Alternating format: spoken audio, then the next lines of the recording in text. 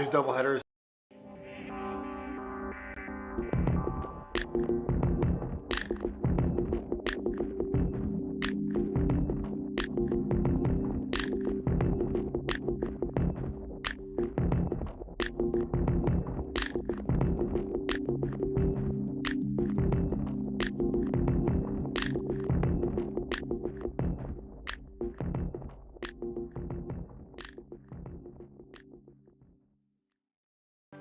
Adrian College Television would like to give a big thank you to our sponsor, Carlton Lodge of Adrian. Carlton Lodge is sponsoring all ACTV broadcasts during the 2021 to 2022 school year.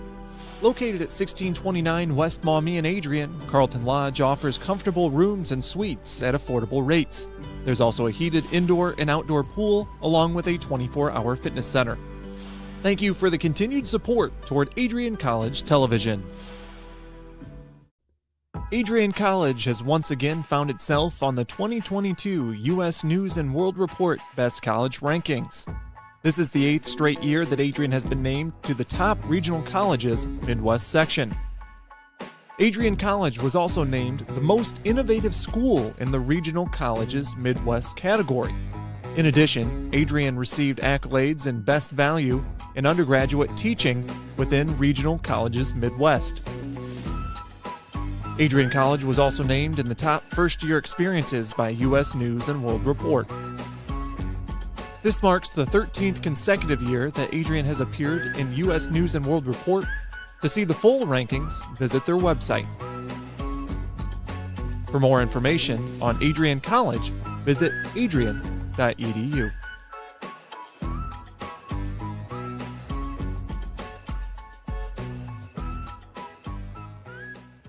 I'm Dejan Hughes, and I'm a senior in the class of 2021. My name is Megan Abbey. I'm from the class of 2021. Hi, my name is Caitlin Parisi, and I'm the class of 2021. Wow. As far as working for ACTV, the first thing that comes to mind is honestly the community. Like, the people that I work with are amazing, all the way down from Jay at the top to the last guy that only gets to work one stream a week. It's just the energy that is around is always awesome. It's a perk that you get free access to the games, but I absolutely love it. We have a great culture here, and then I was able to work my way up to a student director position, but I get so much creative freedom. I get to work in arenas and sports and environments that I absolutely love and enjoy. ACTV has brought so many experiences and memories that I'll take with me to grad school and even beyond. It's been such a blessing to be a part of the team, and everyone's just so welcoming, and I've learned so much directing and using the camera and many other things. If you do want to get into this stuff, I say do it, and do it quickly with ACTV, because not only is it a great community, but you'll also learn a lot and be prepared for the future. I think what I'm going to miss most about ACTV that's not the free software that I get as a student would definitely be the people and the culture that we have here.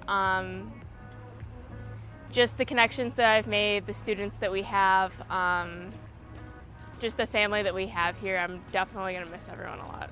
I'm going to miss everyone, I think. Everyone's just been so great. I love the atmosphere.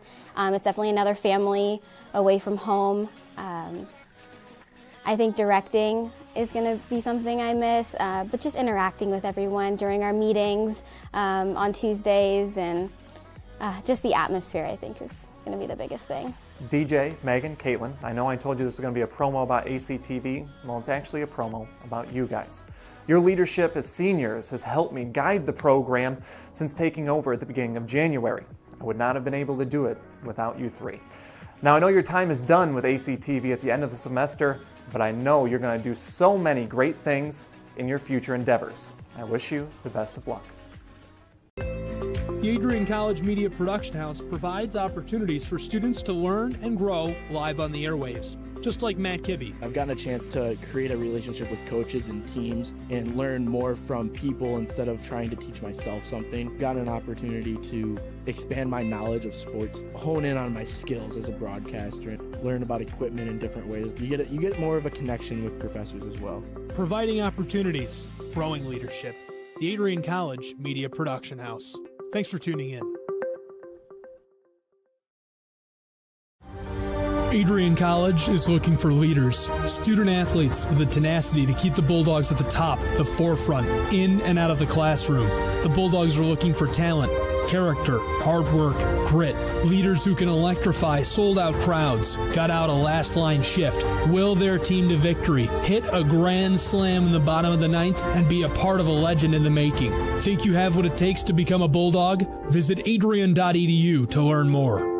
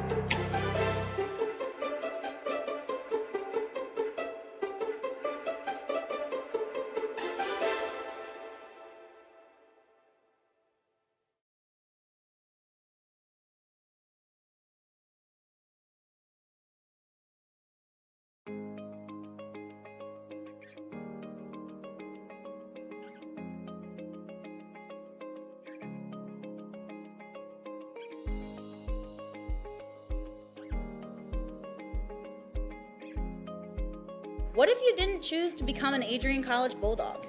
Surely you would have carried on with your education and could potentially be graduating elsewhere. But what would you have the honor of greeting Bruiser on campus? Would you have had the privilege of working alongside faculty that know your name? Would you have had the opportunity to learn and grow in an environment that is seeking the truth and dignity in all people? Would you have had a creative learning environment that is supportive of challenging you and achieving excellence in your academics, but also your personal and professional lives? This has been Adrian College's promise to us. Just as our families have promised to love us unconditionally and support us through the many peaks and valleys of our lives, Adrian offered a similar promise to us when they realized our potential by asking us to join them. While we have been busy navigating the many what-ifs of our time, none of which we could have imagined, we have indeed found the cane that holds our ribbons of excellence at Adrian to stand strong. Strength and tradition. A tradition that carries on from graduating class to graduating class. A symbolic reminder of the leadership carrying the motto, no victory without work.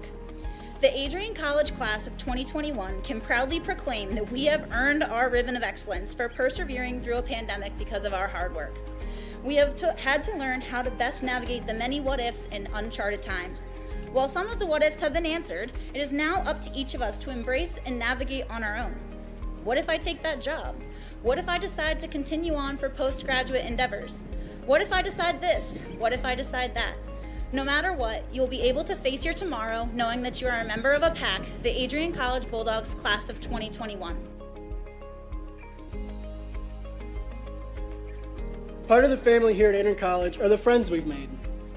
These friends have gone to games with you, shared late night tales with you, explored downtown with you, and joked around with you at Ritchie. They were in the library with you at midnight studying for the 8 a.m. exam you forgot to study for. And they're there when you cried because you failed that exam. These friends are your new family members now. You will stay in touch with them forever, even if it's just liking their Facebook post about the new puppy they just got. Parents, family, and friends, we cannot thank you enough for everything you have done for us. Thank you for the support and the opportunity for this moment to graduate from Adrian College. You have helped us reach our dreams and goals in life. Congratulations, class of 2021. We finally made it.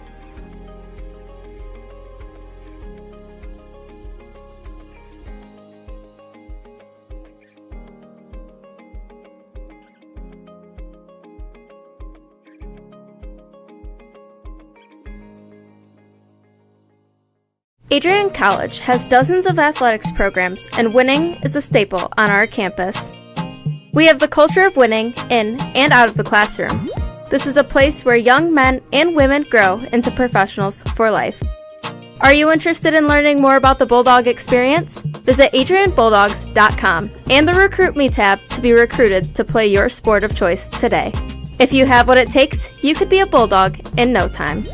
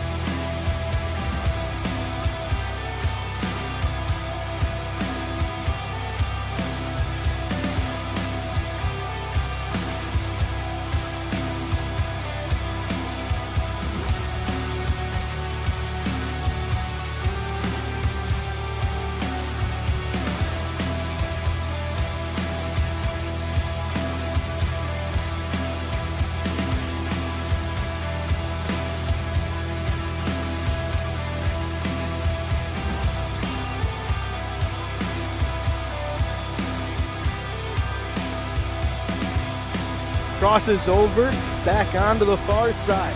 Rips a shot, she scores!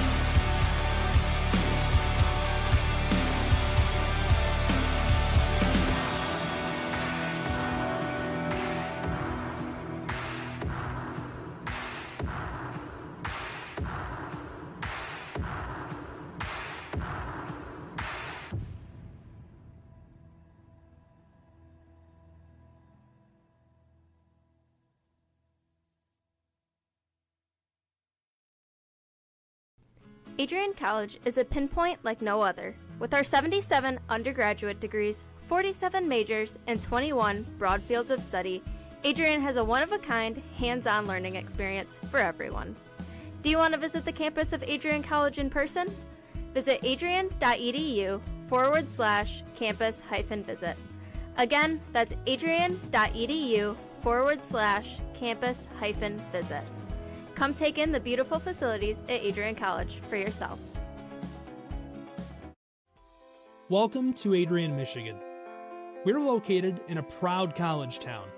Adrian College is situated just 45 minutes from Ann Arbor, Detroit, and Toledo. We're very excited to show you just a little bit of what AC has to offer. This is the gateway to our campus. Welcome to the place that we believe will change the rest of your life. AC features one of the most well-rounded educational experiences in the country. We offer over 60 different academic majors and 10 academic institutes, as well as dozens of student organizations. Year after year, we've been ranked as one of the nation's best colleges, including being one of the most innovative institutions in the U.S. for our medical programs. Our campus is simply beautiful.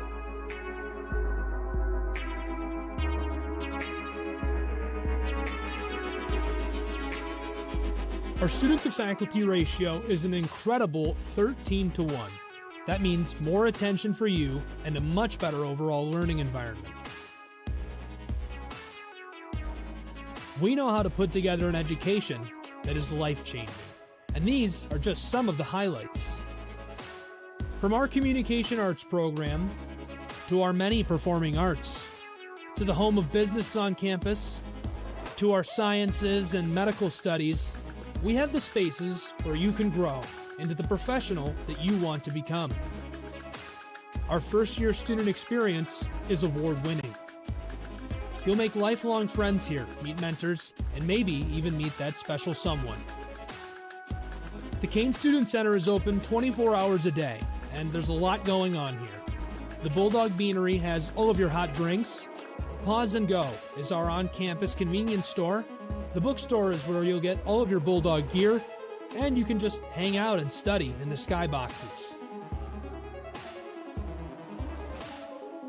Not far away is the Shipman Library.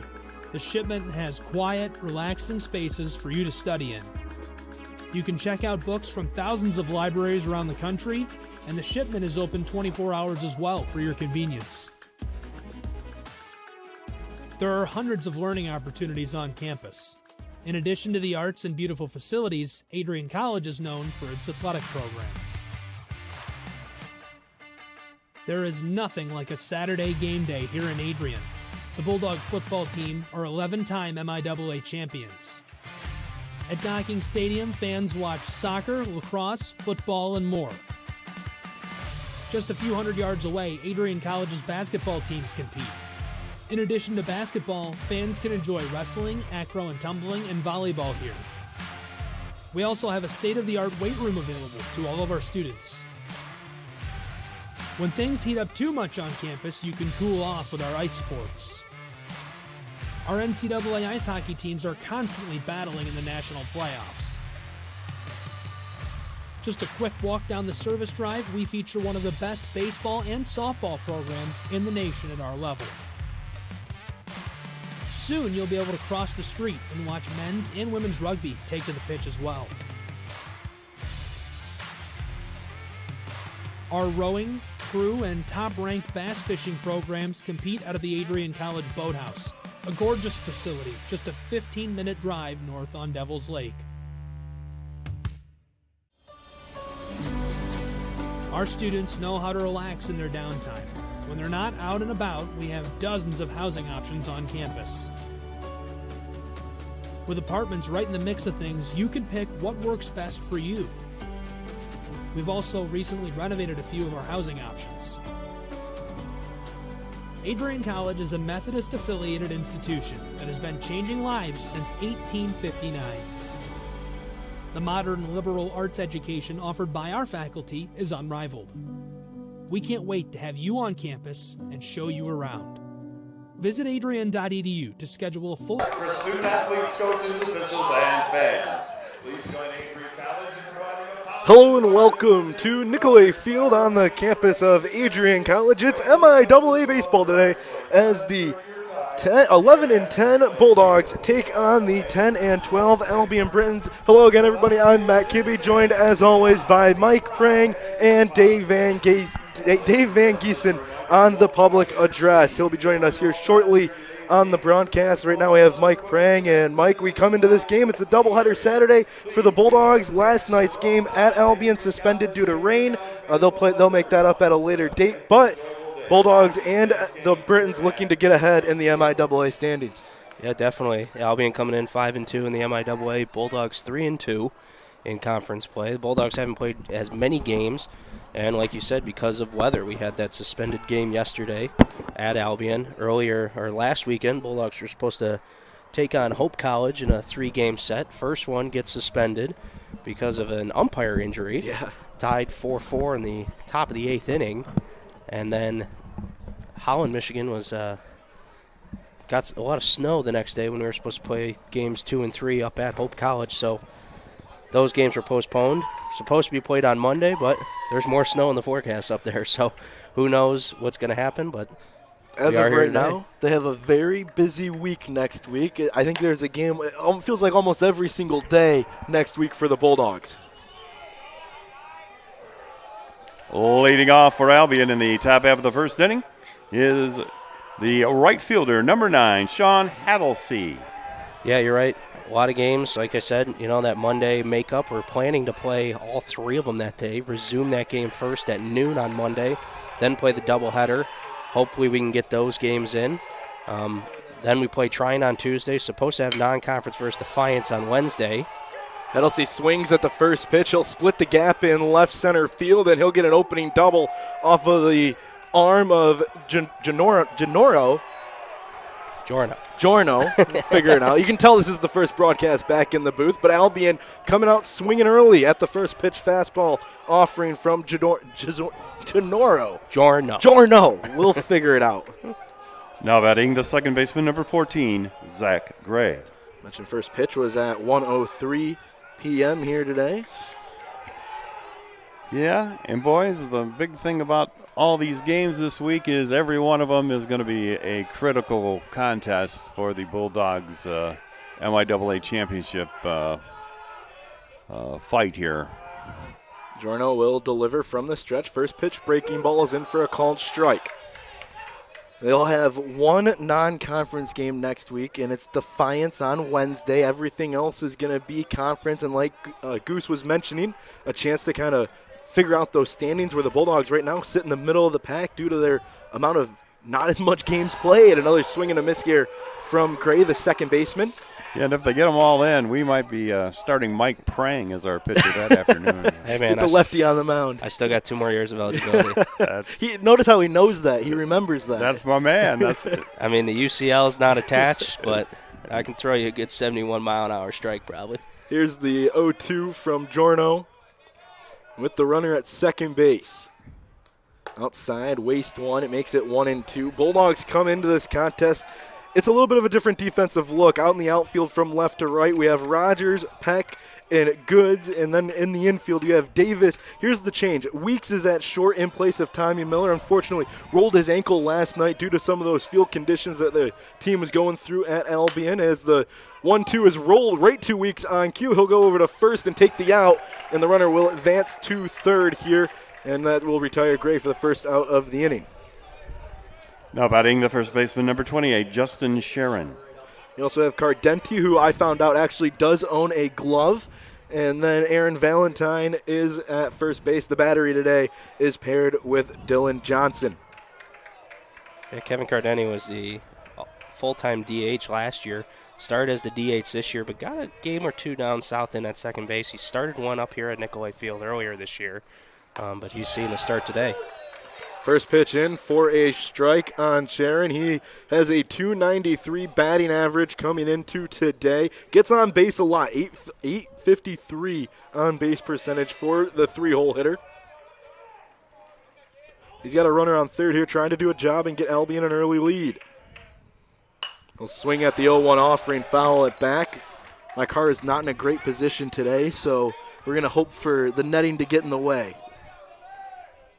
Just to finish up that thought about your possible pitching appearance against Defiance, we're expecting you to go to at least 5 innings. I would hope for 6 in that 9-inning game. Because the former catcher, Matt Kibbe, is following you, followed by me doing my Satchel Paige impression, pitching in my 60s out there on the mound. 0-2's up high for a ball, make it 1-2 here on Sharon. Well, like I said, that UCL is not attached, so we might need to do something to lower the pain before the start. It's going to be a long day of ibuprofen on the mound.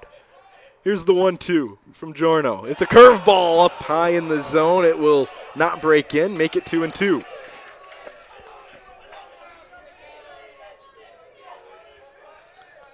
Mentioned Albion comes into this series with a 10-12 record. They're 3-5 on the road, though. Here's the 2-2 offering from Giorno. It's a fastball swung on. It goes right over the head of the third baseman, Davis, and Easton Rogers will play it in and cut off Charon. Heading to first base, he'll get an RBI, and the Britons will take an early 1-0 lead.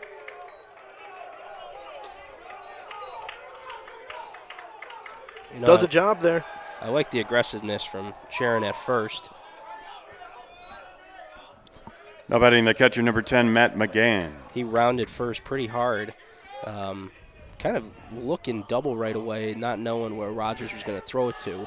I mean, more than likely early in the game with just a runner on third base hit, you're just trying to get the ball and letting that run score. But, you know, in case Rogers overthrew it, Jaron was halfway to second base where he could have swiped another bag. And Rogers did a pretty good job of getting over there and playing that ball off the fence, keeping it in play. So he was looking in case there was any kind of a bobble. Here's a pop-up on the infield. Kevin Cardenti will get tested at second base with a little bit of a blue sky. He'll camp underneath it. Goose, that's a home run in a silo. Well, yes, and the thing about it is, you mentioned the blue sky. That's something that Kevin or any fielder has not seen a whole lot of this season, so that'll make a difference today. Now batting the left fielder, number 2, Mark Loro. It's what we call a high sky today because it's just so blue and there's no contrast with any clouds to judge the ball with. Mark Loro up to bat. He comes in with a .210 average for the Britons. Now, unlike Friday when the wind was all over the place, it's not that strong here today, so that should be helpful. Breaking ball in for a strike. 0-1 here on the 5-hole hitter. Wind right now is blowing out towards right field. It's traditional Nicolay wind here. Yeah, again, it just hasn't been an easy spring for catching pop-ups and fly balls this year. So 0-1 swinging, it's popped up. Davis will give chase, but it will end up out of play. Small foul territory here at the Nick. Makes it 0-2. Albion an early 1-0 lead over the defending NCAA champions. Albion's got a chance to kind of sneak into that race here. It's the predictions early in the season was Adrian and Hope up top. Swing and a miss, caught by Dylan Johnson. Get a replay of that here, Kyle, and we'll take a look at it as we head to the break. Albion holds a 1-0 lead over the Adrian College Bulldogs, who will come up to bat next. We'll be right back here on ACTV. For Albion in the top half of the first inning, they get 1 run on 2 hits. There were no errors, and 1 was left on base. The Adrian College Media Production House provides opportunities for students to learn and grow live on the airwaves, just like Matt Kibbe. I've gotten a chance to create a relationship with coaches and teams and learn more from people instead of trying to teach myself something. Got an opportunity to expand my knowledge of sports, hone in on my skills as a broadcaster, learn about equipment in different ways. You get more of a connection with professors as well. Providing opportunities, growing leadership. The Adrian College Media Production House. Thanks for tuning in.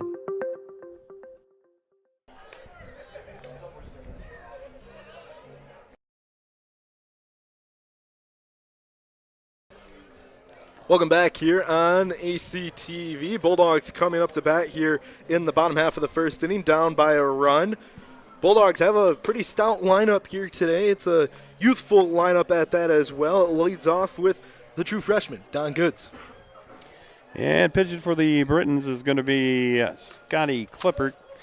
Clippert comes in with a record of 0-2, but a rather impressive for a starter, a 3.42 ERA. He has struck out 17, but so far his strikeout to walk ratio is mostly his problem. He's walked 23 batters, so it's going to be important for the Bulldogs to make sure he throws strikes, and when he does, that's when they need to pounce on it and get some hits and get themselves on base here. Here comes the junior. Now batting, the right fielder, number 14, Don Goods. In right field today for the Bulldogs. He has come in and he has made his mark, taking over that leadoff role here for what was a staple in Ty Peck, who now bats in that 9-hole to try and flip the lineup over. A little bit of a sidearm delivery from the starting pitcher, Clippert. Now the other thing, too, is that he's hit well this season, and that helps by replacing the left-hand bat of Tristan Richardson in right field. Bulldogs have had Tristan the last 4 years, who's been not only a good fielder, but also a good hitter for the Dogs. Swing and the miss there on the slider from Clippert. Brings the count 1-2 to Goods. Second baseman Gray playing a little deep. Goods on top of the plate as well. He'll foul that one away. I kind of like him being on top of the plate, especially with Clippert's little sidearm delivery. It's, you know, his ball's not going to be necessarily straight. It's going to kind of cross the plate, kind of go towards the outside corner, and that's part of the reason why, that is the main reason, I should say, why lefty-lefty matchups are tough for the hitters. Strike 3 on the inside corner with them crowding the plate as well. A good location there for Clippert, and that's the first out of the inning.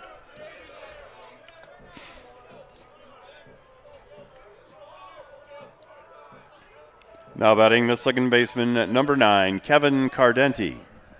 Here's Kevin Cardenti coming in with a 231 average. He'll see the first pitch in for a strike. It was a fastball down the middle.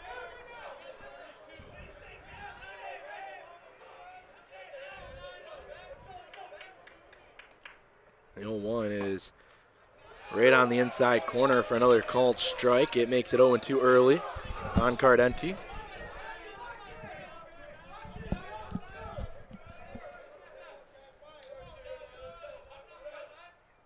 The 0-2 swung on by Cardenti, right by the diving third baseman Stevens, and Cardenti will round first with a single, and the Bulldogs have a base runner here in the bottom of the first inning. Well, that's a good sign. We finally hit a ball really hard that eluded somebody's glove and ended up being a base hit. Now batting designated hitter number 30, A.J. Miranda. Against Trine, we hit more line drives right at people than it was almost like hitting a line drive was a sure out for us. So that's good to see a hard hit ball fall for the Bulldogs. Miranda takes a big swing at the changeup offering from Clippert. The Britons come in today in the lineup out in the outfield. Lauro in left, Morella in center, Hadley in right, and across the infield it goes Stevens, Maisie, Gray, Charon, and Miranda will swing at the 0-1 offering. It will hold up in the air just long enough for Morella to get underneath it and get the second out of the inning.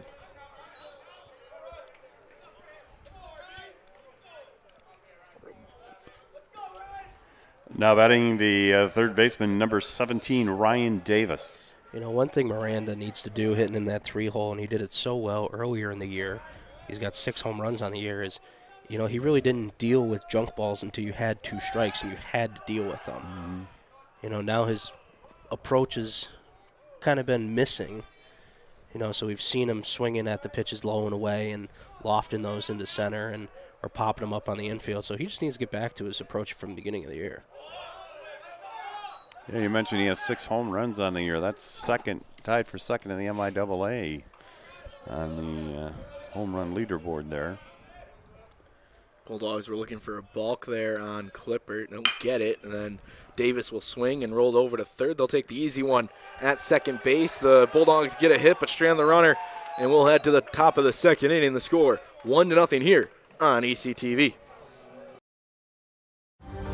Adrian College is looking for leaders, student athletes with the tenacity to keep the Bulldogs at the top, the forefront, in and out of the classroom. The Bulldogs are looking for talent, character, hard work, grit, leaders who can electrify sold-out crowds, got out a last-line shift, will their team to victory, hit a grand slam in the bottom of the ninth, and be a part of a legend in the making. Think you have what it takes to become a Bulldog? Visit adrian.edu to learn more.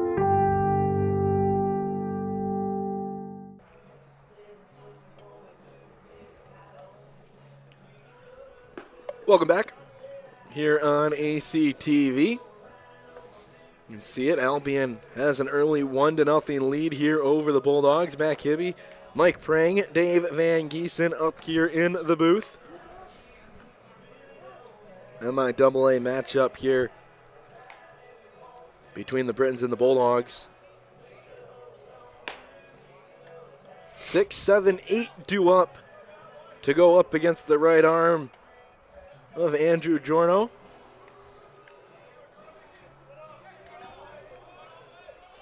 Leading off for Albion in the top of the second is shortstop number 8, Riker Maisie. Maisie will step up to the dish.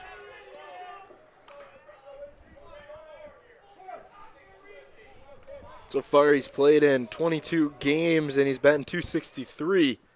You'll see the first pitch on the corner, called a strike. Good spot for a first pitch. Well, that's important for Giorno. He needs to be able to pitch ahead of the hitters.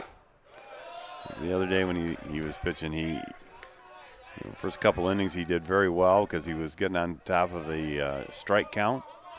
And then as the game went on, he was getting behind, and that's when people started to hit him. So he wants to stay ahead so that he can set guys up for pitches like that one right there. Strike 3 on the outside corner. The Bulldogs get one back that they felt wasn't going their way in last inning. And they'll take that, a 3-pitch strikeout looking for the first out of the inning. Now batting third baseman number 15, Austin Stevens. Wow. I think it seemed like more of a little bit of a here you go. I gave them one, you can have one right on back. That's the home plate umpire, Scott Rogers, here today.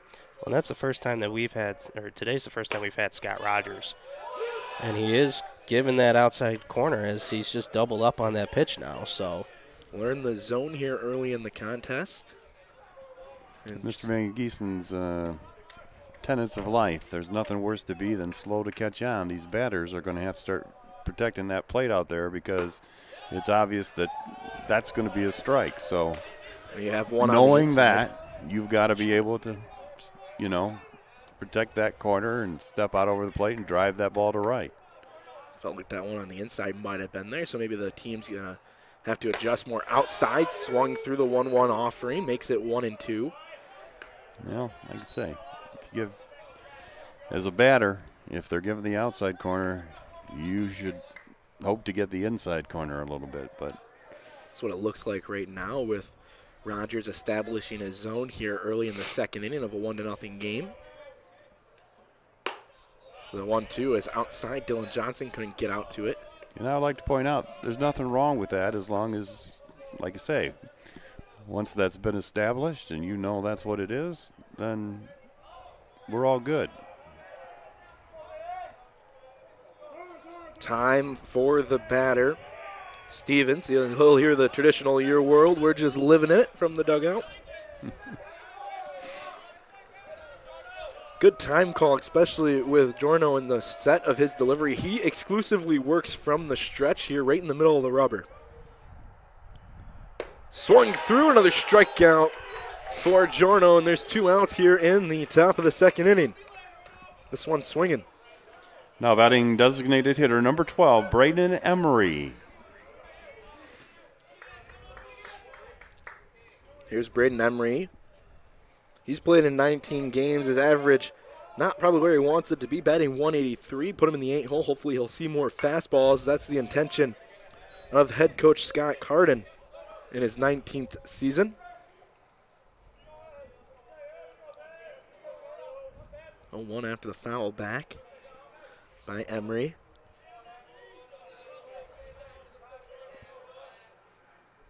Swung straight back at us. And that's going to be an 0-2 offering here coming on the designated hitter in the 8-hole.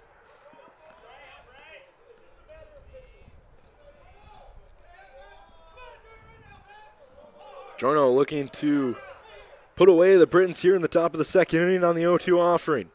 It's a breaking ball up high in the zone. We'll make it 1-2 here on Emery. I like that pitch up in the zone 0-2, but I prefer more that outside corner now since we've seen Scott Rogers giving it that call. Jorno will come to the set here. 1-2 offering. That's where he's put the first 2 batters away. He'll go way outside. Was looking to listen to Mike Prang up here in the booth, but it will go in the left-handed batter's box, and we'll do it again here, 2-2.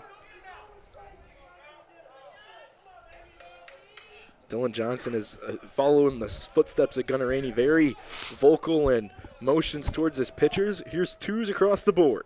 Swung on and missed, and Jorno will strike out the side, and we'll head to the bottom of the second inning. The Britons hold an early 1-0 lead over the Bulldogs with 5, 6, 7 due up here in the bottom of the second inning.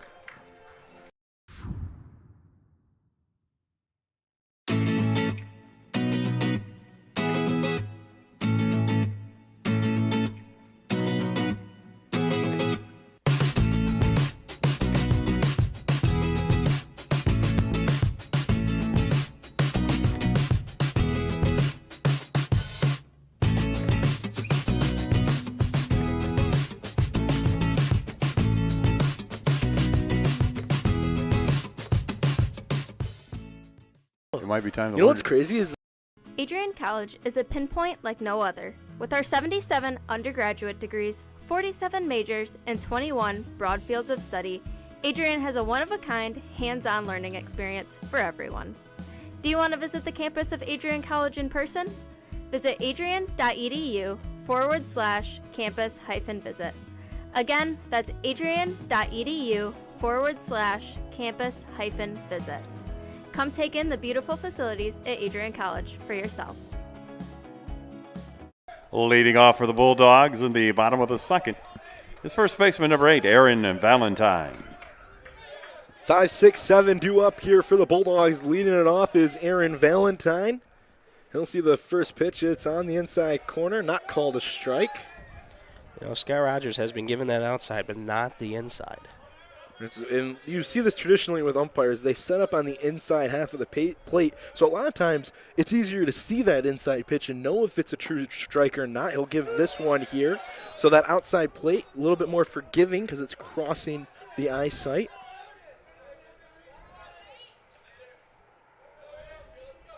Valentine, a .278 hitter on the year. He'll swing at the 1-1 offering and foul it back over to the first base side of the Nick here and make it 1-2.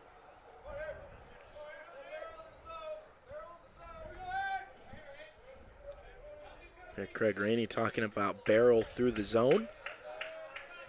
That's been the mindset for these hitters for the Bulldogs. Here's the 1-2 on the inside. It's going to hit Valentine, and that's a way to own your batter's box. Leadoff man is on for the Bulldogs.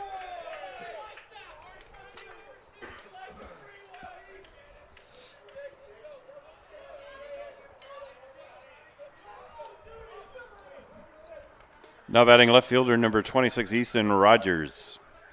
You see Valentine hobble, walk it off over at first. Yeah, he's learning how to master that. Getting hit by a pitch, that's the 6th time that's happened to him this season. He's second on the team next to Ty Peck, who has got a comfy lead. Who's found a way to get in the way of the baseball 11 times this season and make his way to first base, which is great because of his good speed. And one-way pick move, and the first baseman drops it, so Valentine is going to move to second. That's going to be an error. On the first baseman. On the first baseman, yeah. See if we can get a look at it here on the ACTV instant replay. Well, it's a one-way move. Well, not that, but I think the problem there was not only did he pick off Valentine, but he also picked off his first baseman who, just basically got his glove up to defend himself there and couldn't make the catch. So the first pitch to Easton Rogers will be a ball on the outside, and now suddenly instead of having a runner at first with a clean count, nobody out, he's got a runner in scoring position here and can do a job. Well, that's a nice move from Clippard. One of the things, I was a left-handed pitcher, and you got so many guys where, all right, you just kind of give the slow move, like, all right, I got my eye on you, but then you give the one at game speed. And with Clippard, I already have a little bit of kind of a sidearm kind of action. He doesn't really need to bring his arm up as high just to flip it over there. He also has we'll call him Aaron Valentine, the first baseman, but considered the first baseman, not going to have a lot of speed. So he's hanging off that first base bag maybe a little bit too much. Not used to having that lefty, not used to seeing those moves. So you take advantage of that, trying to steal it out is really what it comes down to. Well, and one thing, and I kind of picked up on it when I used to play first base, was, one, I was a lefty, so I knew all the moves, but I also saw a lot of them when I was playing first base. So you kind of have a little bit of advantage to get off the base a bit more, depending on how you've been reading pickoffs from left-handed pitchers. Easton Rogers swings through the 2-0 offering, makes it 2-1.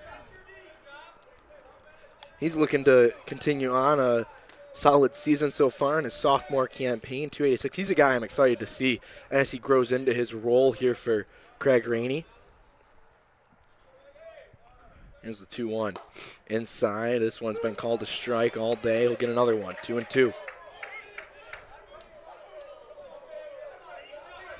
Rogers has played in 20 games, listed as a pitcher and a fielder for this team. You see him. We saw him on the mound a couple times last season. We've seen him a couple times here this season. In the field today and playing left field. The 2-2. Chokes up, sends it to center field. Valentine trying to get a read on it. He'll go back, and this is going to be a fly out to center field. Valentine tagging up. The ball is coming in, and he'll tag up and make it safely to third base. A good job there and a good read by Aaron Valentine.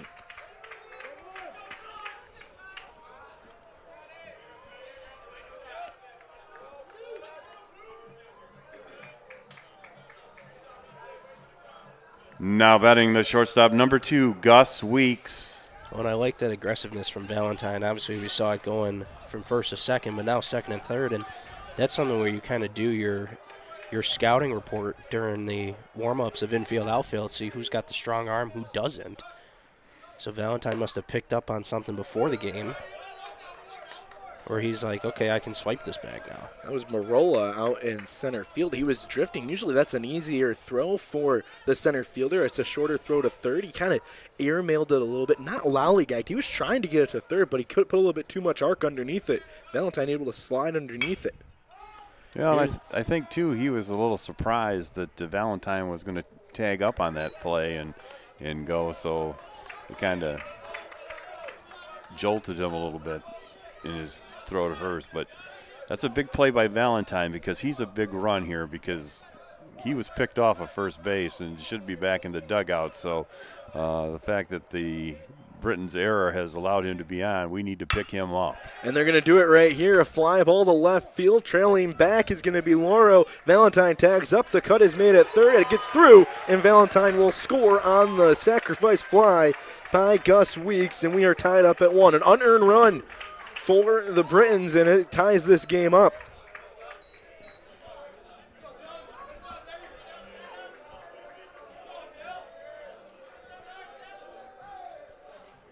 Now batting the catcher, number 7, Dylan Johnson.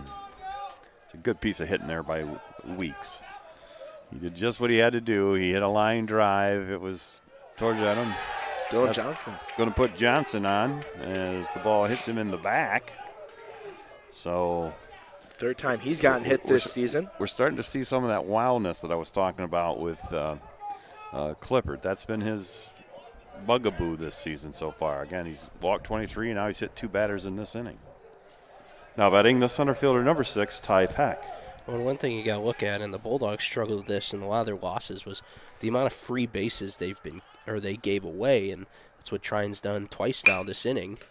Ty Peck right back to Clippard. He'll take his time, toss it over to first. That's going to do it for the bottom half of the second inning. The Bulldogs able to tie it up, but a fortunate error for Albion is what led to the run. Aaron Valentine was picked off. He was stranded at first, able to score around on a couple of sacrifice flies for the Bulldogs, and we will head to the top of the third inning. The score 1-1 here on ECTV. If there was one word I was going to use to describe the communication arts program at Adrian College, it would be unique. Students find themselves on the radio, in front of and behind the camera, and directing their own programs. Students learn in a personalized environment that sets them up for a world of opportunities. Are you ready for your moment in the limelight? Learn more about the Rush Communications Center and Adrian College's communications program by visiting adrian.edu today. They're all starting to look the same. Bulldog fans, connect with Adrian College TV on social media to be updated when we're broadcasting live, to see highlights, plays of the week, and much more. Adrian College Television is on Facebook, Instagram, and Twitter. ACTV's handle is at Adrian College TV on every form of social media. Thank you for tuning in and subscribing to the home of the Bulldogs, Adrian College TV.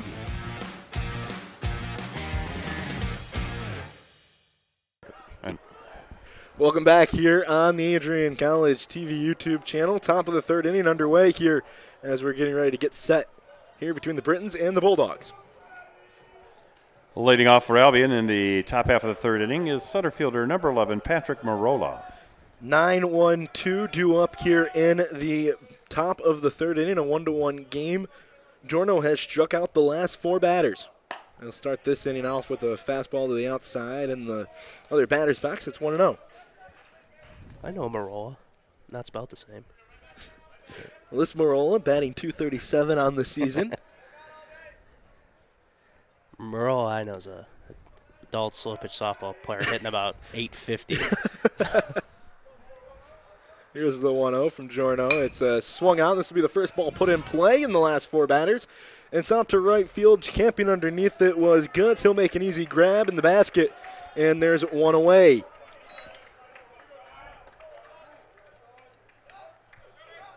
Now batting the right fielder number 9, Sean Haddlesey. Back up top, leadoff man for the Britons, the one-hole hitter, Sean Haddlesey, the right fielder. He's their leading average. He hits the ball, puts it in play, .322 on the year, and that's about 30 points ahead of the next closest guy. Well, again, he's an aggressive hitter. He showed that the first time he was up here, first pitch of the ball game, he ripped it for a double. So he likes to take advantage of pitchers trying to throw that first strike, but there he watches one. Good job by the Bulldogs, too, to recognize they're back at the top of the lineup. Knew he's a first-pitch fastball hitter, and they throw him a bender to start off the at-bat and then go right back to the fastball on the outside to make it 1-1. I was expecting them to kind of double up on that because you knew he attacked the fastball his first at-bat. Flip him a breaking ball. We see it there, called for a strike.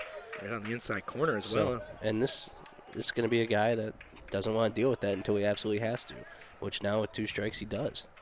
So we'll see Adelcy choke up on the bat just slightly and try and protect here. That one's down low. Bulldog bench was looking for it, but Johnson says it was out. Coach Rainey and I were on the same page. I have to look over after every pitch, and if he's looking at me, I got to tell him where it's at. That's the bonus for us being up here in the booth. We are right behind home plate. Well, and I love when he'll go and talk about balls and strikes, and the umpire says, "You can't see that." He goes, "I know, but I got people telling me about it." That pitch is outside, make it 3-2. That's knowing your resources, the home field advantage here at Nicolay Field. Yeah, I'm pretty sure we're not the only school that does that too. No, don't have to admit to it. Anybody ask? Full count offering, swung on, popped up on the first base side. Will there be room to play it? It's drifting. It's at foul territory and not enough room. Even Goods was trying to jump over the fence and grab it. Well, you know, and that one is Don Goods' ball. if it did stay in play, because he's the one running in on it. It's always tough for a first baseman running back in foul territory. Next guy would be Cardeni, but he didn't look to have it.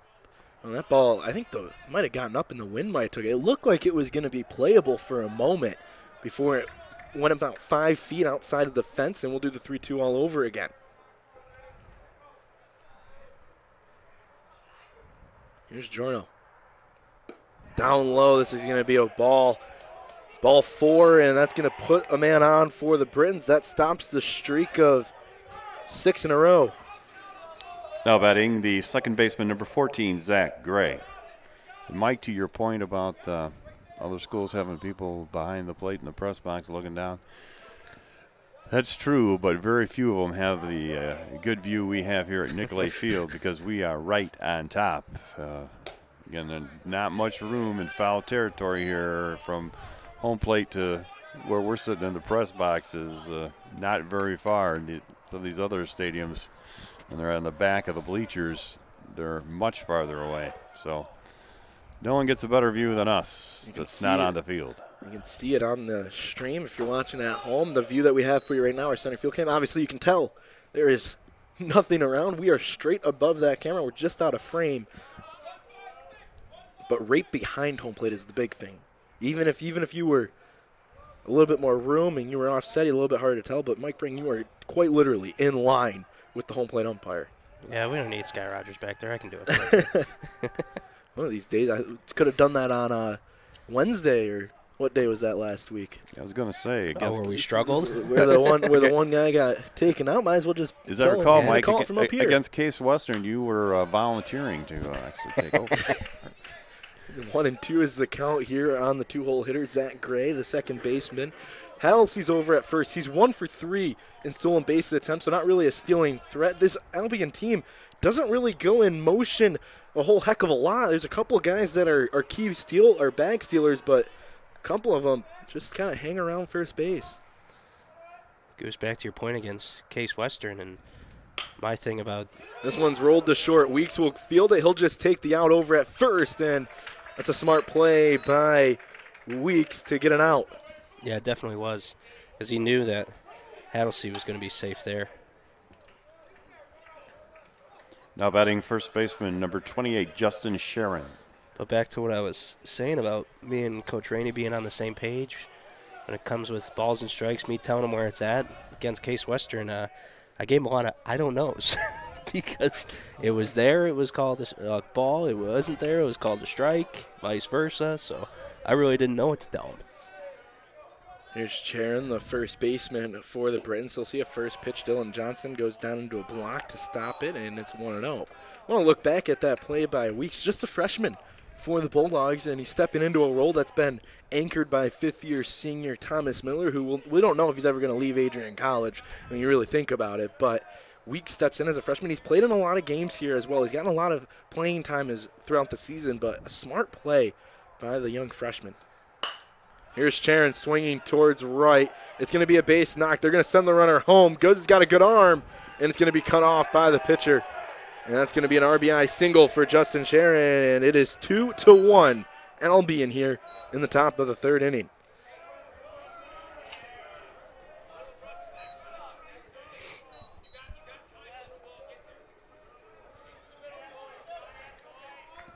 Now batting the catcher, number 10, Matt McCann.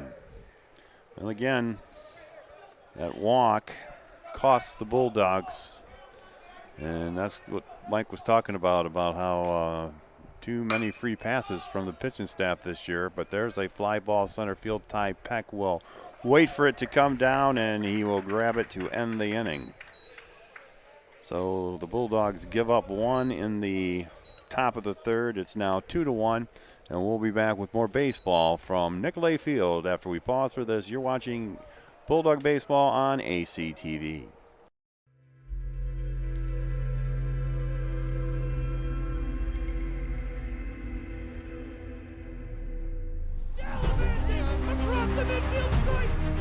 We continue to take pride and learn from Asa Mahan's leadership today.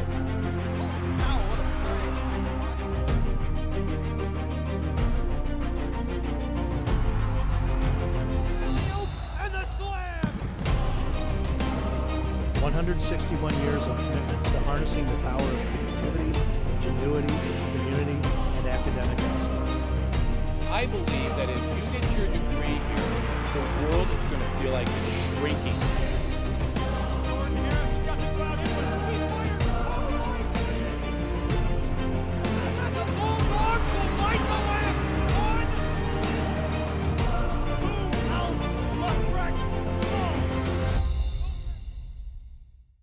AdrianBulldogs.com, your source for Adrian College sports.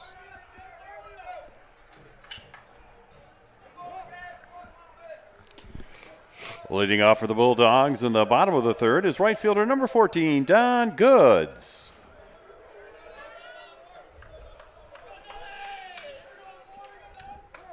Leadoff man for the Bulldogs. 1-2-3-2 up here in the bottom of the third inning. Goods will swing at the first offering and foul it away. 0-1 here early. Got a score from across campus over in Docking Stadium. Men's lacrosse is up 5-2 over Calvin in the second quarter.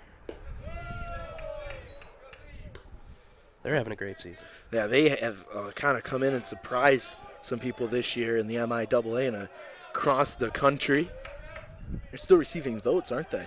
No, they fell out a few weeks ago, and it's been tough to get back in because there's been a lot of teams in the Northeast that have been winning some good lacrosse games. So nationally, it's tough to get into that.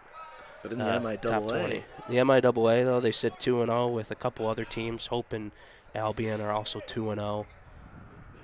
There's the 1-2 offering, gets past the catcher, McGannon, and it is 2-2. Calvin struggled in conference, though. They're 0-2 on the year. But definitely a big game for the Bulldogs. They've surprised a lot of people, like you said. They preseason poll, they were the unanimous last place vote.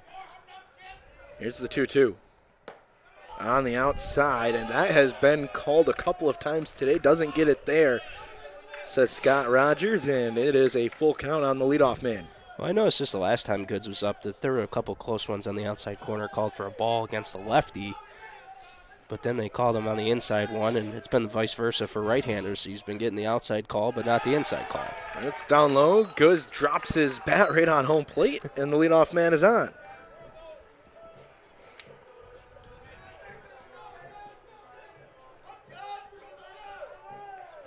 Well, this is a... Now batting the second baseman, number 9, Kevin Cardenti. I was going to say Don Goods. We were talking about Albion doesn't really have a guy that consistently is running on the base pass. Well, this is the Bulldogs guy. He is 13 for 16 on the year in stolen base attempts. He is the speedster. He's the guy that you kind of want to get in motion, and having the bat of Kevin Cardenti at the dish is really kind of where Craig Rainey wants to be. Pickoff move on, and it is not in time. Goods gets back. One-way lead is on here for the Bulldogs with the lefty on the mound. Yeah, it's going to be tough to swipe bags early here against Clippard. It's like I was saying earlier, his move is just so good, and over at first you think he's going home the whole way until he just flips one over. Remember back in the first inning, the Bulldogs were looking for a balk call because of the way that movement looked, and they hadn't seen Clippard yet.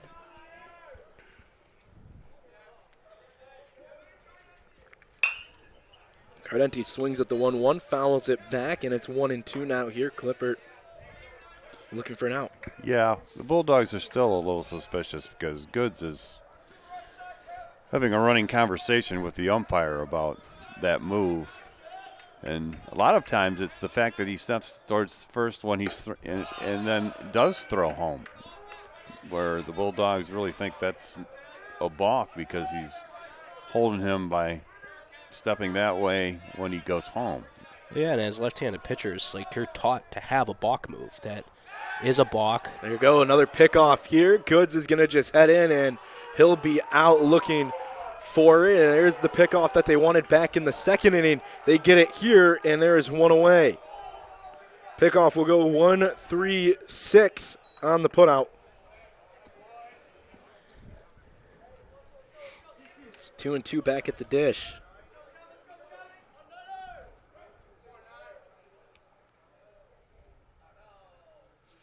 So base is empty now. Cardenti swings, sends it to left field. It's back, looking up, and it is over the wall, a home run. Kevin Cardenti ties this game up at 2 on the solo shot.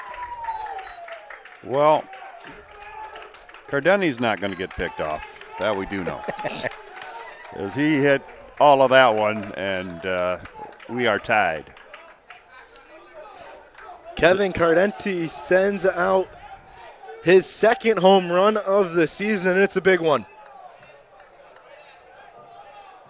Yes, it is, and it's too bad that Goods was picked off because it'd be 3-2 now. But now batting the designated hitter number 30, A.J. Miranda. But Miranda's the kind of hitter that has the power to start another rally here with one swing. He sees the first pitch. It's an off-speed pitch. He lays off of it. Mike Prang was looking for that earlier in his first at-bat as well. This is one of those guys where you have a threat here. Take advantage. Be patient. 0-1 is the count. He'll swing at the off-speed offering and pop it over, and it will go out of play. He was fishing for that one a little bit. Kevin Cardenti sends out his second homer of the season on a 2-2 count nonetheless. Swinging hard for the fences, and he gets one over. We were just talking, BCSN is here in the other booth streaming this game as well. We were just talking to some of their guys. They were asking about the dimensions. We were talking about how last year this field played very big. This year it's played pretty small, and the batters have really made it look like the fence isn't as far away as it is. Miranda sees another pitch inside on the 0-2, make it 1-2. And talk about the dimensions here. 325 down each of the lines, 375 to the power alleys, and 405 to dead center. A pretty big ballpark, but this year has played fairly small. Miranda on the outside, smart take. He'll get the call, 2-2.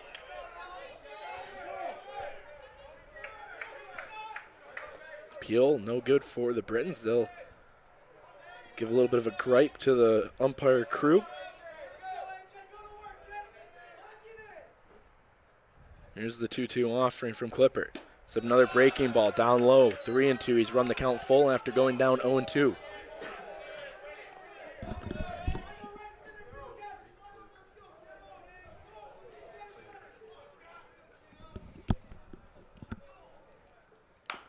Miranda hits one off the end of the bat, and we'll do the 3-2 all over again. AJ fighting him off there. What that does too is that's just another pitch or two that the pitcher's got to throw, and that gets them out of the ball game sooner. Another one fouled straight back. Yeah, 8th pitch of the at-bat coming. Clippers thrown 44 so far tonight, or this afternoon, I should say. Here's the 3-2. Miranda swings. This one's popped up on the first base side. Wynn's kind of taking it. Underneath it is Sharon. He'll grab it, and that will be the second out of the inning. Fly out for Miranda after a long battle, but a good battle there for the 3-hole hitter. It's another pop-up there, like Mike was talking about, where tough for the first baseman, but no one was really begging to call him off on that high sky pop. Now batting the third baseman, number 17, Ryan Davis. Davis at the dish, the cleanup man today, batting .306 on the season. Starting to get a few clouds that will kind of help. Not threatening clouds, but just, the white billowing kind, like I like to call Simpson clouds, like in The Simpsons on that cartoon. Davis swings, sends it to left field. It gets past it, diving Loro. Davis will round second. Coach Klotz waving him to third, and he will slide in with a triple. With 2 outs on the board, a big hit by the freshman, Ryan Davis, and the Bulldogs have a runner at third, 2 away in a tied ball game for Aaron Valentine. Now that's a Nicolay Field triple that you dive for it, and it's going 3 bases if you don't get it. Now batting the first baseman, number 8, Aaron Valentine. Well, and one of the things that ball kept doing, it kept tailing towards the foul line. So it kept putting it further and further out of the reach of Laurel. ball you may pull up and just let it be a single by stopping it if there's not 2 out. But 2 outs, he took the chance to dive. And 2 outs, base is empty as well. There was really no risk. You knew you could get to it. And hopefully your defense can step up and put away the inning with the runner stranded at third. Well, here's Aaron Valentine, and he's been stuck on 7 RBIs for quite some time because just nobody's been getting on in front of him. So here's a big chance for him to come through here. Put the Bulldogs in the lead. Good frame there by McGann. Makes it 2-1 on Valentine. Still favorable for the hitter here, and Valentine again a .278 hitter. You mentioned it, 7 RBIs on the season, but hasn't hit a homer yet in that first base position, and that one's up high. Make it 3-1. Like I was saying, so far this season, especially in the games that have been played here at Nicolay Field, he has not had many opportunities with runners on base. So he's always trying to start the inning as opposed to cleaning the bases up, which is a better role for him. He'll see a 4th ball there, and he'll head down to first. Runners on the corners now for Easton Rogers.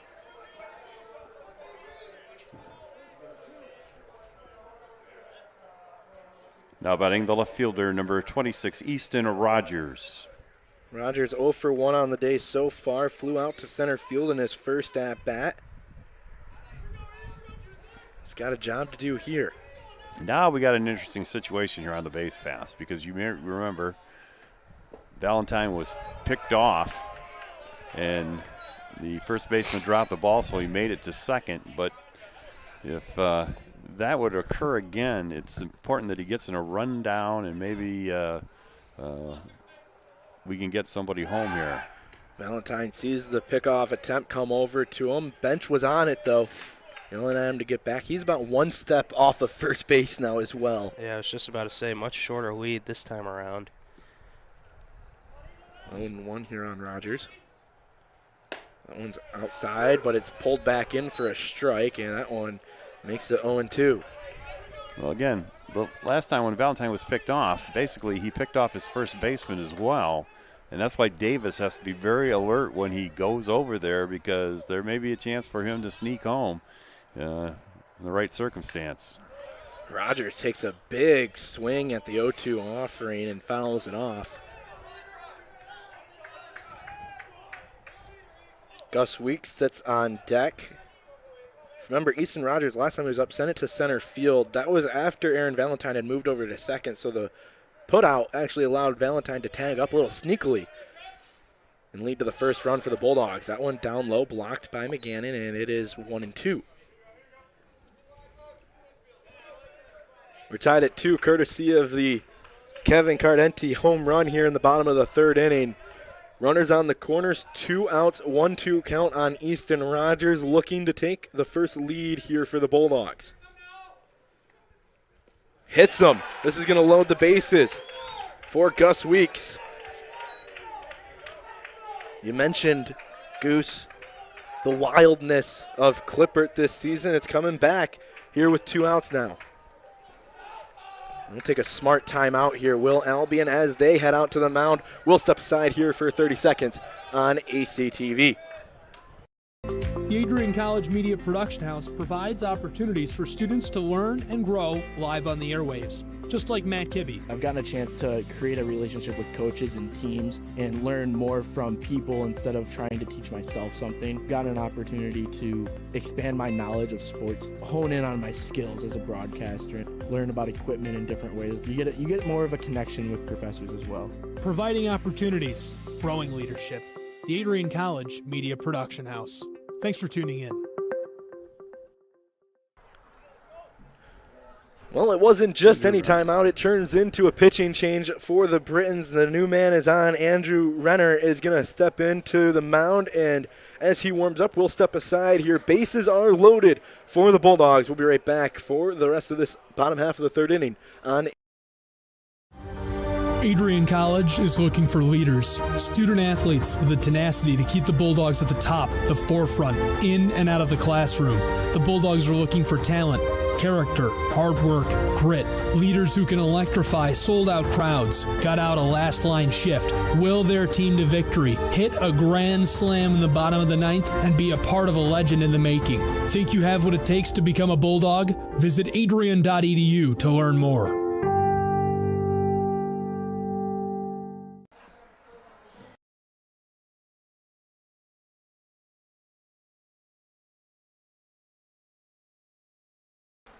Welcome back here on ACTV. Clipper today is done on the mound, but his line is not finished yet. So far, just 2 2/3 innings. He gave up 3 hits, 4 walks, 2 walks and 2 hit by pitches, and then 1 strikeout. But all the base runners, they are loaded. They are all credited to him. So Andrew Renner looking to put a stop to it and end the line at just 2 runs. Yeah, that's actually 3 hit by pitches because he hit Valentine, he hit the catcher Johnson, and now he has beaned Rogers. So that was his downfall today. That's 5 free passes with the 2 walks, and that's put him in this jam here, and now Renner is going to have to try and get him out of it. Ladies and gentlemen, your attention please. Now pitching for the Britons is number 25, Andrew Renner. Renner in place of Scott Clippard. Batting for the Bulldogs is shortstop number 2, Gus Weeks. Here's the freshman in a big moment here in conference play, going up against the now right-handed pitcher. Last time he was up, sacrifice fly to get the first run of the game. First pitch outside, it's a ball. Yeah, Weeks really needs to make those 5 free bases like we talked about actually hurt here. Because if Albion's able to get out of it, it's like those really didn't do too much. But if Weeks can scratch a single and at least score 2. He'll swing and do just that. He splits the gap between first and second. 1 run is in, and Valentine hustling to home. He will score. The Bulldogs take a 2-run lead, courtesy of the freshman, Gus Weeks. I'll start calling more stuff out. There you go.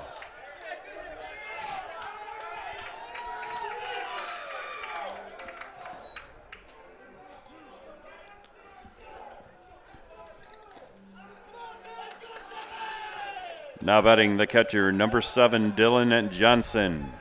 Weeks today playing in place of the injured Thomas Miller, and doesn't have the same amount of power or pop in that Miller does, but he's got the contact and is able to find the hole at the right time. Breaking ball down, pick off to first. They're going to get Weeks tied up in a rundown. Can the run score before the out? No. Weeks will be picked off from the catcher. But the Bulldogs able to take a 2-run lead courtesy of Gus Weeks here. And it is 4-2 now here in favor of the Bulldogs over the Albion College Britons. We'll be right back here on ACTV. If there was one word I was going to use to describe the communication arts program at Adrian College, it would be unique.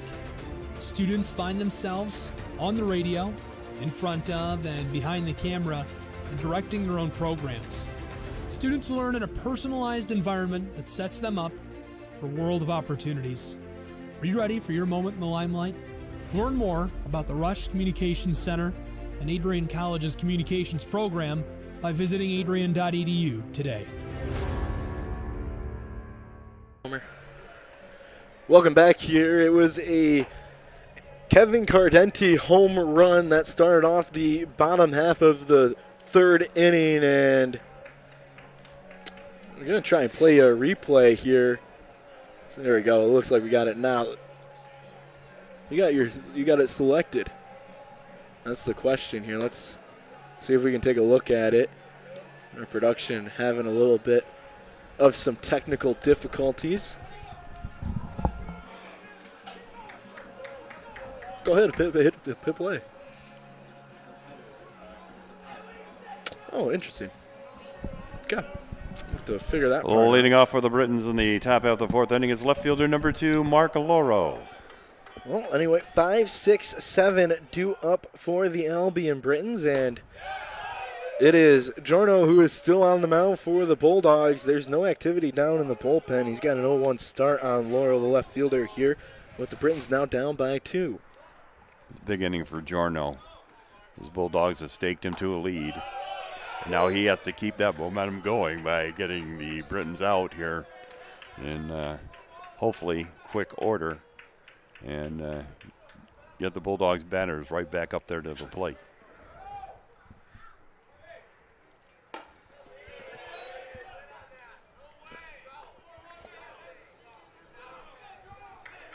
Well, it takes the ball, so it's 1-2 now to the Britain left fielder who struck out his first time. Swung on and missed. Another strikeout here for Giorno. It is his 5th on the afternoon, and it's the first out here in the top of the 4th inning. Now batting the shortstop, number 8, Riker Maisie.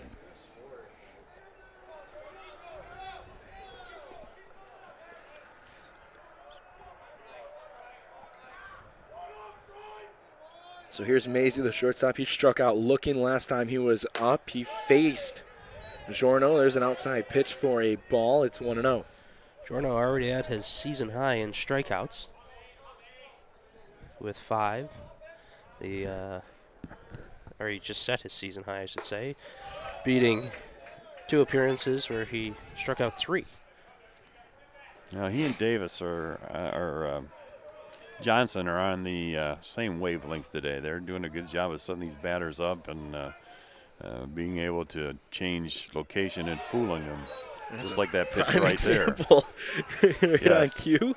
It was a spinner down in the dirt, and Maisie swung right through it, making it 1-2 now. And again, he was expecting fastball, 1-1. He figured, Jordan would, want to get on top, and they're. Like I say, Johnson's calling a good game, and Giorno's putting it into action there. Correct me if I'm wrong. I'm looking over trying to see if pitching coach Craig Prince is calling him in, and he is. So there's a good communication between coach, player, and staff as well. 2-2 is the count here on Maisie, the shortstop. Up high, and it is 3-2. I'm wondering when the Bulldogs are going to have one of those famous donors come in and give them the PitchCom system that the pros have been using lately. Well, I just know for like the last 7 years between Gunnar Rainey and Frank Resto. Swung on and missed. Another strikeout here. Sorry to cut you off there, Goose, but the 6th strikeout on the day. That's the 2nd time Maisie has struck out, and it is 2 away here in the top of the 4th. Now batting the third baseman, number 15, Austin Stevens. But between those two guys, the Bulldogs have had, like I say, for like the last 7 years, a commanding presence behind home base that, really gives their pitchers confidence. And I think we got another good one here in Johnson. He's been impressive this season, and this is freshman year, I think. So must be his senior year. Freshman year behind the plate. Yeah, that's what you could say. It's hard to get in there. He split a little bit. He had a couple of times last season where he went in for Gunnar Rainey. He's been kind of splitting time this season with Andrew Rebar as well, another senior for the Bulldogs. But Johnson, you're right, has done a tremendous job to fill some very big cleats behind the dish. 1-1. Here's the count on Austin Stevens. He swings. This one's fouled off to the first base side. Make it 1-2. Austin Stevens spells his name Austyn. If we want, I just wanted to point that out because it's very rare that you see that spelling.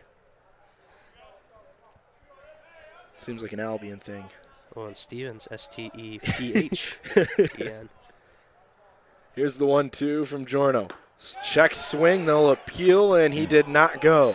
Jim DeSena, the field umpire, says. There again, though, they're keeping him off balance because he went as far as he can go without it being a strike right there. So he's definitely fooled. This one's popped up on the infield. Aaron Valentine underneath it, and that's going to be the third out here. Another 1-2-3 inning for Giorno, and the Bulldogs will hold on to that 4-2 lead here on ACTV. We'll be right back here for the bottom half of the fourth with 8-9-1 due up here for the Bulldogs. If there was one word I was going to use to describe the communication arts program at Adrian College, it would be unique. Students find themselves on the radio, in front of and behind the camera, and directing their own programs. Students learn in a personalized environment that sets them up for a world of opportunities. Are you ready for your moment in the limelight? Learn more about the Rush Communications Center and Adrian College's communications program by visiting adrian.edu today.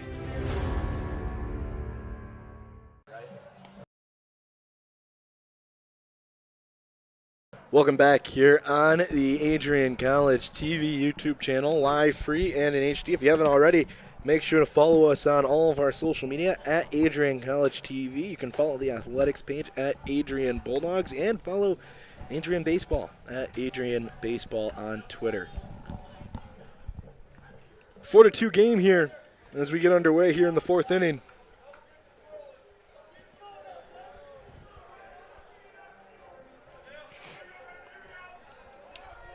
Leading off for the Bulldogs in the bottom of the fourth is catcher number 7, Dylan Johnson. Johnson will lead us off here in the bottom of the fourth. He'll swing at the first offering, roll it over to second. Gray to Sharon, and that's going to be one pitch, one out for the Britons here in the bottom of the fourth.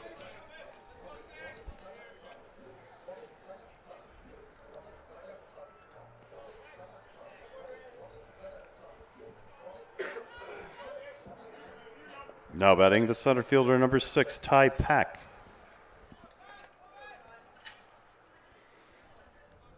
Double leadoff man, Ty Peck, the speedster. Looking to lay down a bunt. He'll see a first pitch strike instead. It's 0-1. Ty Peck came in batting .213. We got to get this young man going here a little bit. Just because he's so dangerous on the base pass once he gets there. You said he gets on base a lot, leads the team in hit by pitches. That's a way to get on. He'll swing at this one and bloop one There over we the go. shortstop's head into left center field, and that's going to put him on here with one away. And Goose is on it too. Mike Pratt and Goose getting the predictions in on what needs to be done for these Bulldogs here in MIAA play. Yeah.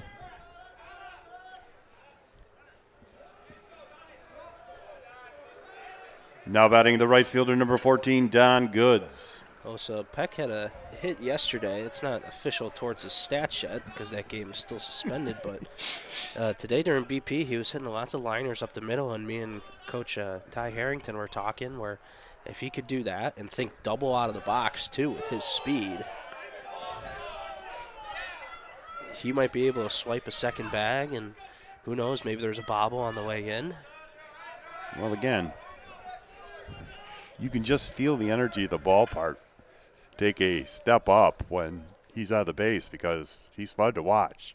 Here he goes off to second base. He will slide in, slides around it, and the ball is out. He is safe. The base umpire was getting ready to call him out, and Ty Peck just points at the ball and says, "No, no, no, here I am." He's like, dude, the ball's over there. I'm good. So he'll get a stolen base here. And Ty Peck, he's 8 for 8 on the season with that stolen base.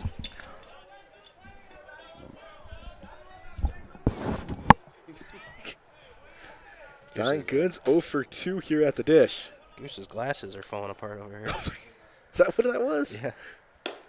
Check swing. Appeal out to second base. You can't see from out there, says the base umpire. You almost got to go all the way around in order to call that one a swing. So we'll make it 1 and 2 here.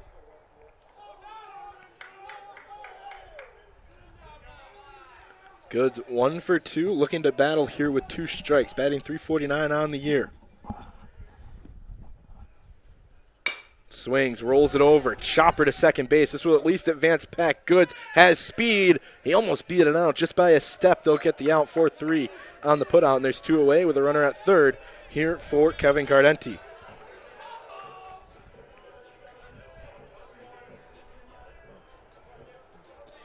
Now batting the second baseman, number 9, Kevin Cardenti. Well, going back to Ty Peck's stolen bases, you said 8 for 8 this year. He was 20 of 25 last season. Cardenti up at the dish. Doesn't need the power he had last time. Hitting a solo home run. He's 2 for 2 on the day. You see an 0-1 count now from the righty, Renner.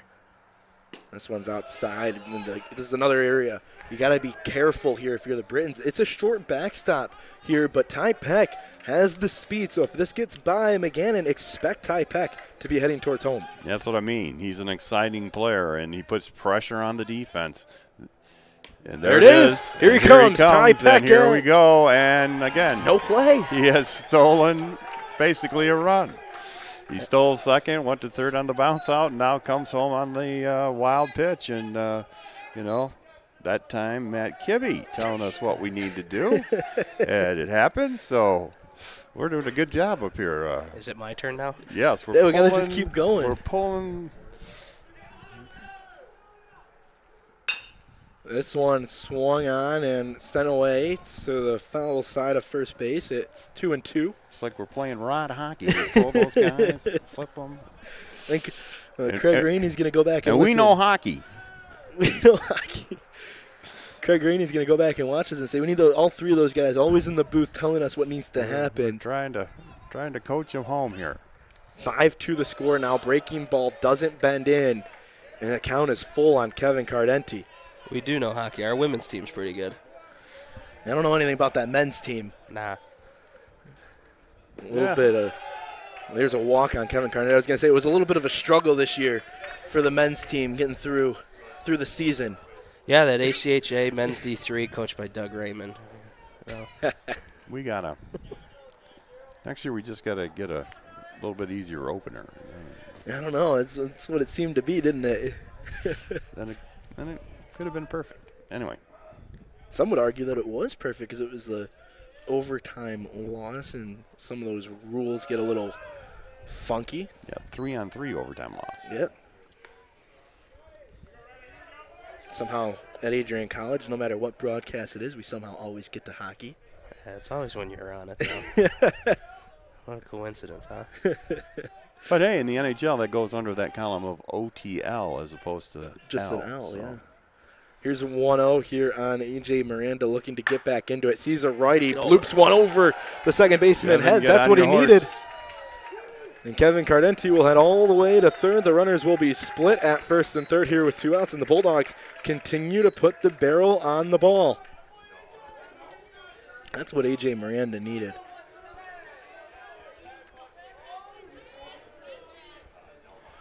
Now batting the third baseman, number 17, Ryan Davis. Ryan Davis up. He is 1 for 2 on the afternoon. Remember last time up, he sent really what should have been a double to left field, but the left fielder Loro dived after it, and it led to a triple for the freshman Davis.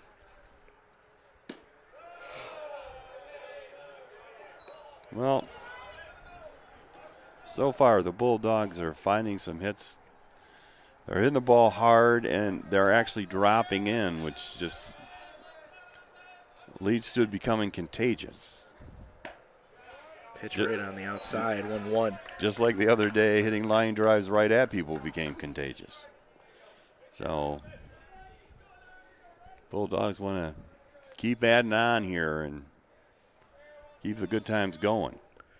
3-1 is our 3-run lead here for the Bulldogs as Davis sends one back to left. Looking up, Loro watches at the wall. It's gone! A 3-run homer for the freshman Ryan Davis, and this game is wide open now for the Bulldogs. The second home run of the season for Davis, and it's a big one. 8-1 or 8-2 is our score now.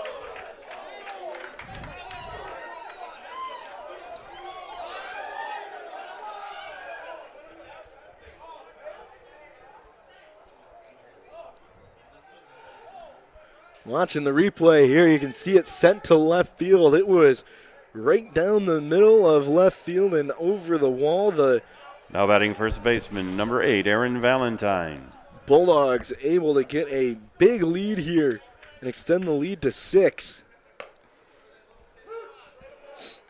Yeah, that's huge. We were talking before the game there, Matt, about 3-run homers are very helpful in producing the results you want. And for the freshman Davis to provide us with one there, that's big. You mentioned Aaron Valentine. He's been having to deal with this issue where he comes up and suddenly nobody's on, but he'll take that today.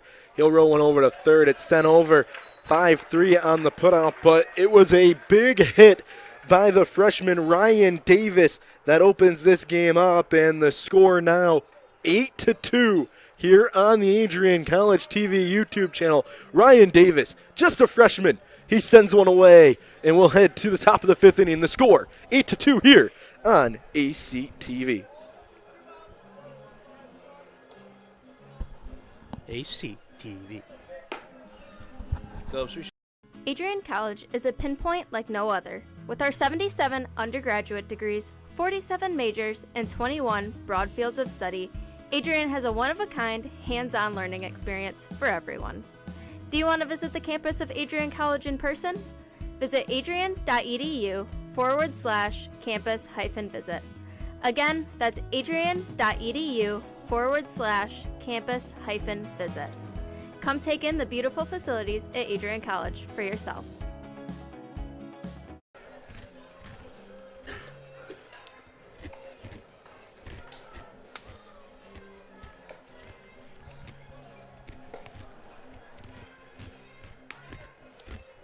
Welcome back here on ACTV. 8-2 is our score here between the Albion Britons and the Adrian Bulldogs MIAA conference matchup here at Nicolay Field.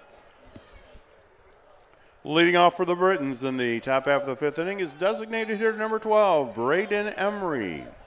8-9-1 due up here for the Britons. Then Journo has retired 4 in a row here for the Bulldogs. He had a 1-2-3 inning last time out.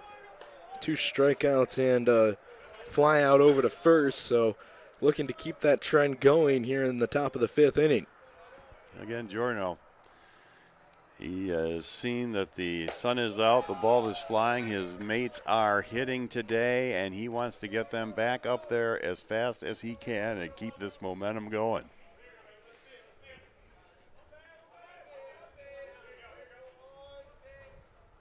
Here's the 1-1. A breaking ball in the zone for a strike. It's 1-2 now here on the designated hitter, Emery, today.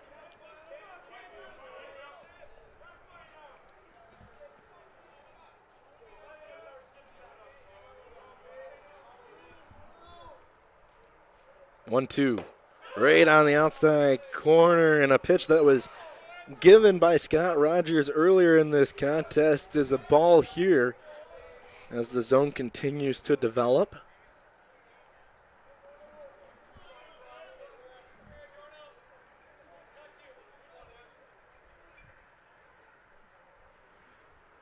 Here's the 2-2 from Giorno. Outside, check swing. No, he didn't, and we'll see a full count.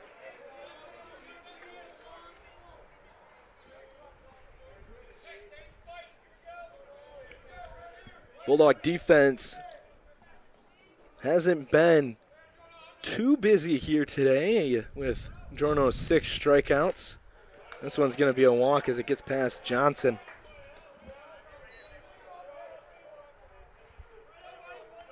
Leadoff man is on for the Britons. Now batting center fielder number 11, Patrick Marola.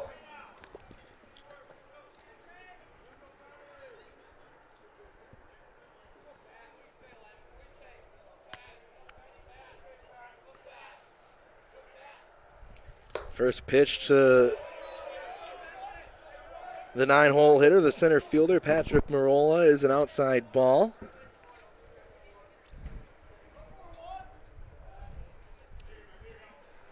Sun is tucking away. It's starting to get a little chilly out here. Here's the 1-0 offering outside again, and suddenly that command that Drono had through the first 4 frames is starting to lack a little bit, and this will summon Craig Prince out of the dugout and get the bullpen working a little bit. Again, this is the one thing that the Bulldogs do not want to do is start walking guys, because, again, the 6-run lead, you have to attack and make them hit to get on, because it takes a lot of hits to get 6 runs back. And the way the Bulldogs are hitting this afternoon, we're not by any means done at this point either, but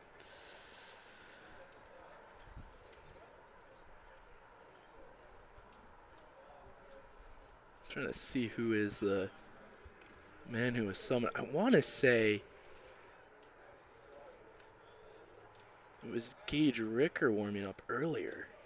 I did see that, but Ricker's been nursing a bit of an injury, and I did hear Coach Rainey say earlier today that we could see him. Kind of depends on how he feels, so I think that's why he was throwing. That was back in the 2nd inning. Yeah, you saw it when I saw it.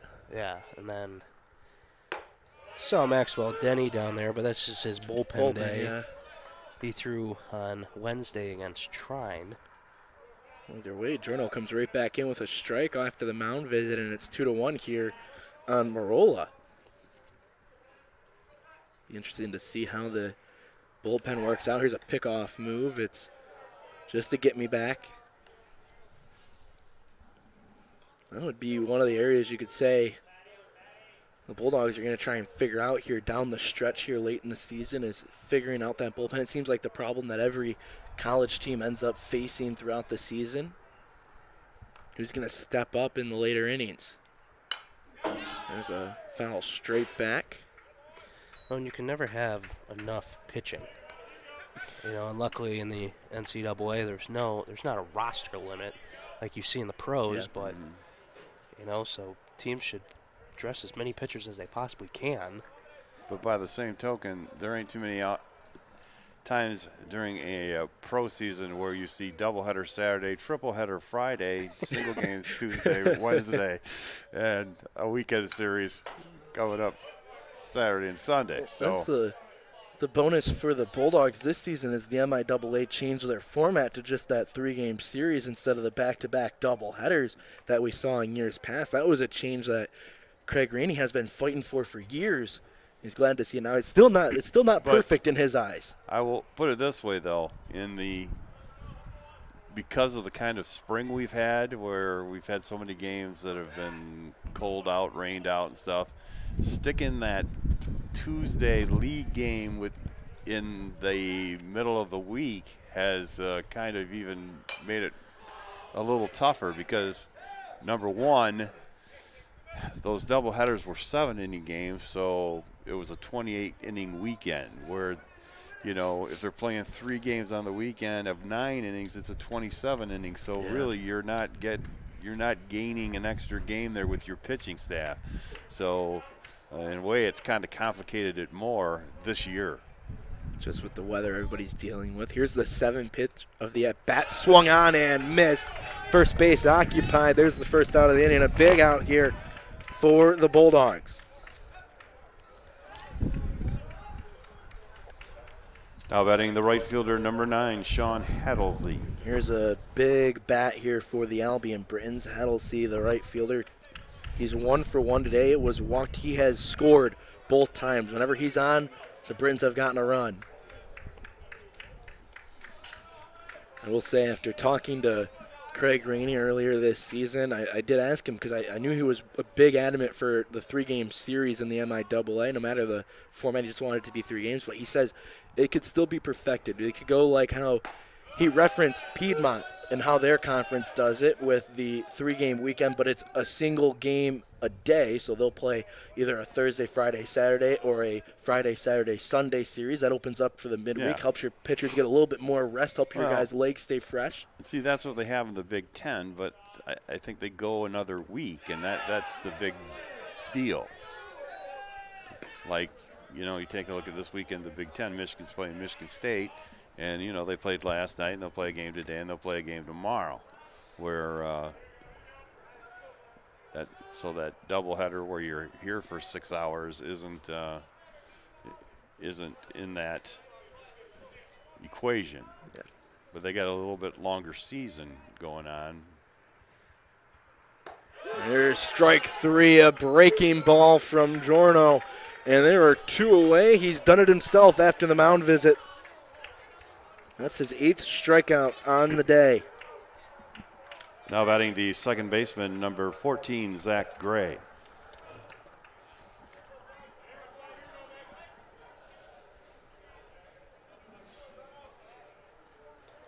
Gray steps in. Adelcy was retired for the first time today. I mentioned both times he's the run in both of the Britons' runs on the board here today. So that's a big retirement for the Bulldogs. There's an outside pitch. It's 2-0 here on Gray. Because if he scored this inning, that means 2 runs would have had to come across the dish with 2 outs up on the board.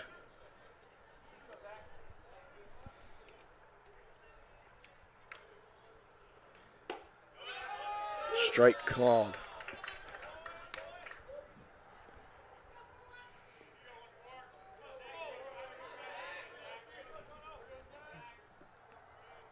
Gray has sent his first 2 at-bats to Weeks at short for some ground outs. He'll pop this one up.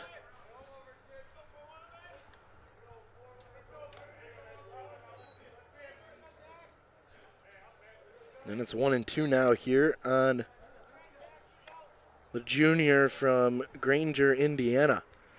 You know, getting back to that, those weekend series is another thing that does by having the 3 games originally scheduled as just 1 game.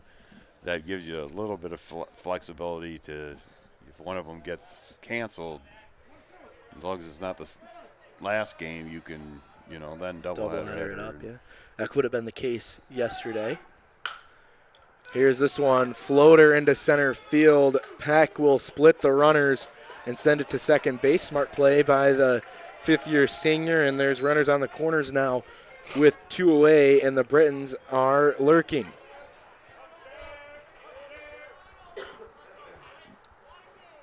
Now batting the first baseman, number 28, Justin Sharon.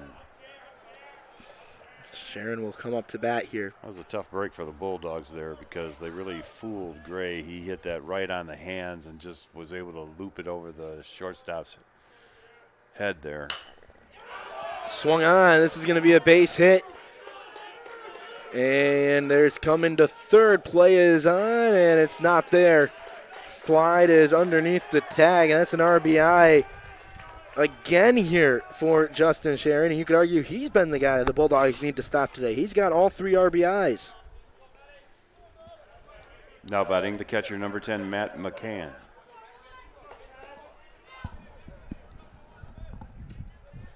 RBI. Double or single? Double. Double? Curious if you wanted to mark him advancing on the throw to third, but it was a big hit over to left field that I guess anybody would have gotten a double on as well.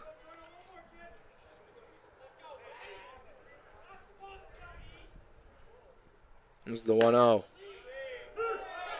There's a strike to make it 1-1. Yeah, I'd be pitching rather carefully to McGann here with the bases open. Yeah, he has popped out and flown out, but a quiet day. And this one is going to hit him and load the bases here. And Giorno, after getting 2 strikeouts to quiet the Britons, suddenly gives up a run, and now the bases are loaded with 2 away. Now batting the left fielder, number 2, Mark Lauro.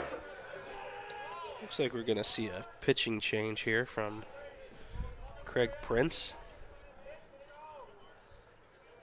That's what we are going to see. We're going to head to the bullpen. Luke St. Antoine is coming into the game for Giorno. So Giorno down on the mound, but responsible for all 3 runners on base. Here with 2 outs in the top of the 5th. Bulldogs leading 8-3. Jorno's going to come on for a warm-up, and we'll be back for hopefully the 3rd out right here on ACTV. If there was one word I was going to use to describe the communication arts program at Adrian College, it would be unique. Students find themselves on the radio, in front of and behind the camera, and directing their own programs. Students learn in a personalized environment that sets them up for a world of opportunities. Are you ready for your moment in the limelight? Learn more about the Rush Communications Center and Adrian College's communications program by visiting adrian.edu today.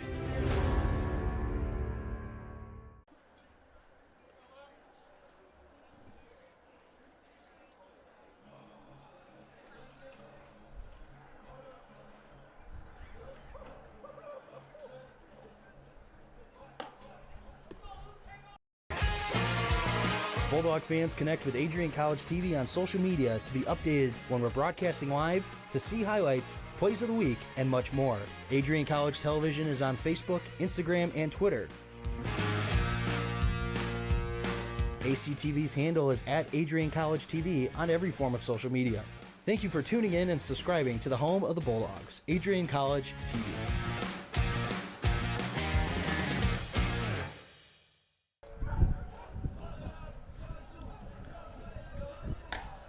Welcome back here on ACTV. New pitcher on for the Bulldogs here with the bases loaded and 2 away. Just need 1 out.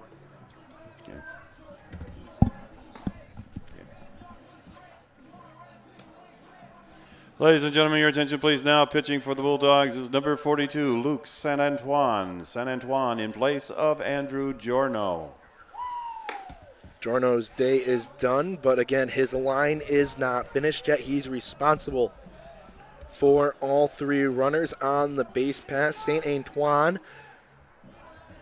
he comes in. He's got a 3.55 ERA. He is 1-0 on the season in 12 2/3 innings. He's given up 11 hits, 5 runs, all 5 of them earned. He's only walked 2 batters and struck out 4.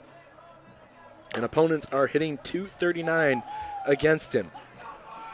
Antoine's been impressive in relief this season. Now batting the left fielder, number 2, Mark Loro. He faces Loro, who had struck out twice swinging this game. He's going to look to open this game or get this game closer here as Johnson drops the 0-1 or the 0-0 offering that makes it 0-1. And Dave Van Giesen is tasked with every responsibility up here in the booth. This one swung on, popped up, it's drifting, it's going foul. Davis is underneath it, and he'll make the catch. 2 pitches in and out to end the top of the 5th inning. The Britons get a run, but they leave the bases loaded. And we will head to the bottom of the 5th to score 8-3 here on ACTV. If there was one word I was going to use to describe the communication arts program at Adrian College, it would be unique. Students find themselves on the radio, in front of and behind the camera, and directing their own programs.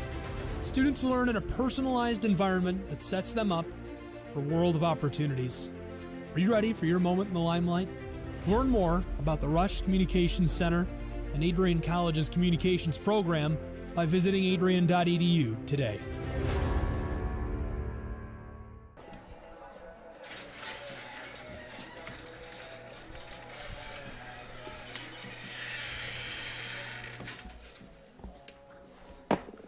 Welcome back here on the Adrian College TV YouTube channel. Of all players, the hockey team has gotten cold, and we have closed the press box door here at Nicolay Field. Hey. You put a jacket on there, Kimmy.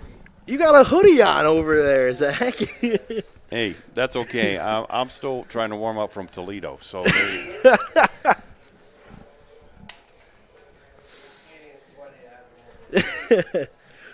You know, the guy who wasn't complaining about the cold, Adam Phillips down there. He's always on the bench in the suit, staying warm. And back, and a new pitcher is on for the Britons. It is Lewis Cardinal III. He's just a junior on the mound here, taking over for Andrew Renner, whose day is done after giving up 4 runs, all of them earned in his about an inning and a third of work.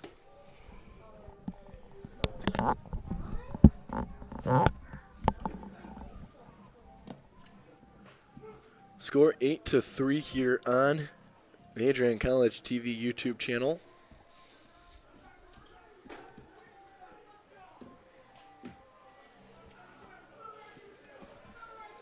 Ladies and gentlemen, your attention please now. Pitching for Albion is number 6, Louis Cardinale. Cardinale in place of Andrew Renner.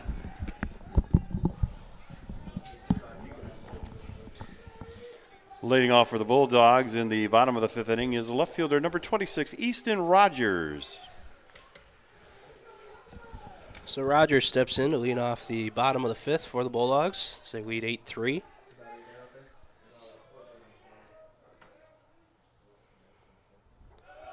Cardinelli's first pitch spiked in the turf. 1-0 the count.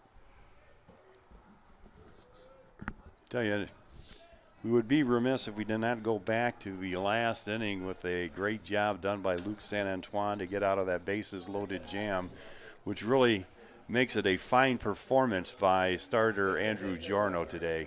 Just too bad he couldn't have got that last out so he could have qualified for the win, but in a big game, the Bulldogs really need. He came up big and gave them pretty close to 5 innings of solid work, and now hopefully San Antoine can eat up some innings and get us to Jacob Hanoi in the end, or maybe even finish it himself.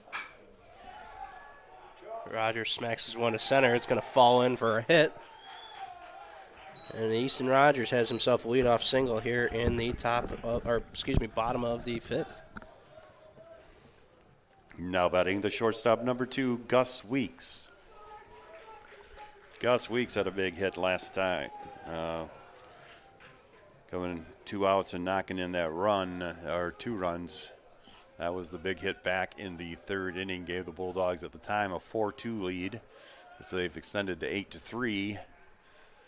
The freshman doing a lot of damage with the 3-run homer there by Davis. They've knocked in 5 runs today.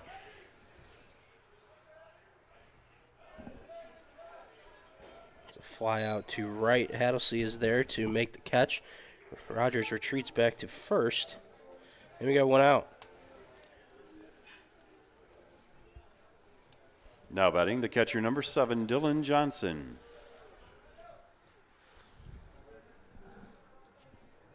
So here comes Dylan Johnson a real to the tongue dish. Twister. Yeah, I guess so. Let's see the first offering. It's a strike on the inside. Make it 0-1 here on the catcher. He's got a runner at first and a 5-run lead for the Bulldogs here. They've scored consecutively in each of the past 3 innings. 1 run in the 2nd, 3 in the 3rd, 4 in the 4th, trying to get it 5 in the 5th. Pickoff attempt, and Rogers gets back. Well, the leadoff hit by Rogers, where they are in the batting order, it would be great for the Bulldogs to get another guy on here, because then, they would be getting back to the top of the order, coming back through. That was one of the things that was so great about the Bulldogs offense a year ago, was how well the bottom of the order did of flipping that, getting guys on base to flip and always have runners on when the big bats came up. There's guys like, you think of Sean O'Keefe last year, down in the bottom of that lineup. Other guys like Joe Casale. Brandon Cooper.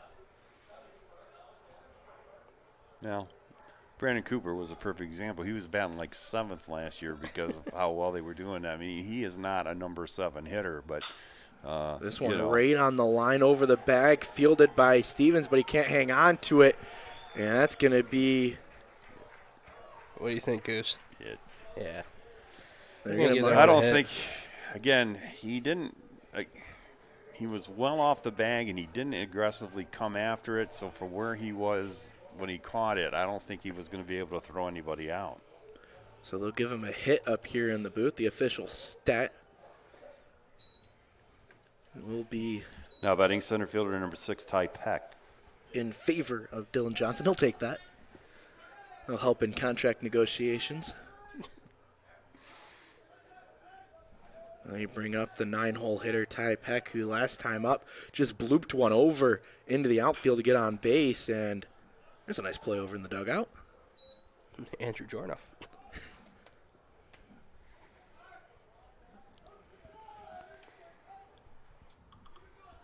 See, this is what I mean by Johnson getting on. Peck with his speed, not likely to hit into a double play, and that'll flip it back up for Goods with at least a runner or two on base.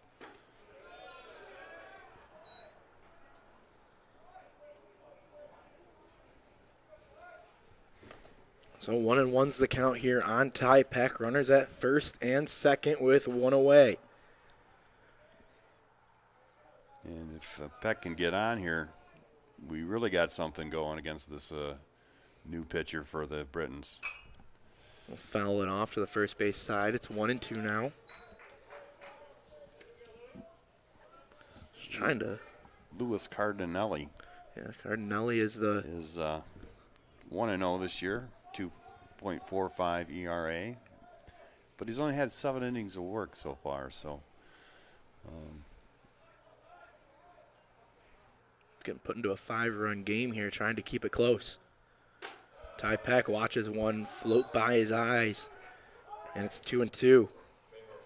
Now again, we're not the only team that has like 7 games this week, So each time that we can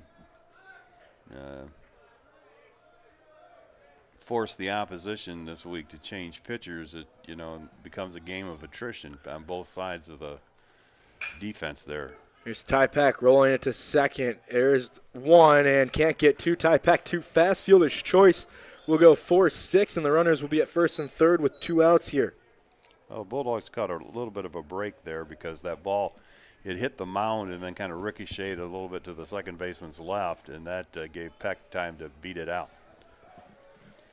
Now batting the right fielder, number 14, Don Goods. So the lineup turns over here, and Don Goods comes up to bat here in the bottom of the 5th inning. Goose, you mentioned a busy schedule. The Bulldogs have it. The Albion Britons have it just as well. They'll play 2 here today. They'll get a day off on Sunday, and then back at it 2 on Monday against Bluffton, and then 2 conference matchups against Olivet on Tuesday, and then Friday and Saturday they have a series against Hope. No, that's what I mean. Like I say, this is like the whole NCAA season is like this week. It's like crazy. And it's reflected in the standings when you really look at them. Ty Peck takes off with the first and third on. He will go 9 for 9 on the season in stolen base attempts.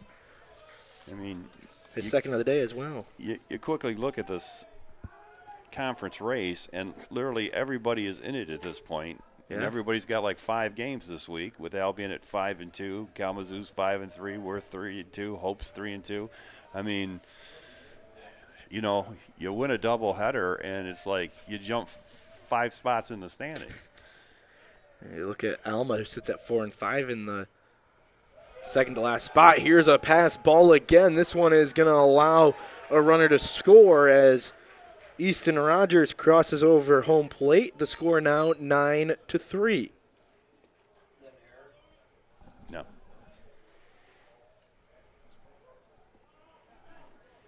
That's another big run picked up.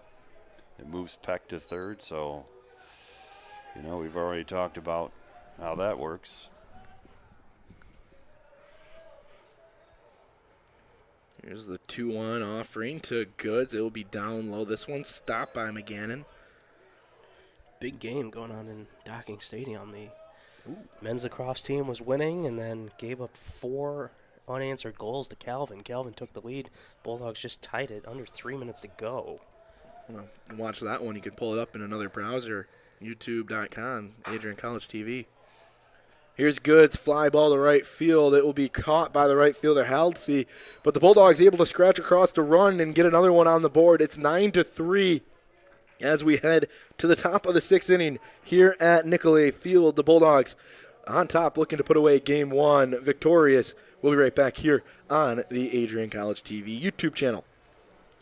The Adrian College Media Production House provides opportunities for students to learn and grow live on the airwaves, just like Matt Kibbe. I've gotten a chance to create a relationship with coaches and teams and learn more from people instead of trying to teach myself something. Gotten an opportunity to expand my knowledge of sports, hone in on my skills as a broadcaster, and learn about equipment in different ways. You get more of a connection with professors as well.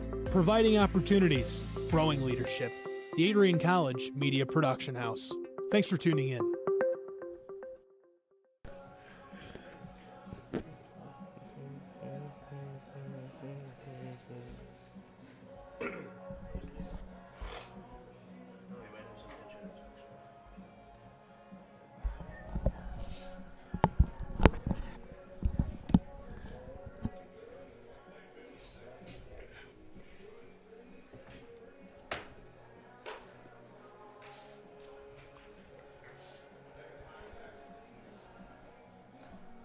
This is the right, like this is right. Welcome back here on ACTV. Riker Maisie will start us off here in the top of the sixth inning. It looks like there might be a couple of changes happening here for the Britons. That the umpire, Scott Rogers, heading over to the Bulldog dugout. I didn't get a chance to see what they were, but we haven't gotten any signal up here from Rogers.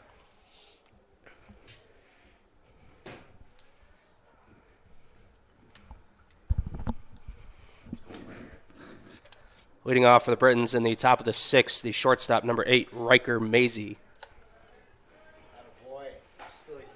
Maisie swings at the first offering from San Antoine, and it's 0-1. Another swing and a miss. San Antoine's got him mixed up here with another breaking ball in, and it is quickly 0-2 on the shortstop. Fouls this one away, swinging at all three offerings here so far in this at-bat is Maisie, and he's 0 for 2 on the day, a strikeout looking and a strikeout swinging. This one in. It would have gotten him in the shoulder, but he ducks down, and it makes it 1-2.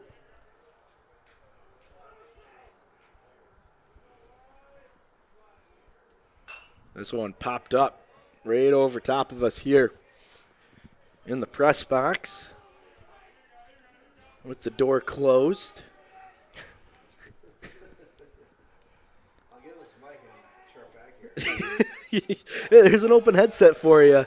There's going to be strike 3, swung on and missed. 0 for 3 on the day is Riker Maisie. 3 strikeouts, and that's a big one, though, for the Bulldogs. It starts off the top of the sixth inning with an out. Now pinch batting for the Britons, number 4, Sawyer Shotwell. Here's where we are seeing some of those changes, as it's going to be Sawyer Shotwell who pops this one up to short. Weeks is underneath it. He'll make the catch, and there's 2 away here in the top half of the sixth inning.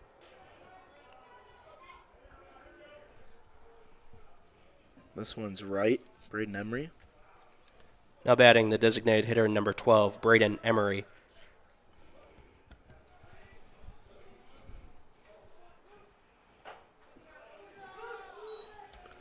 We'll see a first pitch strike here. Good goose, you're back. I was sweating there. I was going to have to let them know these changes. And San Antoine has fooled these Britain batters, swinging through a lot of junk here in the top half of the sixth inning. I'll catch you up for your scorebook, hopefully after this at-bat. 0-2 here, looking for a 1-2-3 inning. Swung on and missed. San Antoine strikes him out. And we will head to the bottom of the sixth after a quick 1-2-3 inning. We'll be right back here. The score right now, 9-3 for the Bulldogs over the Albion Britons. Adrian College is looking for leaders, student athletes with the tenacity to keep the Bulldogs at the top, the forefront, in and out of the classroom. The Bulldogs are looking for talent, character, hard work, grit, leaders who can electrify sold-out crowds, got out a last-line shift, will their team to victory, hit a grand slam in the bottom of the ninth, and be a part of a legend in the making. Think you have what it takes to become a Bulldog? Visit adrian.edu to learn more.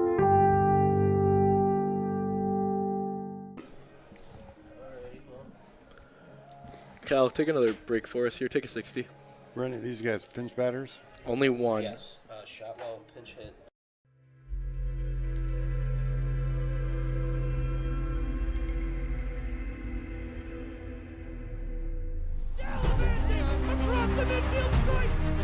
We continue to take pride and learn from Asa Mahan's leadership today.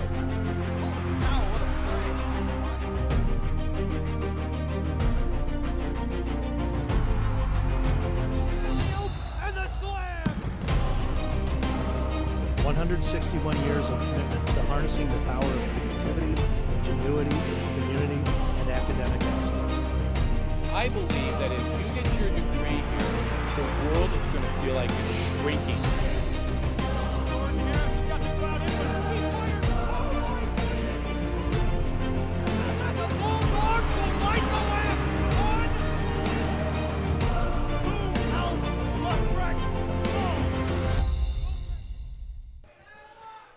Leading off for the Bulldogs on the bottom of the sixth is second baseman number 9, Kevin Cardenti.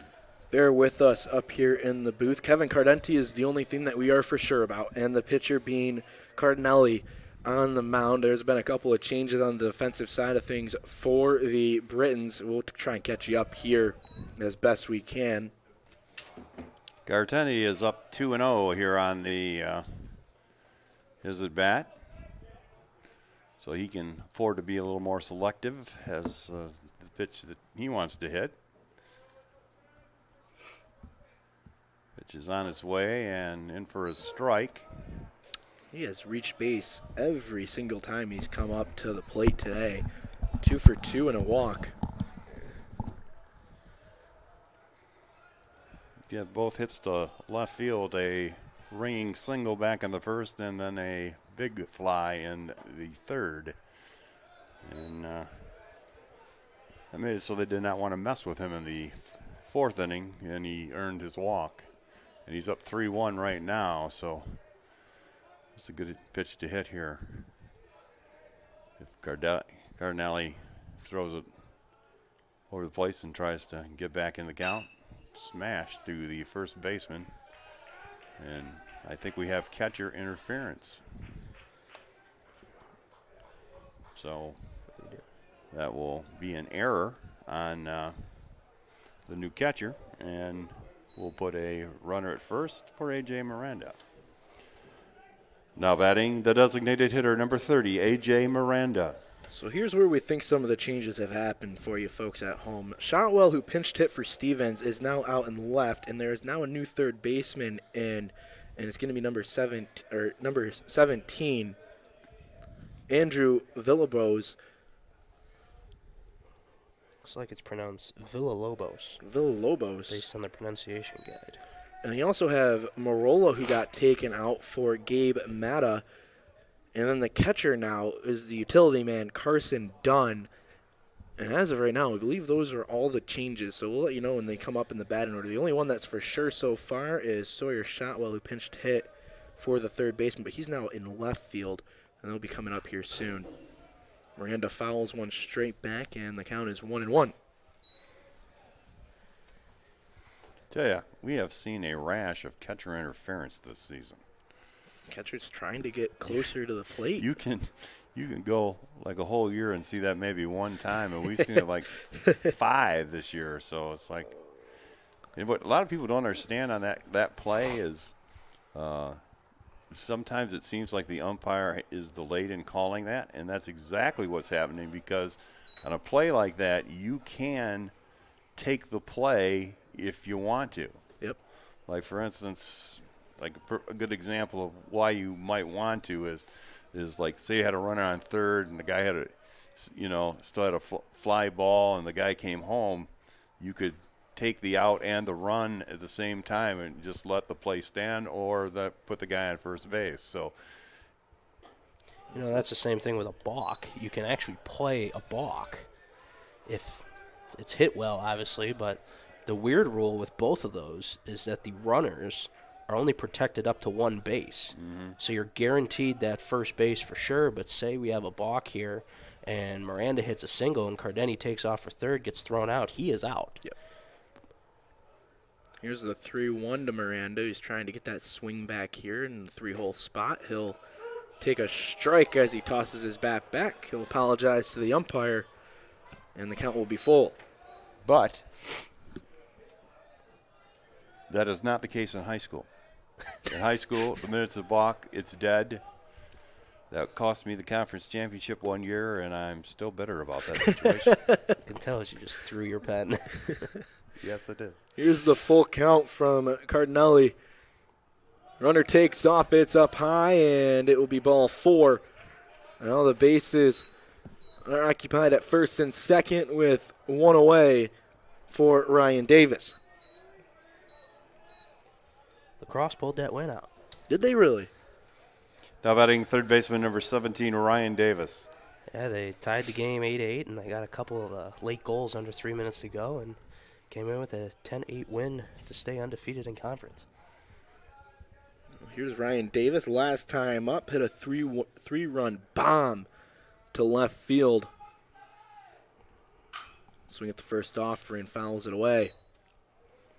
Yeah, I can still remember the guy not stopping. The first base umpire yells balk, and our guy hits it over the center field wall about 300 feet and got nothing and then popped up to end the inning.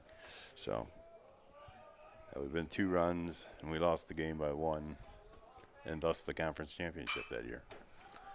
Davis gets jammed. He'll send it away to the first base side. It will go out of play into the bullpen area of the Britons, and will sit at 0-2 here in the count. Runners at first and second. Needless to say, I'm a big advocate for the other form where you get the choice. You want to see that outcome be allowed. That'd be like watching your, touchdown being called back because your quarterback was roughed, Up high, and it's 1-2 now.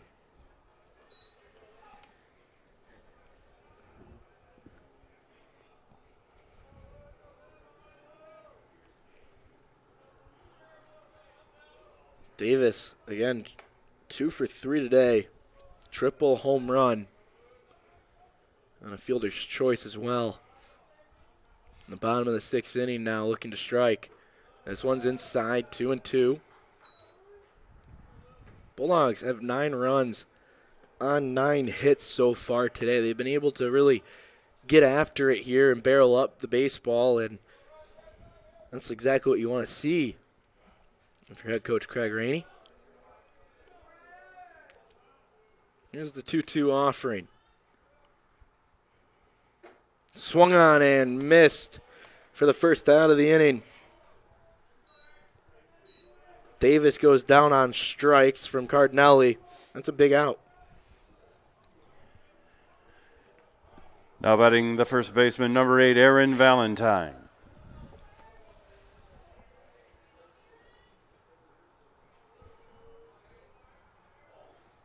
It's a big situation for Aaron, like I said. He has not been fortunate in having runners on base. He's got a pair here right now, and we'd like to see him drive them in. First pitch is fouled away out on the rugby field. It was technically 0 for 1 today, like you said, and had a ground out to third, hit by a pitch, and then walked. He scored both times he's gotten on base, though. He was the odd one out where he was a fish out of water over at first base to get picked off, and fortunately an error by the first baseman as he rolls one to short, 6-4-3 on the double play, and that's going to do it here for the bottom half of the sixth inning. The Bulldogs get a couple runners on to start the inning, but can't get anything across the board with the double play to end it. Albion looking to come up here in the top of the seventh and get back into this contest, down by 6. We'll be right back here on ACTV.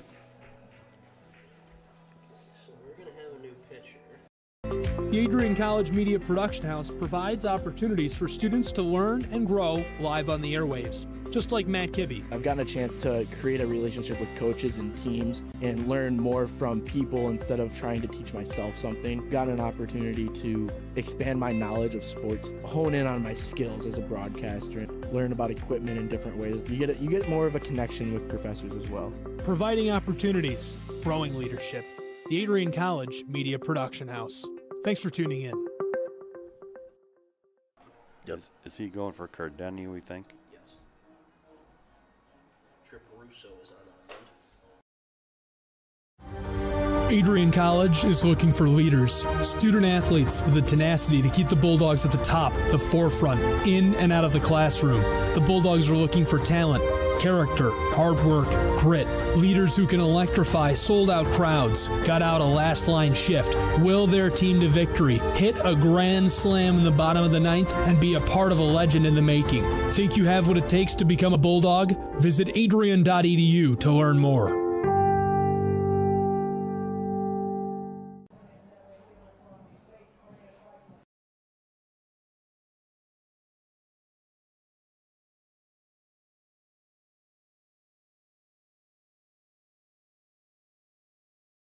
Attention please, now pitching for the Bulldogs is number 22, Trip Russo. Russo in place of Luke San Antoine. Also another change for the Bulldogs, now playing second base is number 1, Nathan Mix. Mix in place of Kevin Cardenti. Leading off for Albion in the top half of the seventh inning is center fielder number 5, Gabe Mata. All right, we're back. Lots of changes here. Mata to lead off as he went into center for the bottom of the sixth inning. Mix checks in at second for Kevin Cardeni. And Trip Russo is on the mound for the Bulldogs as he gets strike one called, fastball in the outside corner. Great job by San Antoine once again out of the bullpen for the Bulldogs. He faces 4, gets 4, including Mark Loro with the bases loaded back in the fifth to preserve this lead for Adrian today. Trip Russo on the mound now, 6.0 ERA. He's only had 8 appearances so far this season, 12 innings pitched. And looking to keep it going here, he'll send a slider in, and it's strike 3 looking. Mata goes down in his first at-bat of the day. And that will bring up the leadoff man, Sean Hedelsey.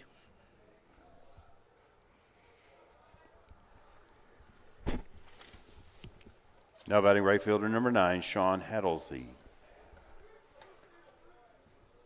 Russo works quick on the mound. First pitch swinging as Hedelsey will send one out to right field. Goods tracks back, turns his shoulder, extends the glove up, and will make the catch out in right field for the second out of the inning.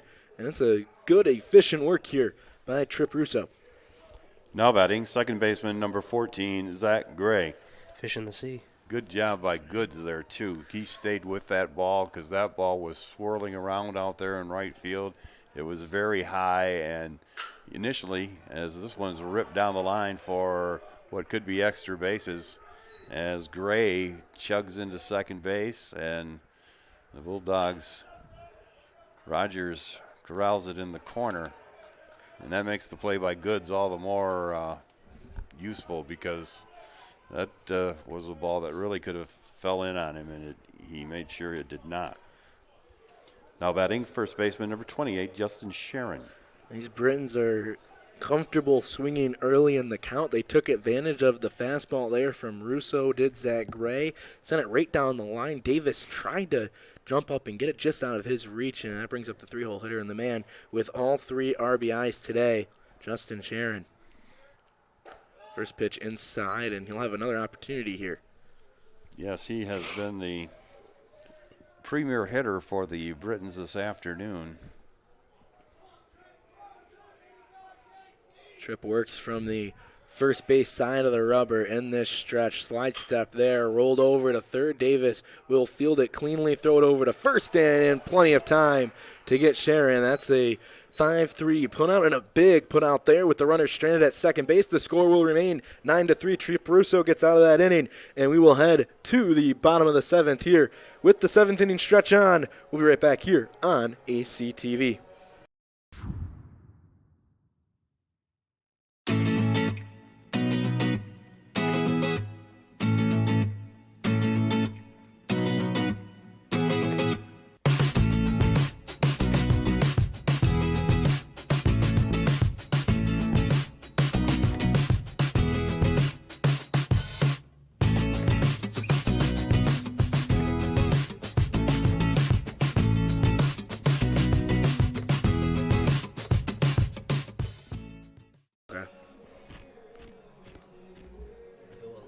Villalobos. Bulldog fans, connect with Adrian College TV on social media to be updated when we're broadcasting live, to see highlights, plays of the week, and much more. Adrian College Television is on Facebook, Instagram, and Twitter.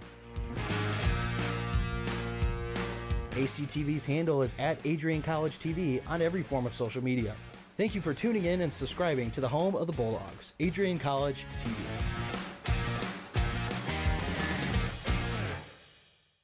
He's playing third now, but he went in for the left.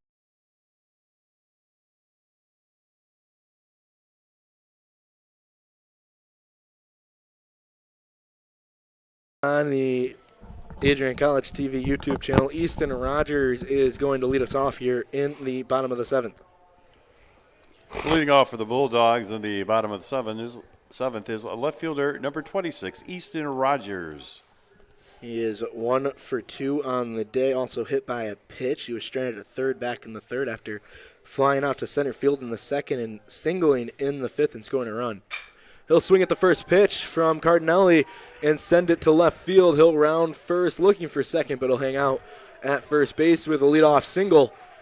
That's another big hit by Easton Rogers.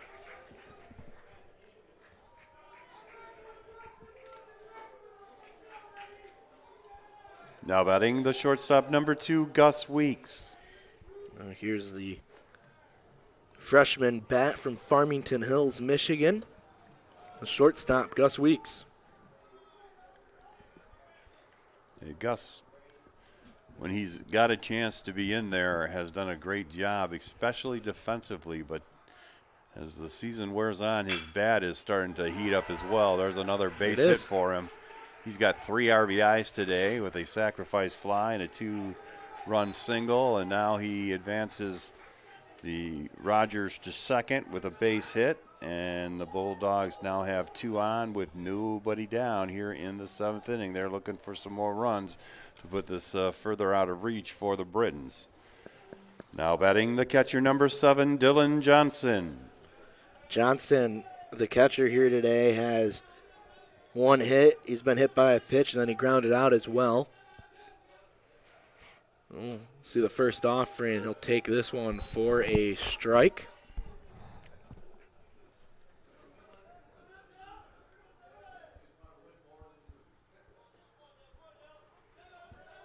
Cardinelli has been kind of the workhorse here to try to, 1, keep this game close and allow the Britons to get back into it, and 2, just eat up some innings here on a doubleheader Saturday in the MIAA.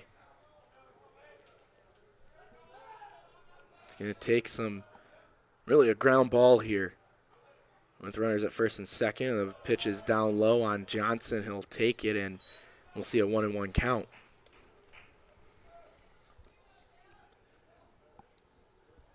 Think about the Britons' season so far, 5-2 in the conference here, 10-12 on the season.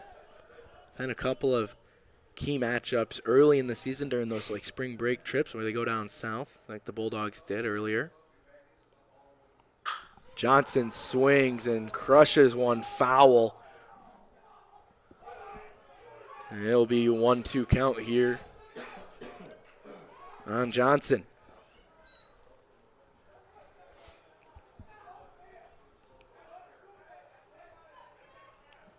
Nobody out.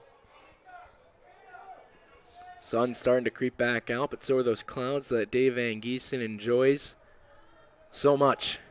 Well, I did when I was playing first base, I can tell you that. The guy hit a pop-up to me because when it's just that deep blue sky, that is tough to handle, which is, again, go back to that catch that Goods made. Yeah. You know, that's part of it too. The sun, the wind, again. The outfielders have not seen the sun very much, so this is like a new element to playing the outfield today. 2-2's the count. This one gets by. Both runners will take off on the new catcher. That is Carson Dunn in advance. It was a good stop, but just couldn't recover quickly enough. And the count is 3-2 now on Johnson. So this makes it a little more interesting for Dylan. He can base hit, drive a couple home. Let's see with first base open now if the Brins want to put him on and make some force outs available. Here's the 3-2. They go after him. Johnson rolls it over. Klotz has it hit off his hands but can't field it. Can't relive the glory days over at third. Well, that shows you just how much warmer it is with the sun here, because like most of the season you just get away from balls like that because if they hit you, you're going to feel it. You're hurting. So the fact that he even made an effort is just telling me that the conditions are a little bit better today than they have been, even though we could use a few more degrees out there, and especially with the wind. 3-2's down low. Dunn makes a good stop there, and it will load the bases now. Base on balls for the catcher, Dylan Johnson. And we'll bring up Ty Peck. Really, if you really want to talk about it. The batter, center fielder, number 6, Ty Peck. This might be the guy you really want at the plate right now, a contact hitter that doesn't try and do too much. Well, and again, that speed puts pressure on everybody. So, that just makes it harder on the defense. Swung on, sends it to center field, and they're going to round him. Play at the plate is cut off by Sharon, and everybody's going to advance as it gets past the first baseman who was trying to cut it off. 2-run score off the Ty Peck single, and then the runners advance to second and third on the error by the first baseman, Sharon, who couldn't corral the cutoff throw.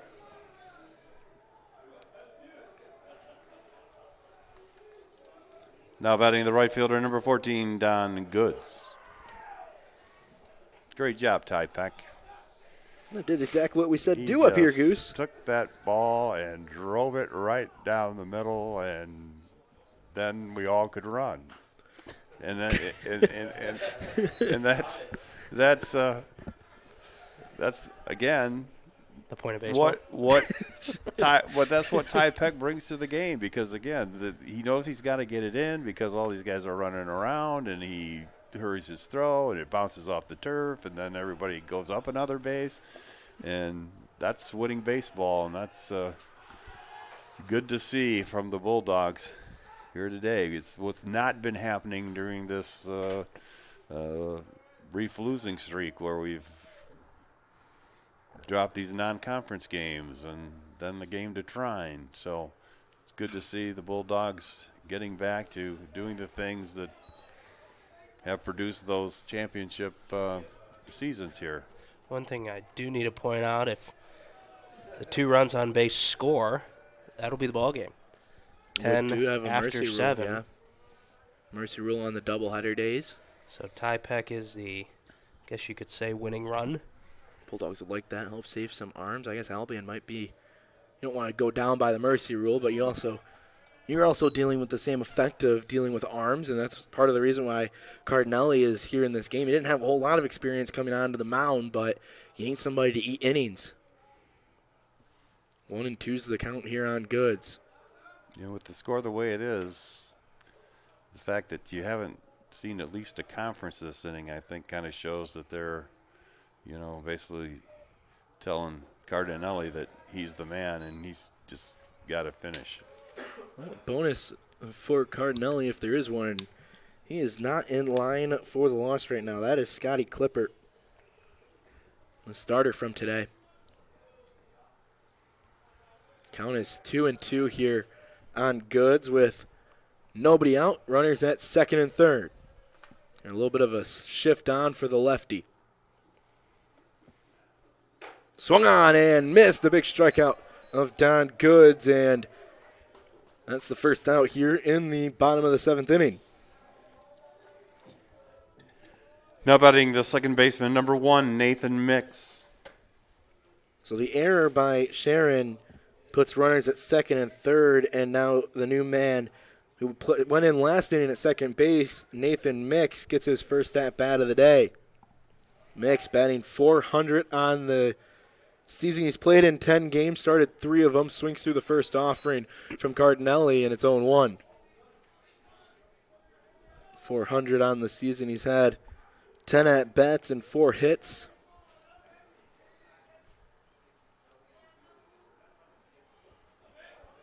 Replacing Kevin Cardenti. There's the pitch, breaking ball in for strike number 2.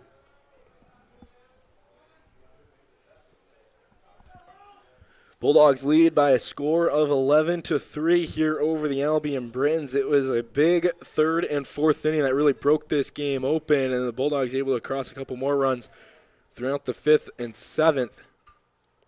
This Mix fouls that one back on the 0-2 offering, and we'll do it again.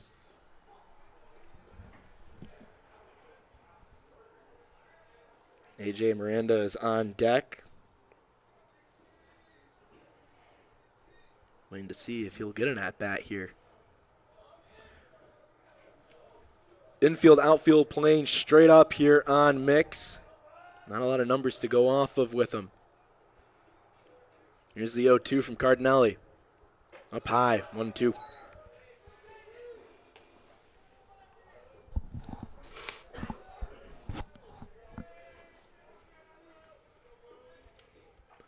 Cardinelli works with he starts open in his stretch, but then he closes off a lot. So he's coming over and crossing that shoulder when he delivers to home plate. He closes off. You can almost see his number when he's in his set position. High leg kick, breaking ball down in the turf. And the count is even at 2.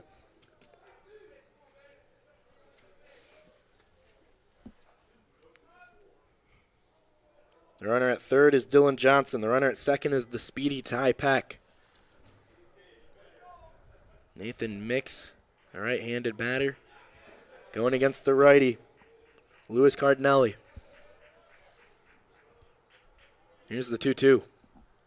Outside, 3-2. You can see Carson Dunn tried to bring that one back in, try and steal that strike 3 call, but Scott Richards not having any of it. That's never a good move, because that's exactly what it tells the umpire, that you don't think it's a strike and you've got to yank it back in there.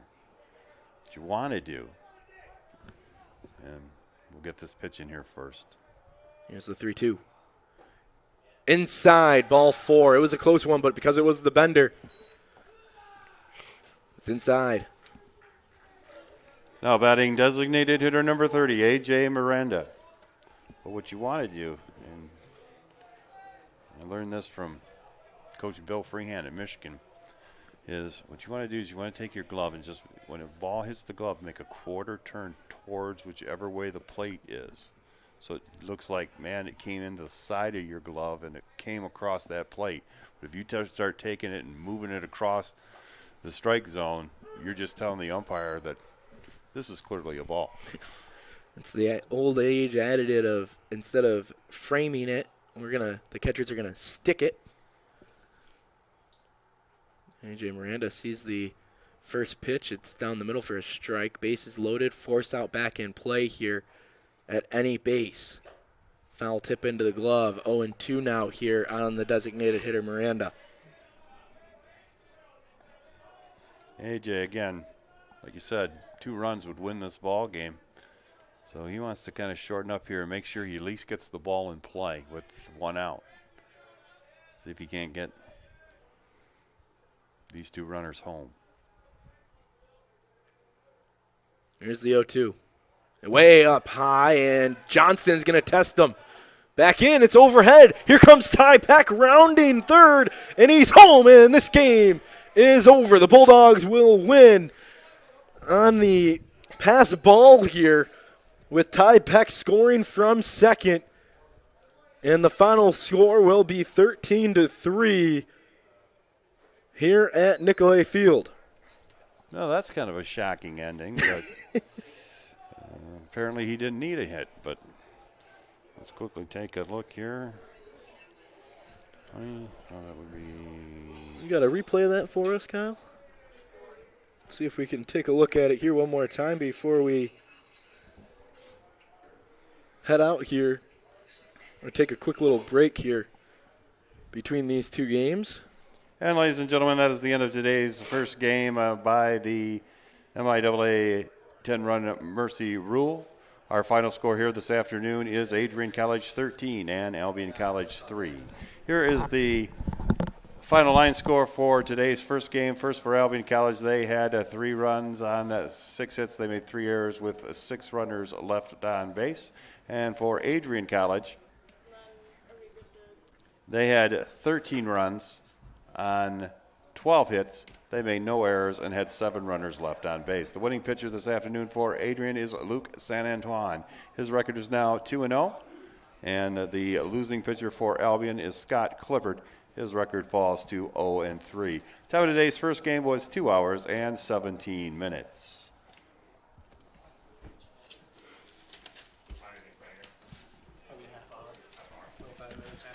So that's going to do it for us here on ACTV. We will step aside for about 20-25 minutes before we get going for game number 2. And we'll be right back here for game number 2.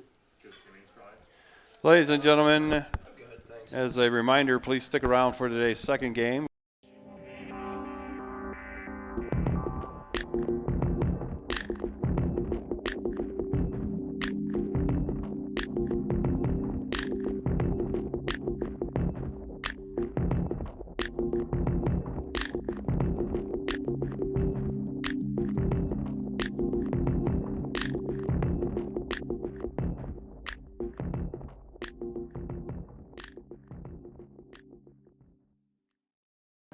Adrian College Television would like to give a big thank you to our sponsor, Carlton Lodge of Adrian.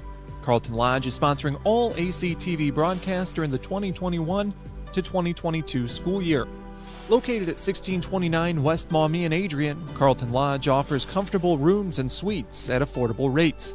There's also a heated indoor and outdoor pool, along with a 24-hour fitness center. Thank you for the continued support toward Adrian College Television. Adrian College has once again found itself on the 2022 U.S. News & World Report Best College Rankings. This is the 8th straight year that Adrian has been named to the top regional colleges Midwest section. Adrian College was also named the most innovative school in the regional colleges Midwest category. In addition, Adrian received accolades in Best Value in undergraduate teaching within regional colleges Midwest.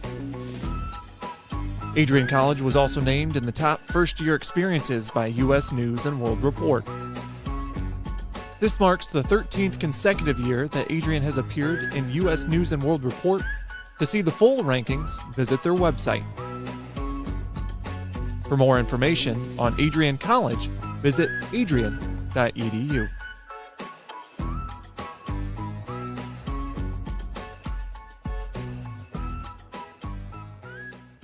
I'm Dejan Hughes, and I'm a senior in the class of 2021.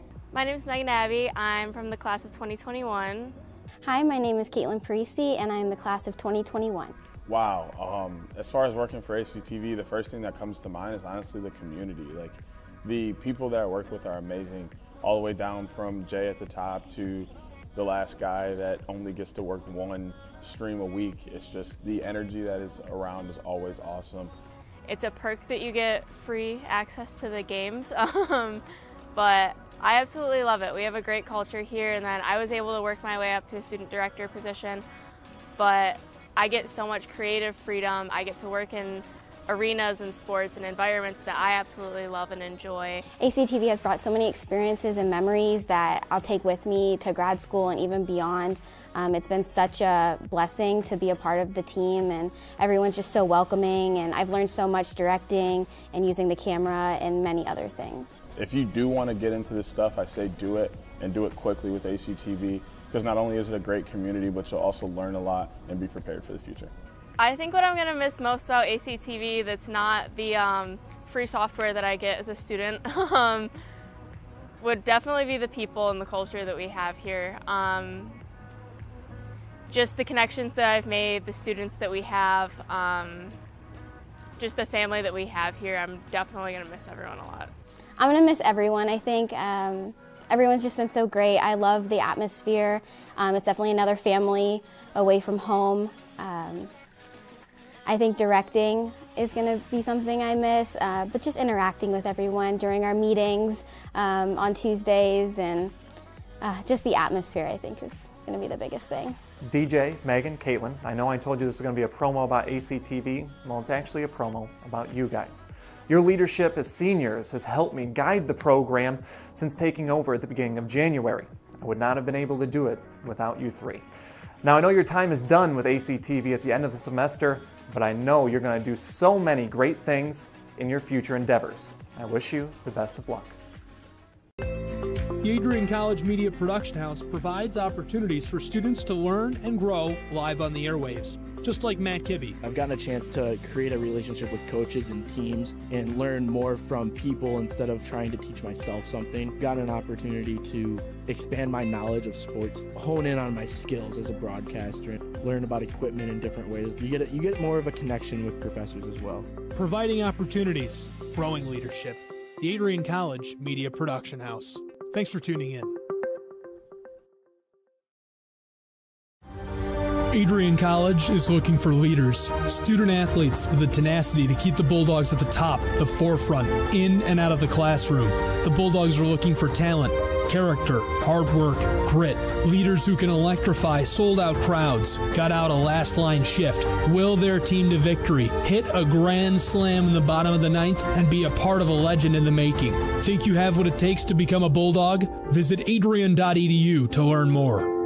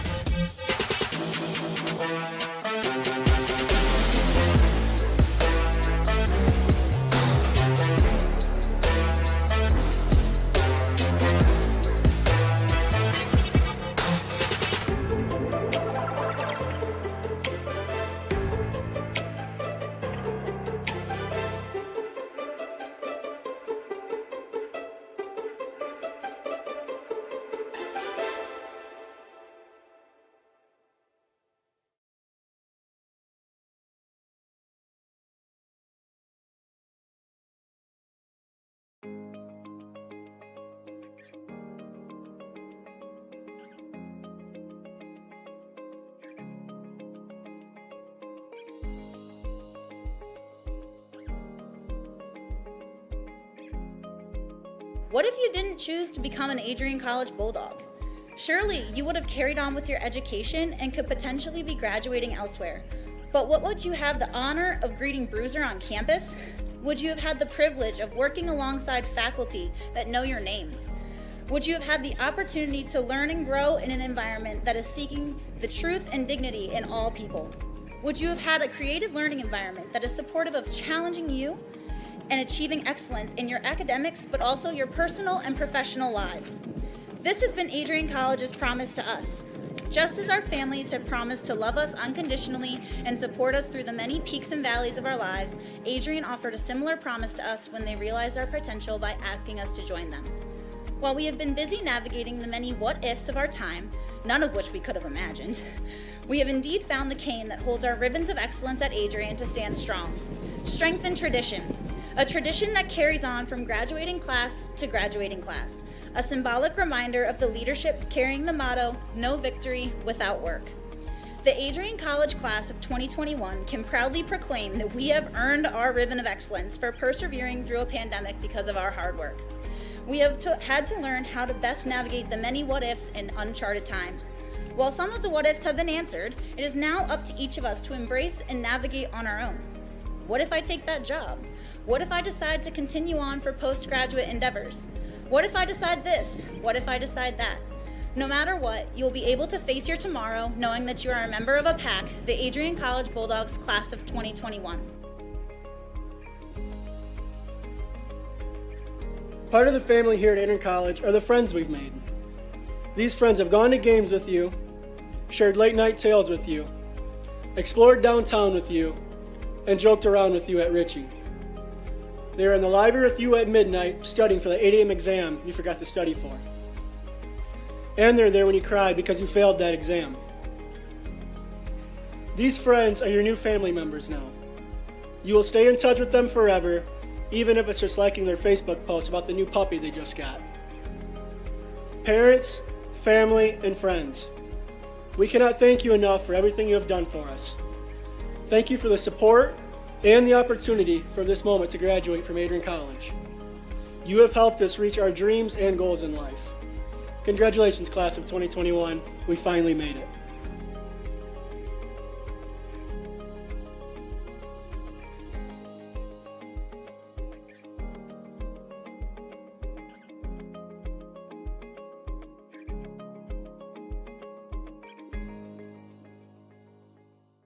Adrian College has dozens of athletics programs, and winning is a staple on our campus. We have the culture of winning in and out of the classroom. This is a place where young men and women grow into professionals for life. Are you interested in learning more about the Bulldog experience? Visit adrianbulldogs.com and the Recruit Me tab to be recruited to play your sport of choice today. If you have what it takes, you could be a Bulldog in no time.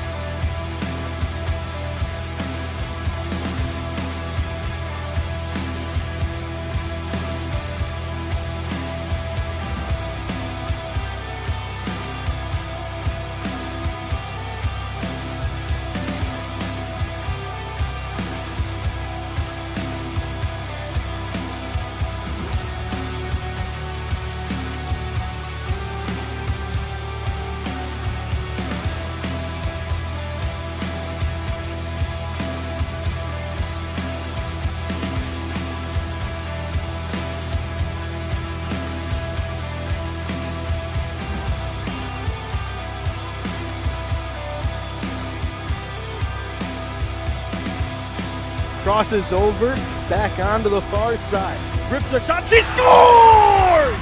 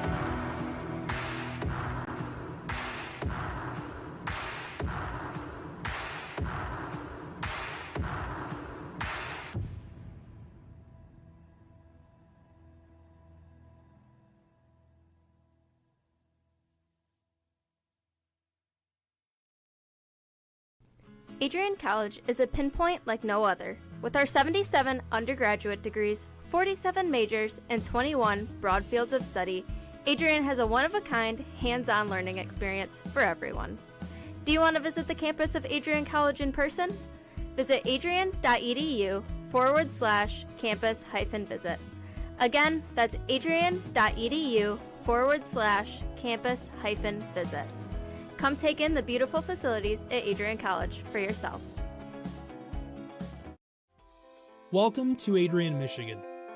We're located in a proud college town. Adrian College is situated just 45 minutes from Ann Arbor, Detroit, and Toledo. We're very excited to show you just a little bit of what AC has to offer. This is the gateway to our campus. Welcome to the place that we believe will change the rest of your life. AC features one of the most well-rounded educational experiences in the country. We offer over 60 different academic majors and 10 academic institutes, as well as dozens of student organizations. Year after year, we've been ranked as one of the nation's best colleges, including being one of the most innovative institutions in the U.S. for our medical programs. Our campus is simply beautiful.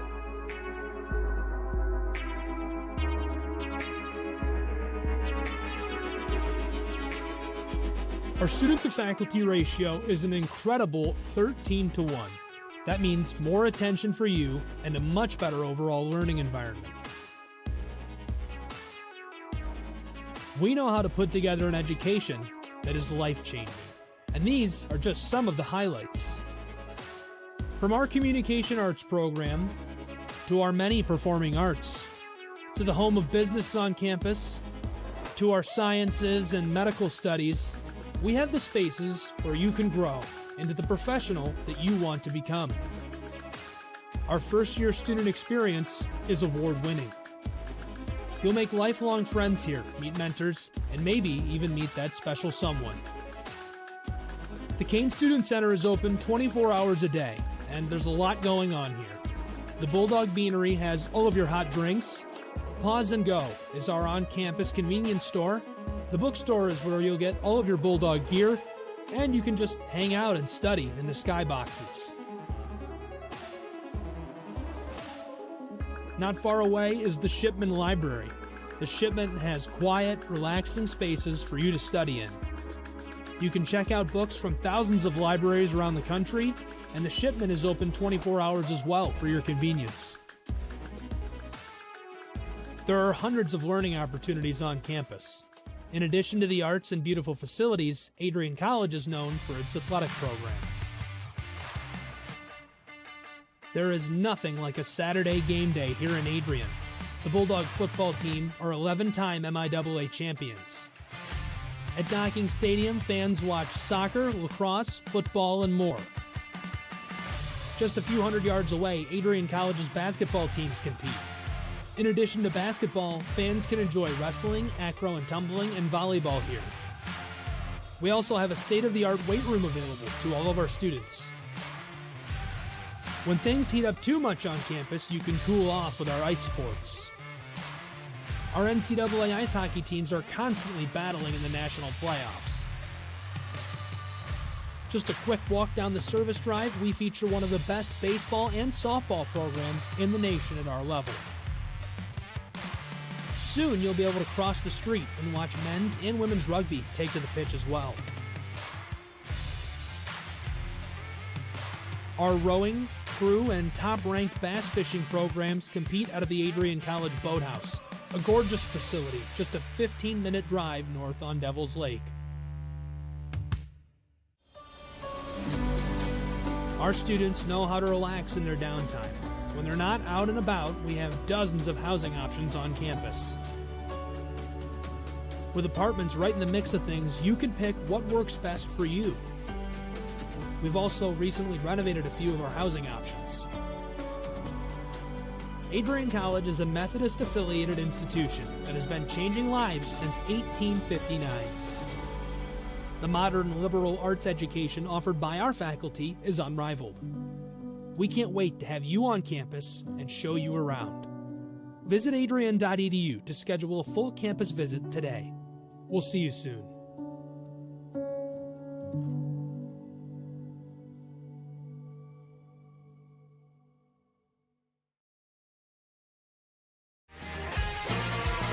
Bulldog fans, connect with Adrian College TV on social media to be updated when we're broadcasting live, to see highlights, plays of the week, and much more. Adrian College Television is on Facebook, Instagram, and Twitter. ACTV's handle is at Adrian College TV on every form of social media. Thank you for tuning in and subscribing to the home of the Bulldogs, Adrian College TV.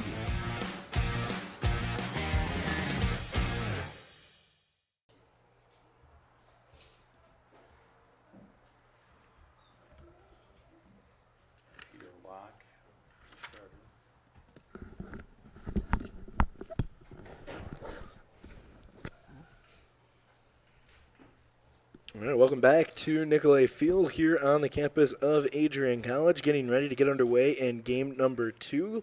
The traditional in-between games, figuring out lineups, trying to figure out what everything's going on. Well, the benefit for the Bulldogs is the same exact lineup as game number 1. So out in the defensive side of things, it's going to be Rogers, Peck, Goods on the outfield, and then Davis, Weeks, Cardenti, Valentine across the infield. The battery today, though, it changes here. Johnson is the catcher again, but the starting pitcher is Joe Toth.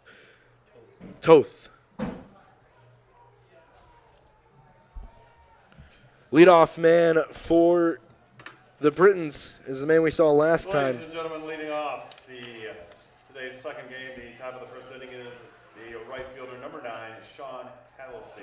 Pitching this afternoon for Adrian is number 37, Joe Toth. First pitch is in, and it is a ball. We're underway here at 3:44 p.m. in game number 2 of the afternoon.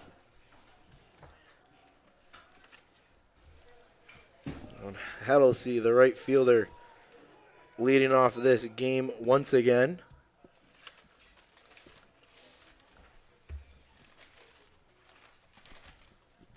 Go over your scoreboard. Over on the overlay. Up top. Over, down. To the other one. Overlay. Hit overlay. There you go. Quickly, 1 and 2 here on Halsey in this first game. Bear with us as we try and get stuff underway up here in the booth. I know Dave Van Giessen's still filling out his lineup card, and Halsey will foul one away on the 1-2 from the starting pitcher today. Well, Matt, let's talk a little bit about Joe Toth, the Bulldogs starter. He has an ERA of 5 even. He has no record yet. This is his 9th appearance. He's pitched 9 innings. He's given up 11 hits, but 10 runs, and he has walked 5.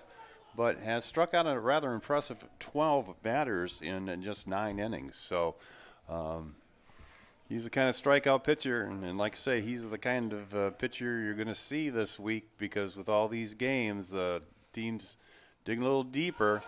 Not maybe a starter most weekends, but this weekend everybody is on deck here. Halsey strikes out swinging for the first out of the game. Now batting second baseman number 14, Zach Gray. Zach Gray lines up. Is it the same lineup from game number 1 for Albion as well, or are there a couple changes? No, they've got a lot of those guys that they put in, and we'll get to that here in a minute as the second batter bounces to short. But a lot of the guys who substituted in the last game, they are in at the bottom of the order. So the top is pretty much the same, but not the bottom. Now batting the first baseman, number 28, Justin Sharon. The top 3 are the exact same. Yep, and Sharon is followed by the catcher, Matt McCann, and then Mark Loro, and that's when it kind of goes off track a little bit. Riker Maisie is the shortstop, batting 6th, but Sawyer Shotwell is the designated hitter, and Andrew Villalobos is playing 3rd in the 8th spot, and then rounding out with Patrick Morelli back in center field for the Britons. We gave you a little bit of a look at the starting lineup for the Bulldogs. Again, it is the exact same as game number 1. Craig Rainey sticking with his guns that were able to put up 13 runs in 7 innings earlier today. Well, when you can get 13 runs, that means that's been the production he's been looking for from this Bulldog lineup. He has tried to play with it here in the last few games, trying to get a lineup that functions as efficiently as they did in the first game. So he's definitely going to try to ride that wave here in game number 2 and see if he can't pull out a doubleheader win here. Here's Sharon to right field. Goods is underneath it after tracking it down. A 1-2-3 inning for Toth to start off this game, and we will head to the bottom of the first inning, tied at 0. We'll be right back here on ACTV. For Albion in the top half of the first inning, they get no runs on no hits. There were no errors and no one left on base.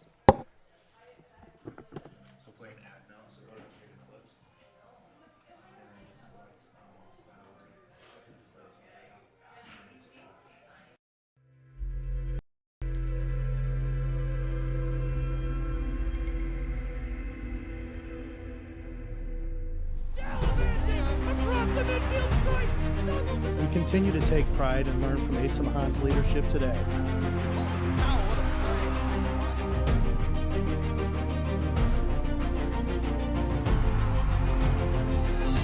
And the slam! 161 years of commitment to harnessing the power of creativity, ingenuity, community, and academic excellence. I believe that if you get your degree here, the world is going to feel like it's shrinking.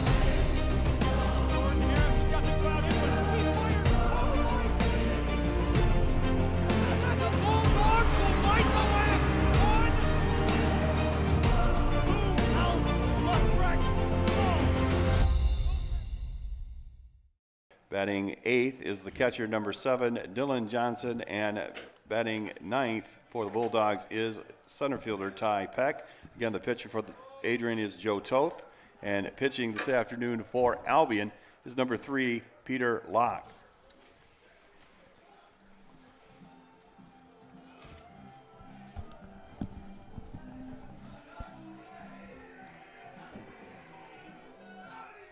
Welcome back. Leading off for the Bulldogs in the bottom of the first is right fielder number 14, Don Goods. Welcome back here on the Adrian College TV YouTube channel. Don Goods leads us off. He'll swing at the first offering and single it into right field. And that will be a leadoff single for the leadoff man. Now batting the second baseman, number 9, Kevin Cardenti. Cardenti coming up to bat. He had a big blow in game number 1. After we had a runner picked off, he tied the game with a long home run to left field.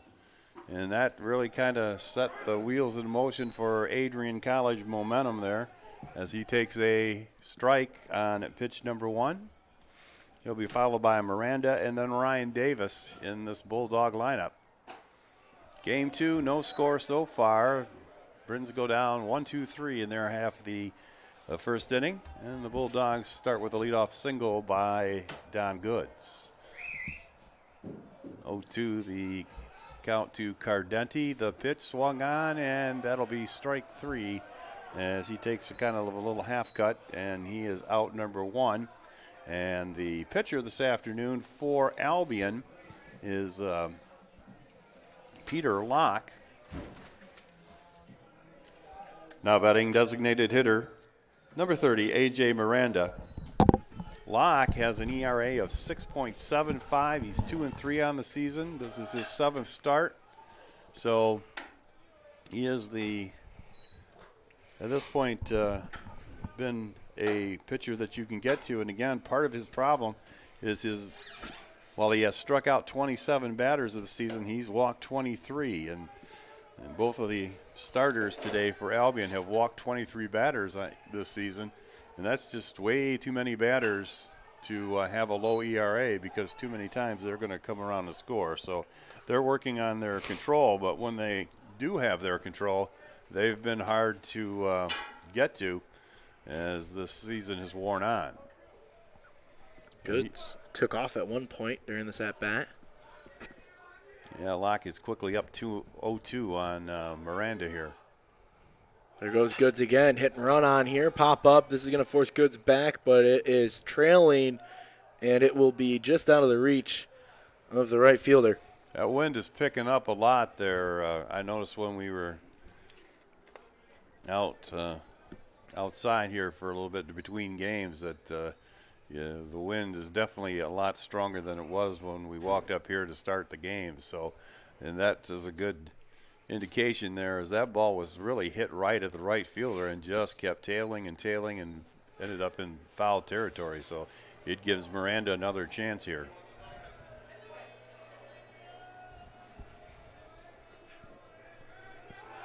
Pickoff move is not in time on Goods. Miranda 0-2 here, but battling.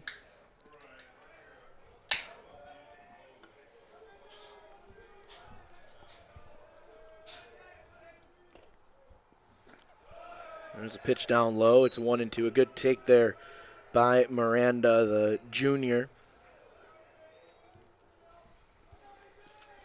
Umpire switched around here for game number 2, so Scott Rogers moves to the field umpire, and Jim DeSanta is now behind the home plate for game number 2.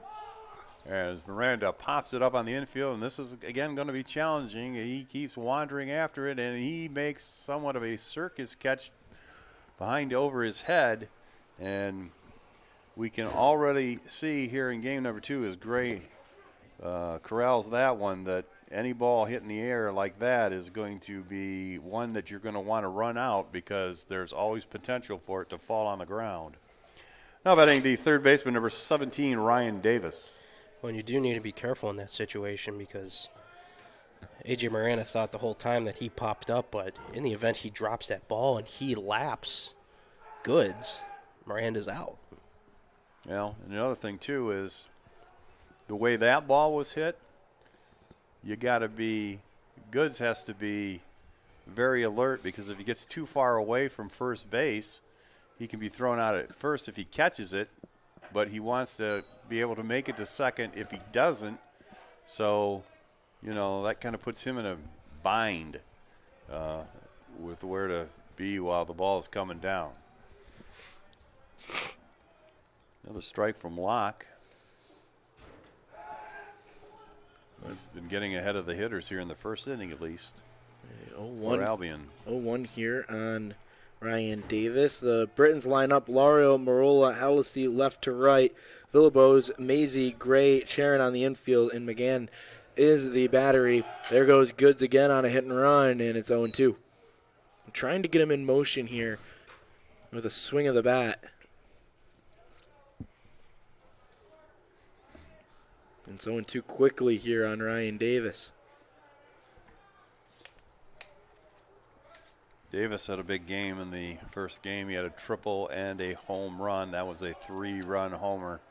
And that was what really put space between the Bulldogs and the Britons in game number 1. That one's hit pretty well down the left field line, but falls foul. Hey, Davis is a good-looking freshman third baseman.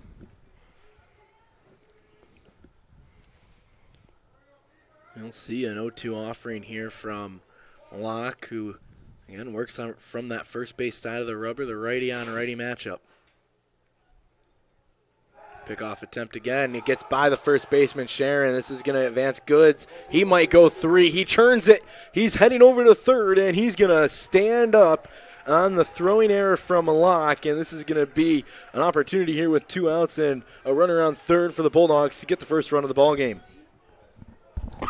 Well, again, Bulldog speed pays off there and trying to keep him close because he's won a couple times and we've hit foul balls. They basically throw him a 2-base error and get him to third base. So now there's lots of ways he can score. And the close pitch there taken by Davis makes it 1-2. He's 13 for 16 on the year in stolen base attempts is Don Goods, and that's what it does, exactly like you said, Goose. As Davis hits one up, it's a sky high, and it's drifting. They lost it. They don't know where it's at, but underneath it is Gray. He'll make the catch, and that's going to do it for the Bulldogs in the bottom half of the first inning. They're able to get a runner on, but they stranded him at third, and we'll head to the top of the second inning. Scoreless here at Nicolay Field. We'll be right back here on ACTV. For the Bulldogs in the bottom of the first, they get no runs on 1 hit. There were no errors and 1 left on base. Too bad. Adrian College is looking for leaders, student athletes with the tenacity to keep the Bulldogs at the top, the forefront, in and out of the classroom. The Bulldogs are looking for talent, character, hard work, grit, leaders who can electrify sold-out crowds, got out a last-line shift, will their team to victory, hit a grand slam in the bottom of the 9th, and be a part of a legend in the making. Think you have what it takes to become a Bulldog? Visit adrian.edu to learn more.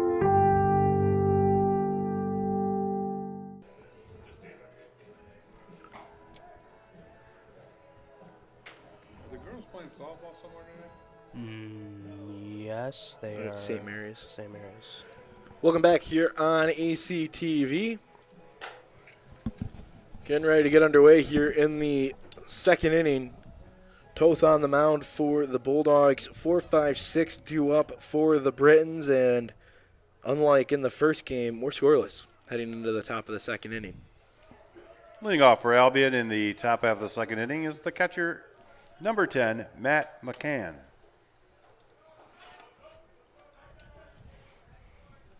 McCann leads us off here in the top of the second. He'll roll it over to Weeks at short. Airmail there, but Valentine stretches up and gets the out. Good play there by the junior from Euclid, Ohio, Aaron Valentine, to stretch and record an out.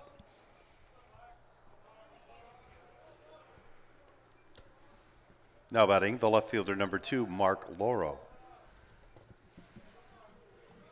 Loro, the lefty on the righty here. Had a quiet game number 1 before getting subbed out. He was 0 for 3, and he reaches in and gets the out. Another big play by Aaron Valentine, and he's going to be shaken up a little bit. Valentine did a good job there because the ball was hard hit, and he got right in front of it and used his chest to stop it and then beat the runner to the bag. But I think the problem there is to beat the runner, he had to kind of stretch out with his foot that time, and that kind of made him do kind of a mini splits there, and so he's taking some time to walk that off. See it on the replay. It was a race to first base. Now batting shortstop number 8, Riker Maisie. Riker Maisie steps up here. Betting 253 on the campaign. We'll see pitch number 1 for a called strike.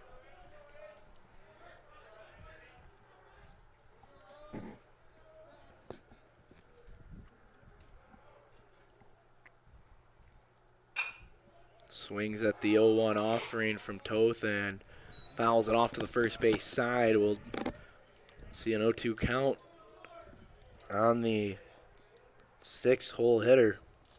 A shortstop, Riker Maisie. Toth works quickly. Curveball in, popped up. Valentine gives chase and watches it sail over the fence. We'll do it again.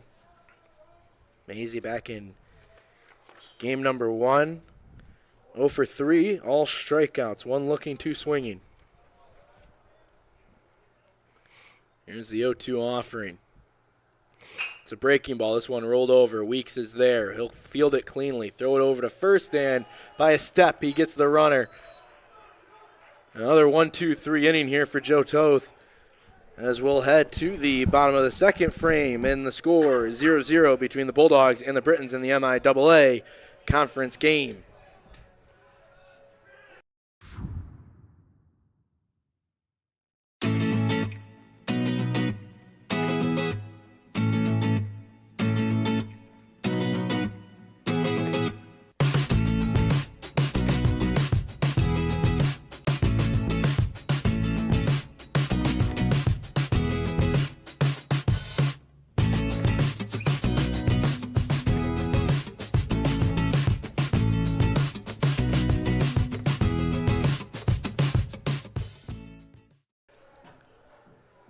So 5, 6, 7 due up here in the bottom half of the second inning. Valentine, Rogers, Weeks coming to the dish to start off this frame, and they'll go up against the right-handed arm of Pilak. Matt Kibbe, Mike Prang, Dave Van Giesen with you on the call here for game number 2. The Bulldogs won game number 1 by a score of 13-3, improved their record to 12-10 overall and 4-2 in the MIAA. And we'll talk about it a little bit more, but it really will help out in the standings significantly with that win there today. Leading off for the Bulldogs in the bottom of the second is first baseman number 8, Aaron Valentine.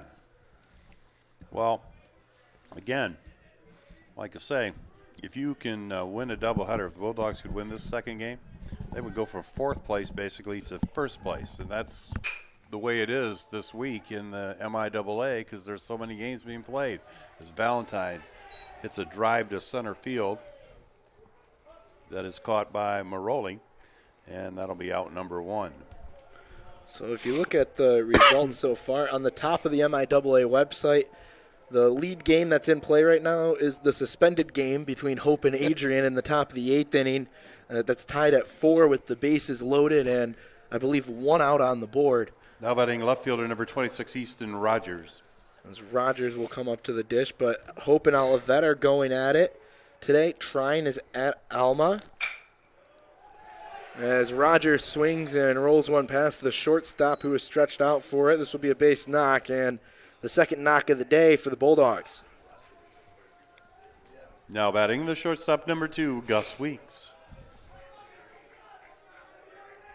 Well, again, just to show you how big this game is, that, you know, if Adrian were to win, they would leave at 5-2. Albion would suddenly be 5-4.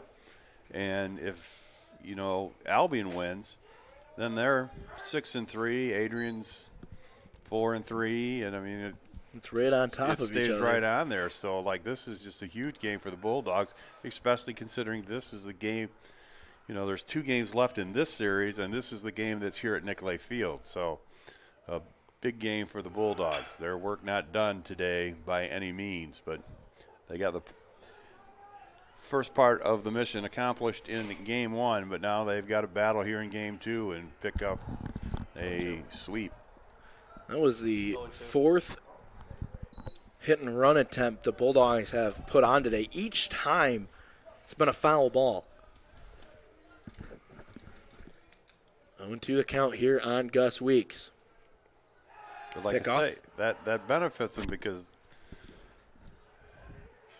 they hit and ran. That's why you see the pickoff here. And, last inning we saw one get away. So, that's another way to move runners up. Another pickoff attempt. Across the MIAA, all the game ones from doubleheader Saturday are over.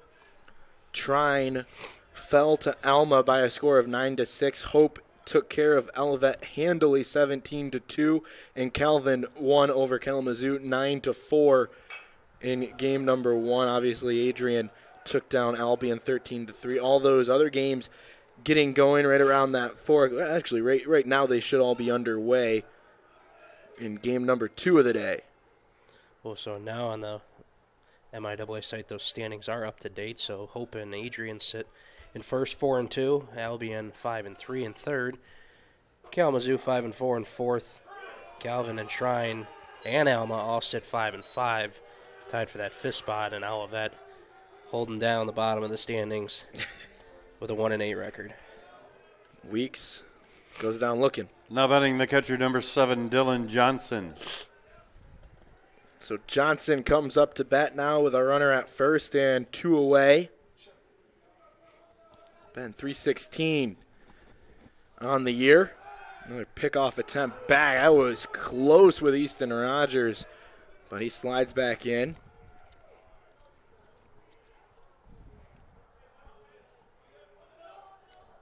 Hoping Zach Oberis is warming up down there.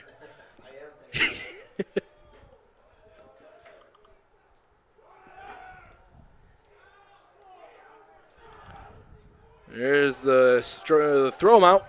Easton Rogers trying to swipe a bag and taking care of McGann to Maisie for the final out here in this second frame. We'll go to the third inning, and the score is still scoreless here between the Bulldogs and the Britons here on ACTV. Bulldog fans, connect with Adrian College TV on social media to be updated when we're broadcasting live, to see highlights, plays of the week, and much more. Adrian College Television is on Facebook, Instagram, and Twitter. ACTV's handle is at Adrian College TV on every form of social media. Thank you for tuning in and subscribing to the home of the Bulldogs, Adrian College TV.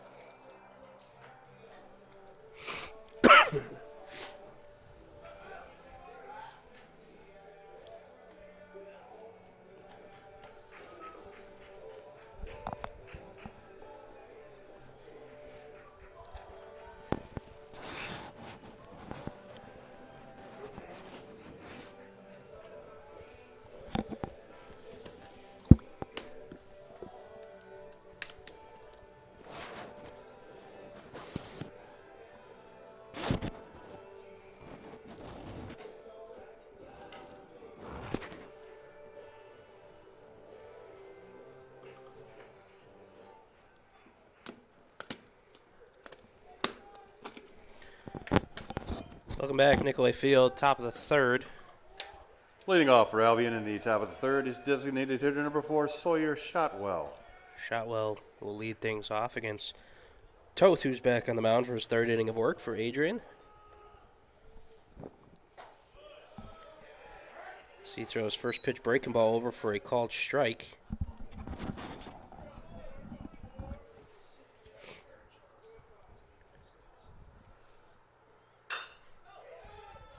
Rolled foul off of the bat of Shotwell.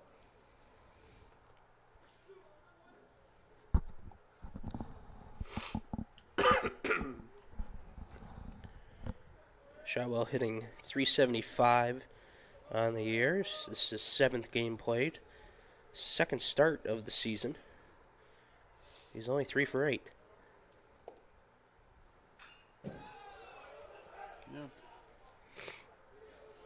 Shotwell, just a freshman, played his high school ball at Battle Creek Lakeview a year ago.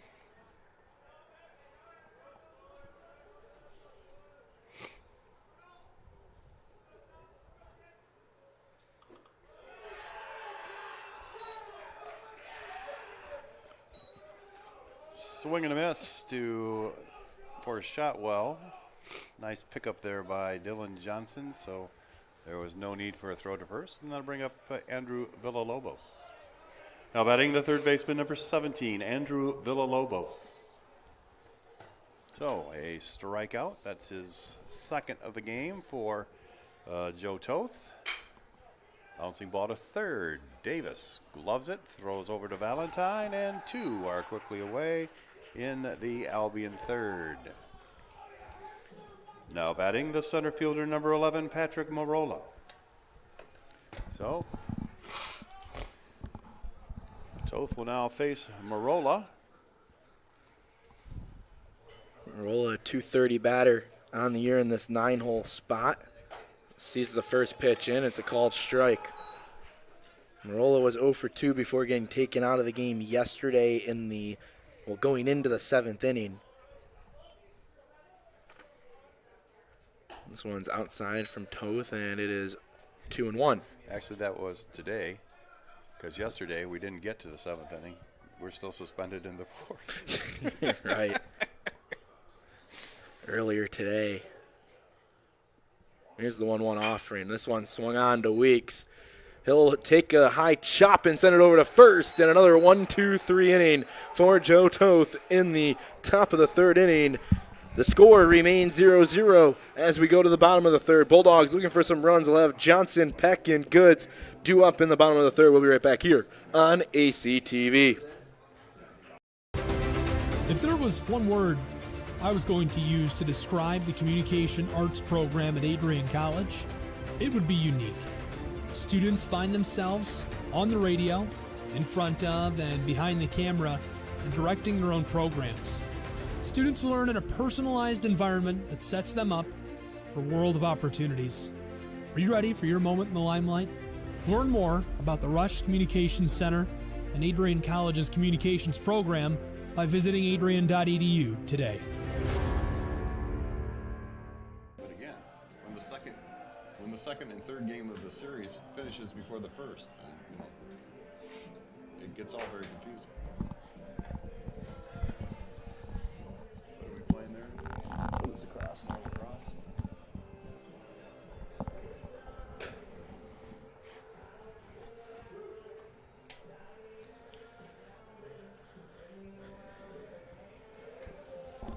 All right, back for the bottom of the 3rd. 0-0 the score still. It's going to be Johnson, Peck, Goods due up for the Bulldogs. Johnson looking to get things going here. Yeah, Johnson was up to bat when Rogers was thrown out.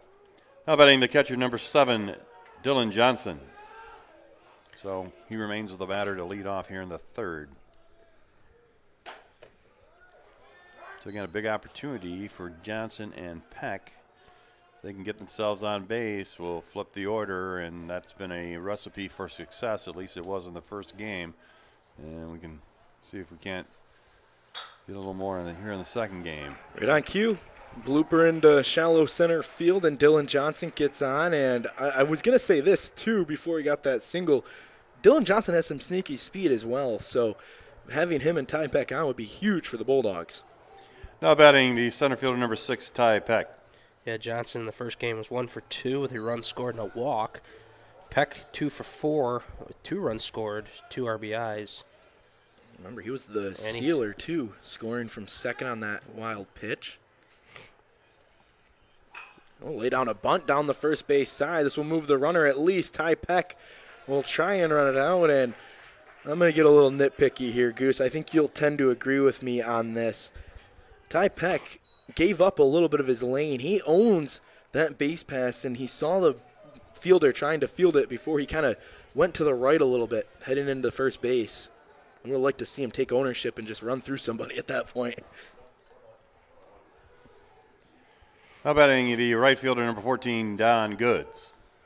Well, you have to be careful with that, though, because at first base, there is that running lane that is, especially on an artificial turf field like this, sometimes when you're playing on the dirt field, that's gone by now. But and so it's a little bit blurred, but it's a little easier for the umpire to notice that you're not in your running lane there. So again, that's something maybe you can take a little bit more advantage of on a dirt field with a chalk line as opposed to the painted line here on the artificial surface. Exactly right. 1-0 here on Don Goods. Sees the second pitch in. It's inside. Jim DeSena, the home plate umpire here in game number 2. Scott Rogers out in the field. 2-0 is the count on Goods with Dylan Johnson at second base after the bunt out by Ty Peck. Goods goes fishing for that one before rifling it to the first base side. Getting back to your comment, though, about Dylan Johnson being sneaky fast, you know, the Bulldogs, they really don't have a lot of slow runners in their lineup.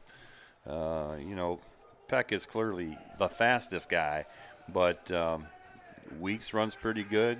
Rogers runs pretty good. He's stolen you some bases there. He was just thrown out last time, but, you know, that was a real close play. So he's a guy that we trust to steal. Ryan Davis runs good. Miranda's not bad. Again, for a designated hitter, he's a pretty fast guy. And Cardenti's got some wheels. And, of course, when he's in there, Thomas Miller runs well. So lots of speed up and down this lineup as Good takes ball 4, and he marches to first base. So things are loading up on base for the Bulldogs here in the third. Now batting, the second baseman, number 9, Kevin Cardenti.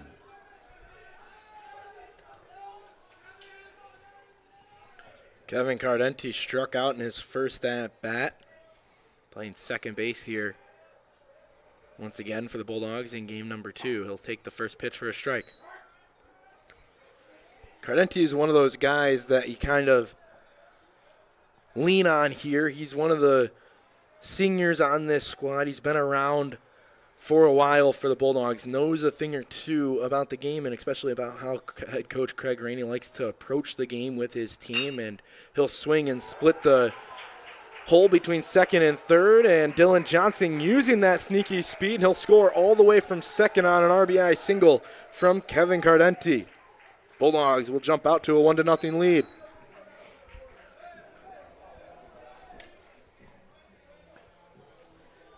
Now batting the designated hitter, number 30, A.J. Miranda.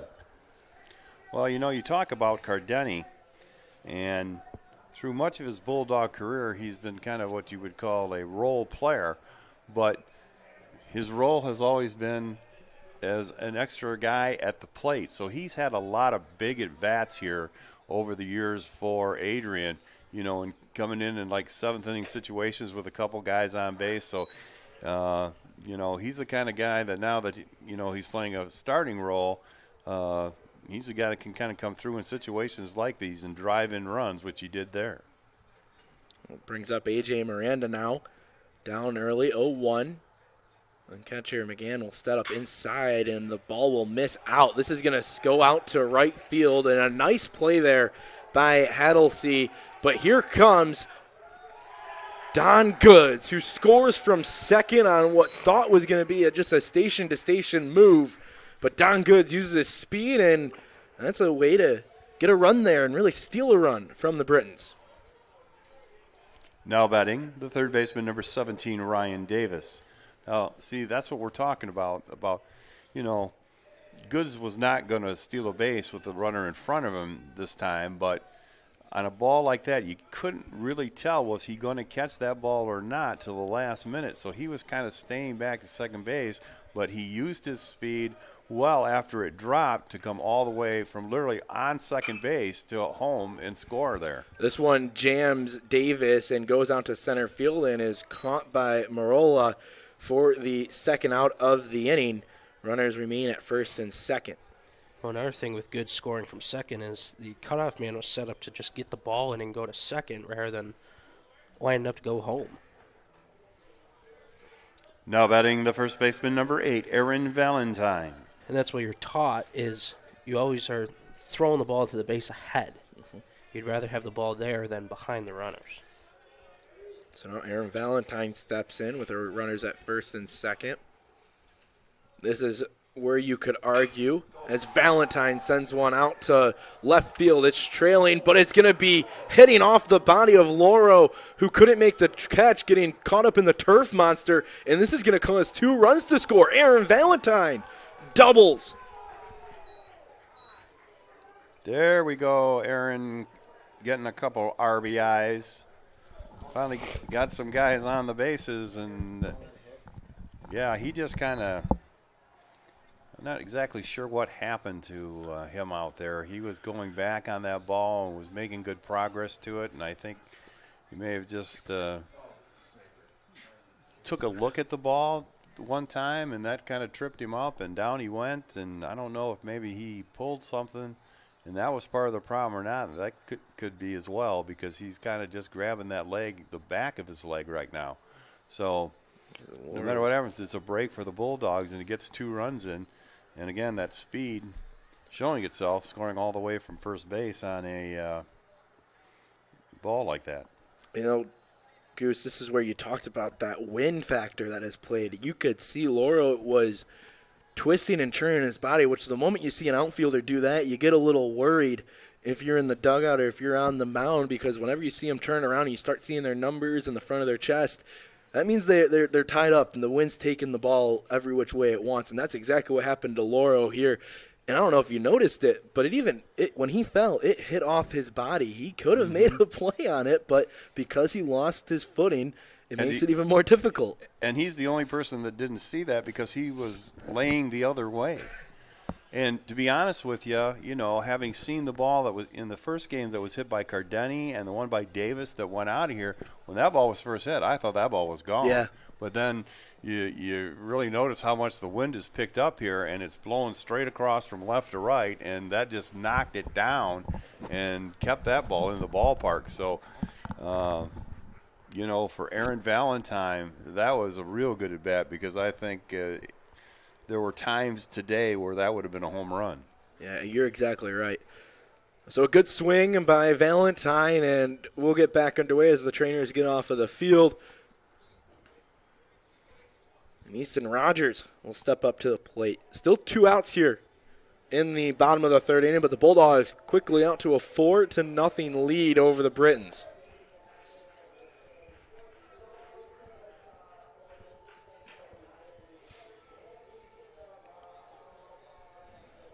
Well, the good news is Loro is staying in the game, at least for the time being, so hopefully he's not injured too badly. So I'm hopping around out there as well.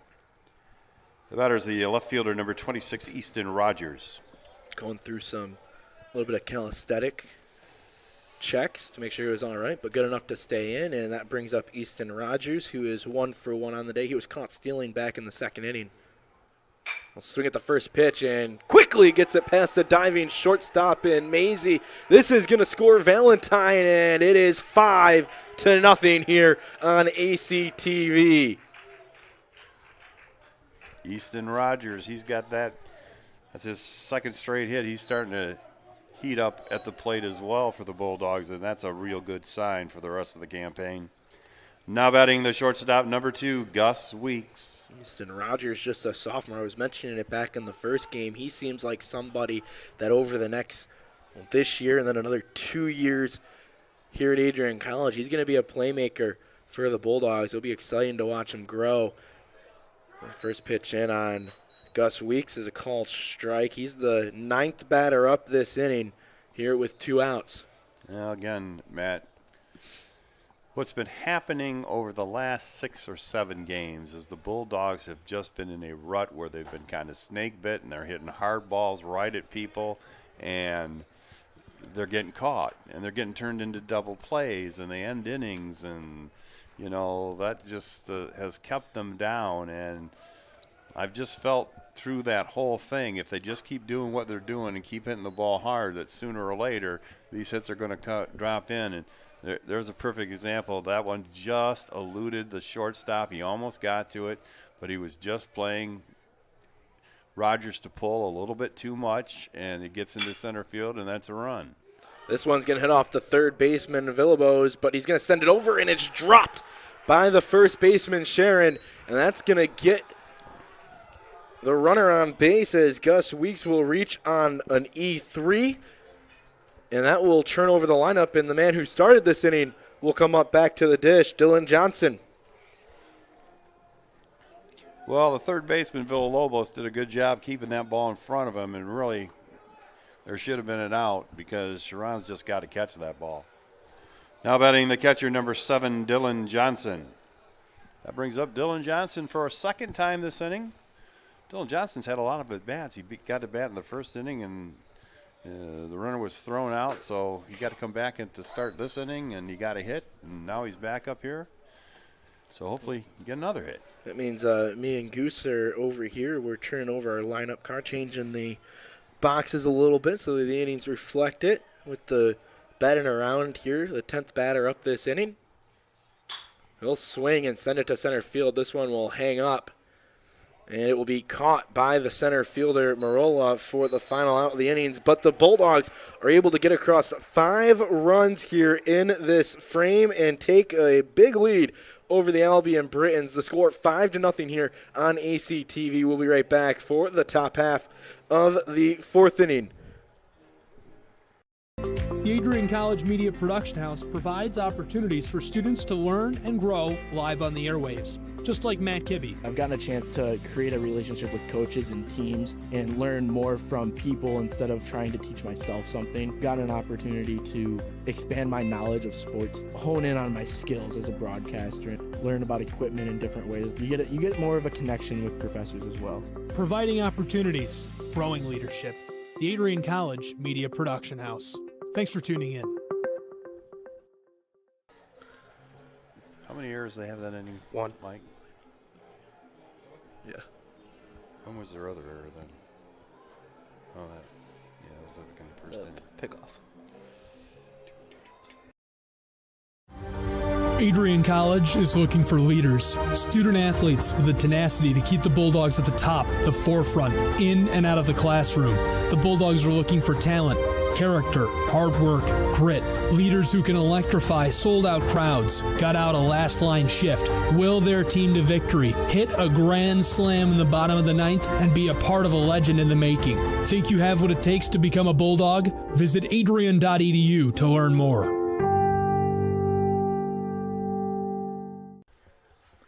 Welcome back here on ACTV. Top of the 4th inning, about to get underway. Joe Toth gets back to work here in the top half of the 4th after the Bulldogs sent 10 batters to the plate and were able to score 5 runs. That's where we sit now, a 5-0 leading off lead. for Albion in the top of the 4th inning is right fielder number 9, Sean Hattlesey. And we'll be back at the top of the order. 1, 2, 3 due up here in the 4th. And Hattlesey gets it going. He'll see the first pitch. It will be up high and tight for ball number 1. Now, usually starting the batting, having the leadoff man come up in the middle innings isn't necessarily a good thing because it means you're back at the top of the lineup. But having come up to lead off the 4th, and a nice scoop by Valentine making the play, looking alive down there at first base. That's another thing the Bulldogs have been missing this season. Plays like that, the ball skips by the first baseman. Now batting the second baseman, number 4, Zach Gray. But Valentine's had a day over there. He's really made some fine defensive plays. You think back to the ground ball just an inning ago that he chested and got the guy out, and he's made about 3 of those scoops this afternoon. So he's flashing the glove and contributing with the bat as well today. So that's good to see.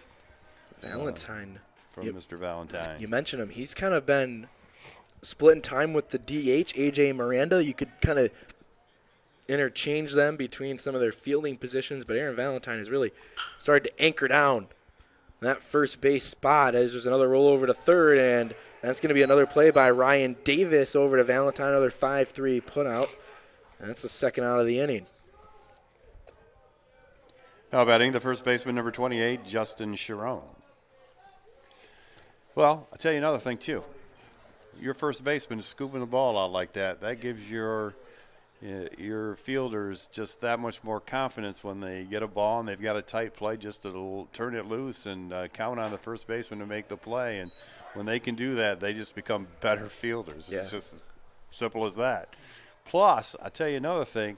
If you ever come to a Bulldog practice, you notice that the Bulldogs practice that a lot on this artificial turf. Ryan Davis with a dive from his knee, throws it over to first, but it's not going to be enough, as it just takes Valentine off the bag, so Sharon will get the first hit of the game for the Britons.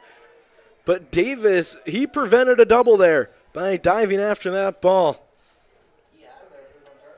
Now batting the catcher, number 10, Matt McGann.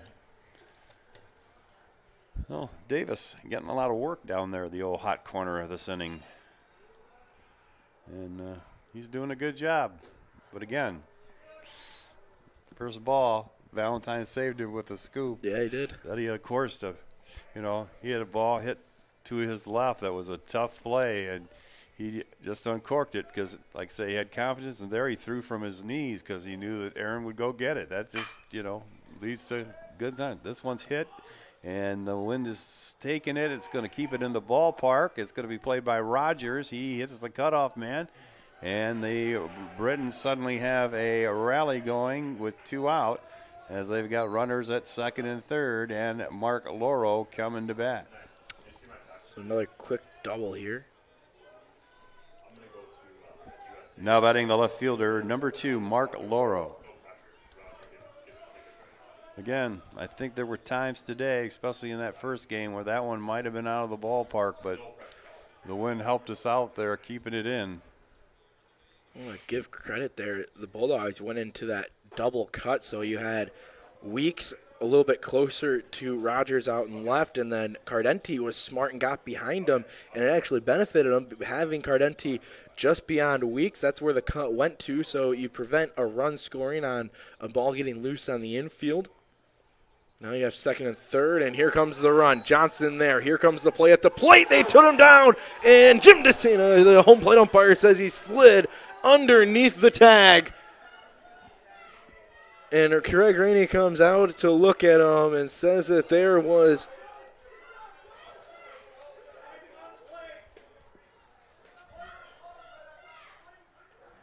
here's the replay if you're watching at home, and it's close.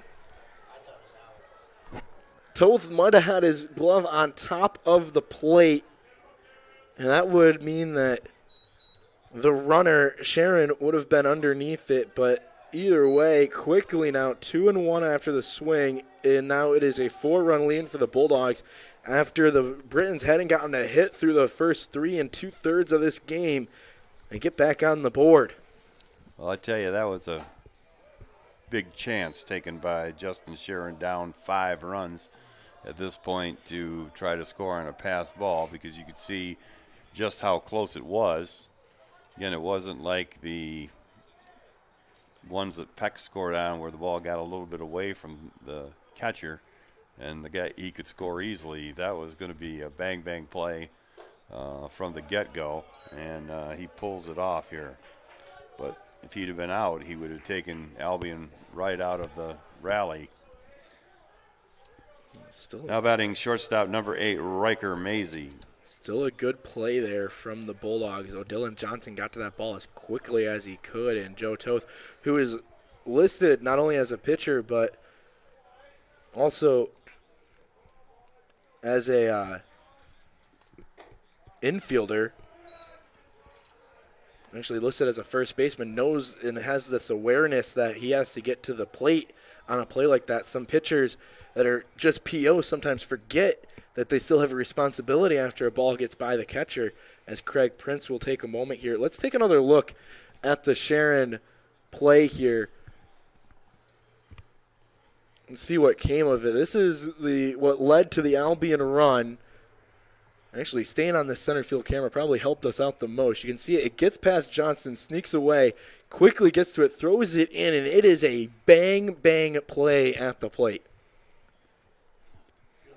Well, I tell you, you mentioned he's also listed as an infield. That may have hurt him on that play, because now that I look at it, he covered it just like you're supposed to at second base. but the throws, always coming, and then he had to reach back to get him, and that might have been what caused him to tag him while his foot was on the base. Watch how he comes off to the left of home base there, and then his reach didn't quite reach there to get him before he touched the plate. Instead of going to the third base side of home plate, he went to the first base side trying to grab and it. If he'd have let that ball go through the air about a foot longer, he would have been close enough to tag him. Here's a shot by Riker Maisie, and a sliding play by Don Goods will stop the rally for Albion, and it is 5-1 here on the Adrian College TV YouTube channel. We'll head to the bottom half of the fourth inning. The Bulldogs have 9-1-2 due up, and we'll be right back here on ACTV. Adrian College has dozens of athletics programs, and winning is a staple on our campus. We have the culture of winning in and out of the classroom. This is a place where young men and women grow into professionals for life. Are you interested in learning more about the Bulldog experience? Visit adrianbulldogs.com and the Recruit Me tab to be recruited to play your sport of choice today. If you have what it takes, you could be a Bulldog in no time. But I think his hand was on because he was on that, really for covering home there, he was on the wrong side of the base. Yep. You almost want, in that case, you almost want the pass ball to go towards third because he'd lean into the runner anyway. Welcome back here on ACTV. 5-1 is our score. The Bulldogs and Britons doing battle here in the MIAA. The Bulldogs 12-10 on the season. The Britons 10-13. Bulldogs trying to match the Albion win total in the MIAA and force them down to 5-3 in the MIAA and move to 5-2 in those MIAA standings that are oh so important here, as we've been saying all day long, with the busy week upcoming for all the teams in the MIAA.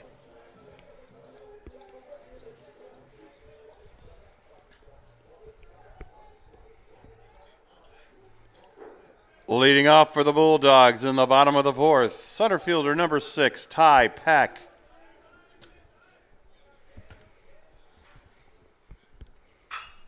Peck swings at the first offering, almost takes the head off of the turf man, Coach Aaron Klotz. He had to duck in a hurry there. Scores from across the MIAA incoming here. As Ty Peck swings and lifts one to right field. Another dive. This might turn into something more, as Ty Peck will round second and he'll head for third. Albion wasn't ready for it, and he's going to get a triple out of this. Oh, they forgot it was Ty Peck running there for just a second, and it cost him. But there's a difference.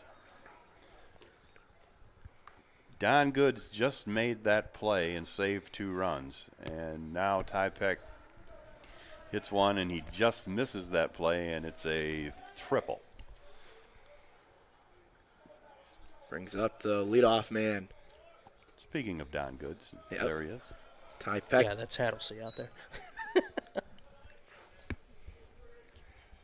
Now batting right fielder number 14, Don Goods. Unless Goods was that's what traded. I mean. Goods made that play, and now in the Hattlesey doesn't, top half of the just fourth. misses it.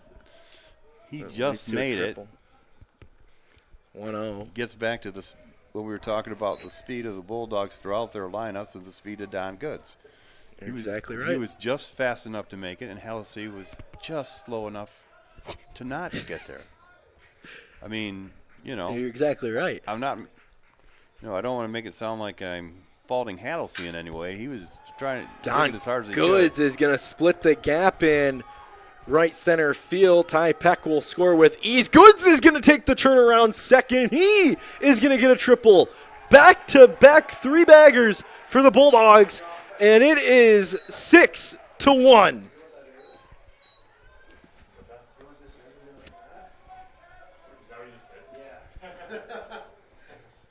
Now batting second baseman number 9, Kevin Cardeni.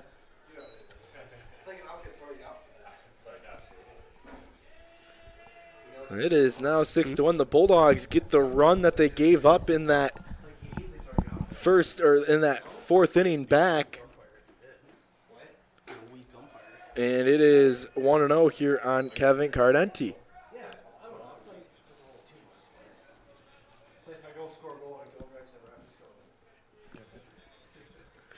1-0 on the batter Cardenti. Almost gets past the catcher McGann, and Goods is going to pull the same thing as Ty Peck, where you're probably not going to try and steal a bag if it doesn't get far enough away, trying to catch your breath after that triple. That's a long, long way to run. That is a long way. That's a 360 feet. That one's inside. Cardenti tells himself should have stayed in. I don't know. That was kind of a fastball right at his knees. He's saying, I'm glad I got out of the way because one more ball and I can just walk down there without getting hit.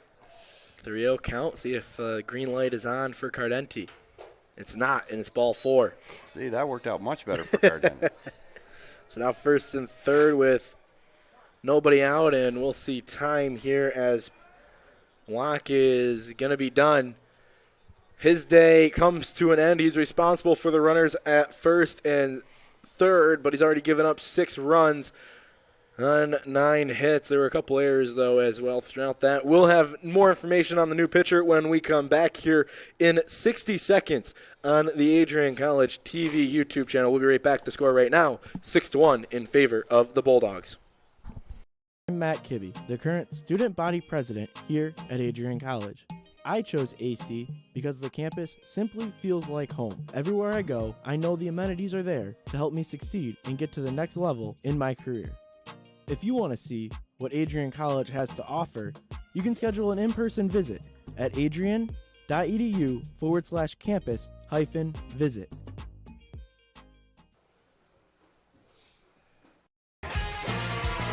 Bulldog fans, connect with Adrian College TV on social media to be updated when we're broadcasting live, to see highlights, plays of the week, and much more. Adrian College Television is on Facebook, Instagram, and Twitter. ACTV's handle is at Adrian College TV on every form of social media. Thank you for tuning in and subscribing to the home of the Bulldogs, Adrian College TV.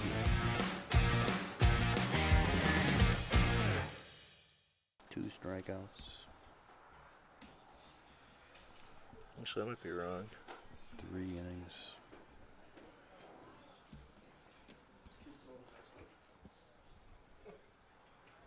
No, I'm wrong. Only two walks. 2 walks. Welcome back here on ACTV. The score right now, 6-1 in favor of the Adrian College Bulldogs. The new pitcher is Chad Antone for the Albion Britons. He'll be taking over relief of Pete Locke, whose day is done after completing 3 innings. Still responsible for the runners on first and third, but he gave up 9 hits, 2 walks, and 2 strikeouts on the day. Chad Antone comes in with a 6.43 ERA. He's 0-1 on the season in 5 appearances, and he has pitched 7 innings to date. Ladies and gentlemen, your attention please. Now pitching for Albion is number 7, Chad Antone. Antone in place of Pete Locke. That puts Pete Locke in line for the loss as of right now. And the batter will be A.J. Miranda. Now batting for the Bulldogs is designated hitter number 30, A.J. Miranda. Mentioned we were looking around the MIAA right now. In the top of the second, Trine and Alma are tied at 1. In the top of the second, Hope and Olivet. Hope has a 3-0 lead, and Calvin has a 1-0 lead in the top of the second over Kalamazoo. Our game got done a little bit earlier than most, so we're in the bottom of the 4th now here. The score 6-1. In favor of Adrian College. A.J. Miranda has an 0-1 count on him with runners at the corners and nobody out. Cardenti bouncing around at first base. This one fouled straight back, and it's 0-2.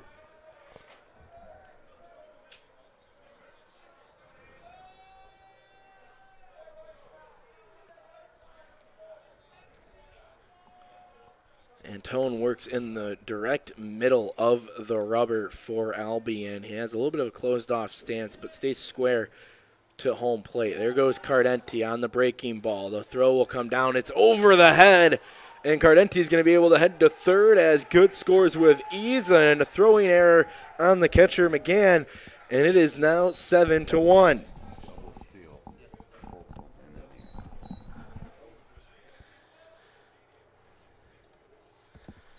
So that'll go down as a stolen base for both Cardenti and Goods.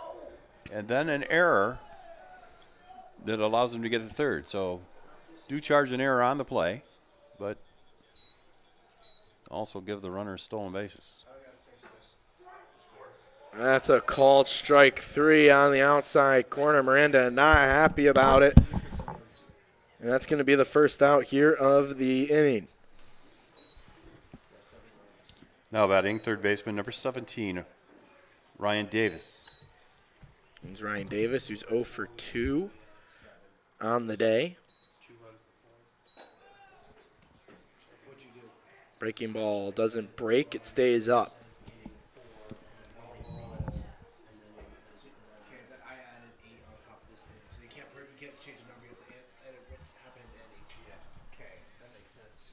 Here's the 1-0. A little bit of a change-up action, it looked like, out of the hand of Antone, and it's 1-1 here on the freshman Davis.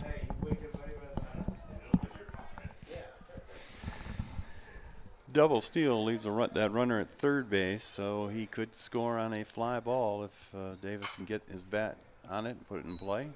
Could score on a ground ball because Albion playing fairly deep here, so they're willing to concede a run to get an out. So imperative that Davis gets the ball in play here.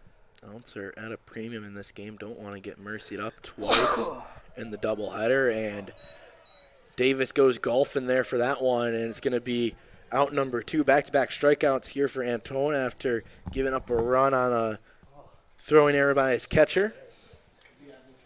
Batters first baseman number 8, Aaron Valentine. Here comes Valentine, last time up, drove a ball out to left field. On any other day might have been a homer, but with the win today, hung up in the ballpark and still got 2 RBIs out of it. Now, you mentioned not wanting to get mercied, but I tell you, that's something at this point that Adrian wants to keep battling for, just because that's 2 innings that nobody has to pitch. And if they got the big lead and, Toth can keep going here, I mean, save some arms. If we could get a 7-inning win and Toth could go the distance, that would be huge going into the triple header at Hope on Monday. That one's down low. It's a foul ball, strike 2. Because that would mean, you think about this. Swanson really only pitched 3 innings yesterday. And, you'd have Denny that you could come back with.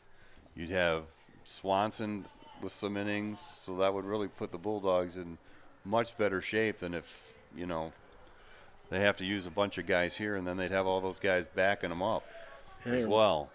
You mentioned the triple header. It's going to be 2 innings of play. They got to get through the 8th and the 9th in a tie ball game. So that's not to say that game couldn't go to extras either. That's the thing about it.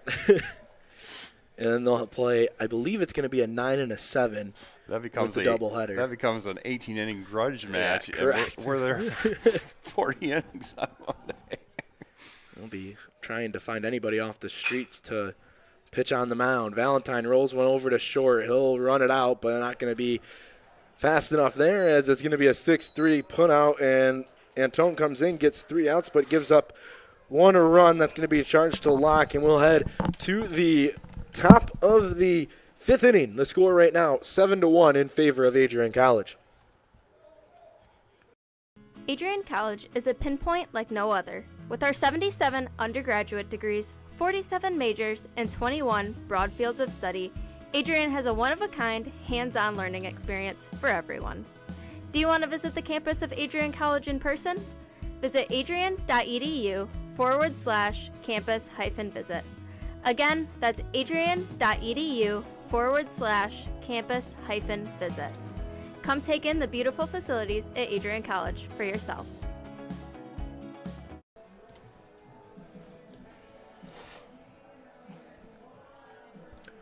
Welcome back here on ACTV. The score right now, 7-1 in favor of Adrian College. Joe Toth gets back on the mound for work after going through the first 3 2/3 inning without giving up a hit. Albion was able to strike a couple times and get one run back, courtesy of Justin Sharon having a close play at the plate. But back-to-back triples got that run back for the Bulldogs, so, we're keeping up with them. Leading off for Albion in the top half of the fifth inning is designated hitter number 4, Sawyer Shotwell. So 7, 8, 9 due up here in the visitors' half of the fifth inning. However, we should mention Chad Antone did a great job coming in and keeping the Bulldogs at 7. Only gave up the one run, credited to Pete Locke, whose day is officially in the books.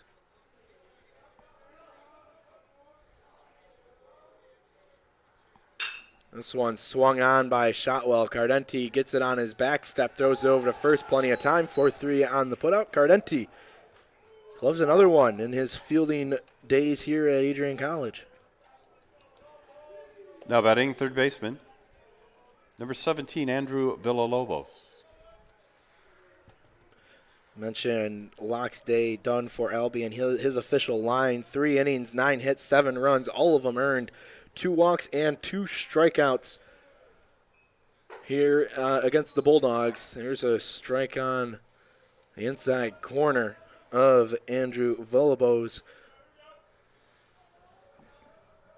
Now that play there with Cardeni at second base is just another example of how this season has gone for the Bulldogs. Now poor Andrew Atherton played there the other day against Trine, and he's playing in literally the same spot, just shallow on what would normally be the outfield grass. And while he was there, there were 4 little dribbler balls that just got past the mound that he just couldn't get to because he's playing so deep, because, the percentages say play deep so that you can stop a ball just like Cardeni did.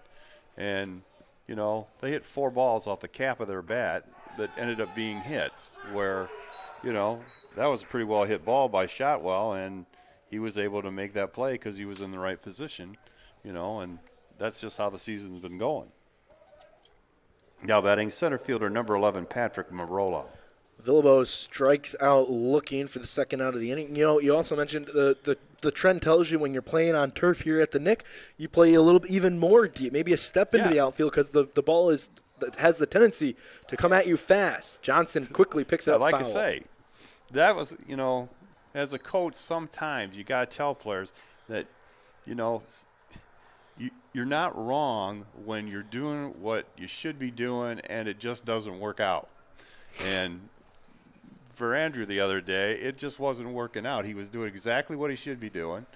And, we were just getting unlucky. It's kind of like when you, like in a football game where you rush in and block a kick and the ball bounces to some guy and he runs off for a first down, and you'd have been so much better off just taking the kick. Yeah. The guy did exactly what he's coached, did it exactly the way you should do it. It should work out to be a big play, and it just didn't work out. And that's the difference between, like say, winning baseball and having things go your way and not. Toth just blows one past Patrick Marola for the third out of the inning. Another strikeout here for for Toth, and we'll head to the bottom of the fifth inning. The score 7-1. We'll be right back here on ACTV. For the Britons in the top half of the fifth inning, they get no runs on no hits, there were no errors, and no one left on base. That was a big inning for Mr. Toth. The Adrian College Media Production House provides opportunities for students to learn and grow live on the airwaves, just like Matt Kibbe. I've gotten a chance to create a relationship with coaches and teams and learn more from people instead of trying to teach myself something. Got an opportunity to expand my knowledge of sports, hone in on my skills as a broadcaster, and learn about equipment in different ways. You get more of a connection with professors as well. Providing opportunities, growing leadership. The Adrian College Media Production House. Thanks for tuning in. Oh, I know. It would have been awesome. My favorite was at the fall game. You know, we always play Bluffton, like 27-inning fall game. Mo had like 10,000 scouts. They were all down there behind a cage and doing their thing. They had to bring out the. He faced 9 batters. He struck out 8 of them and walked one, and then immediately proceeded to pick them off. I think he did it on purpose just so he could show off his pickoff move to the scouts before he left.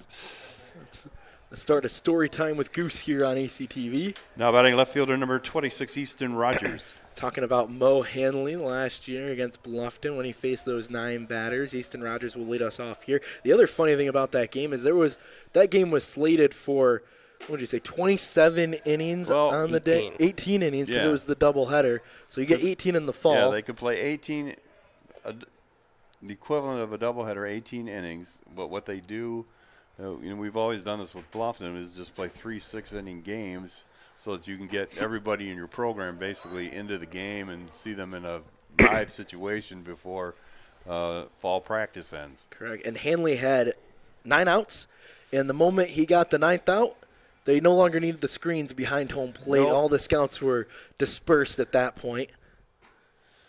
Which is too bad because, There were a couple other guys. I've always thought the guy that was always underrated on the team was Pierce Banks. Yeah. I mean, and again, he's a lot like Tommy Parsons was, in the sense that, you look at Tommy Parsons and he doesn't, for a major leaguer, he doesn't really throw well. And sometimes I think the major leagues, they miss a lot of good pitching because, they just always try and get a dude that's throwing 100 in high school or college. And, a lot of times those guys don't have good control and they're not really ready to pitch for, 5 or 6 years. But you get a guy that can, especially if he's left-handed, that can just kind of throw strikes and force batters to hit the ball. And because everybody in the major leagues is throwing 90, the guy that throws 80 is like really messing them up. Yeah. I mean, that one rolls back fair, and this is going to be an out. Easton Rogers will have the turf go against him here as it just took a Albion bounce back into fair play. And that's going to be a 1 unassisted because Antone just stepped on first. Now batting shortstop number 2, Gus Weeks. Very rare that you see that play happen, but every player is told to be aware of it and be ready for it. So there's a dribbler off the end of the bat, and getting back to the conversation on last year's team, a College World Series team that really Pierce Banks almost put on his back through the tail end of the season with some help of guys like Maxwell Denny and Whitewater and Gage Ricker as well. There's a big swing by Gus Weeks, who wasn't on the team last year, was just a freshman now. The other thing is, Pierce, he had a fantastic pickoff move. Yeah. Like, he'd pick off at least the guy like a game. The all-time pickoff leader, we figured that out, because, they just kept mounting, you know what I mean? Yeah, they just kept doing it. You start looking at those numbers, and it was a fantastic move. You almost always just talked about it. We talked about it almost every time somebody got on base against him, which didn't happen very often either. Yeah, and like I say, that was so – that's another key to winning these series during tournaments. If you've got that – what they call in the Big Ten, the Friday starter, that guy that can come in as the number 1 and win all the time. Because that just does so much for you setting up the rest of the weekend's games. Yeah, you're exactly right. He was that game 1 starter. especially in the old format with the 2 doubleheaders back-to-back. That first 9-inning game so important in the grand scheme of things. Tries to save your pitching. Gus Weeks rolls one over to first, and it's going to go foul. Well, again, the thing about it is when you had Tommy and you had Pierce and you had Dugan Darnell coming out of the bullpen, I mean, Tommy, complete game in game 1. Pierce going to be game 2. Now it's game 3. They've already used 10 guys, and, you know, you're still on your 3rd pitcher. Gus Weeks bloops one into shallow center field for a base knock, and he'll get on the board with 1 out and a runner at first now for Dylan Johnson. Now batting the catcher, number 7, Dylan Johnson. You know, and that's another thing the Bulldogs have been missing here, that guy that can throw a complete game for them and really give their bullpen some rest. They've really had to use their bullpen almost every game. 1-0 here on Johnson. You think back too as well. You know you have Tommy Parsons now at the AAA level with the Cardinals and the Cardinals organization. And you have Dugan Darnell in the Rockies organization. Ryan Doral, the other one, he's in the Rangers organization playing 3rd. I believe he's either AA or AAA level, as Dylan Johnson will split the gap in right center field. This is going to score Gus Weeks. Dylan Johnson is going to take the turnaround second. He'll slide in, and he is safe. The catcher gets those knees going, and he'll slide in for a triple. And that's the 3rd triple on the day for the Bulldogs. They'll get another one, and it is 8-1 here on ACTV. He's safe and also could use some resuscitation down there. I bet he's wishing he could go back to the travel days where he gets that courtesy runner out for him. Yeah. Now batting center fielder number 6, Ty Peck. He was laying out flat with one hand on the base, and then he got up to one knee and took his time. Coach Klotz was. There's Ty Peck trying to make him run a little bit more here, but it's going to go foul, and that's where you almost, Dylan Johnson, let me talk about his sneaky speed. I don't think if a pass ball gets by here, he's going to be taking that chance right now. He'll just let Ty Peck try and ease him in.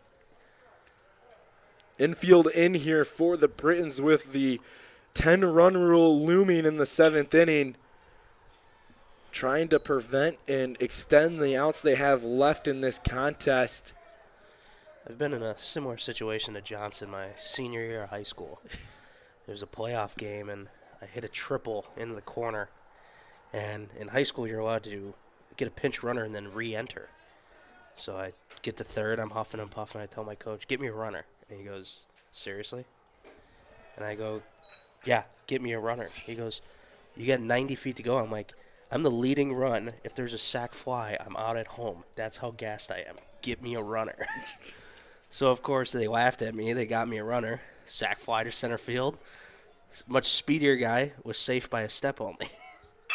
Here's Ty Peck. He gets it past the tight infield, and Dylan Johnson scores standing up, jogging in. Ty Peck gets a RBI here, and the lead is up to 9-1 for Don Goods. Now batting the right fielder, number 14, Don Goods. That's what the infield in does.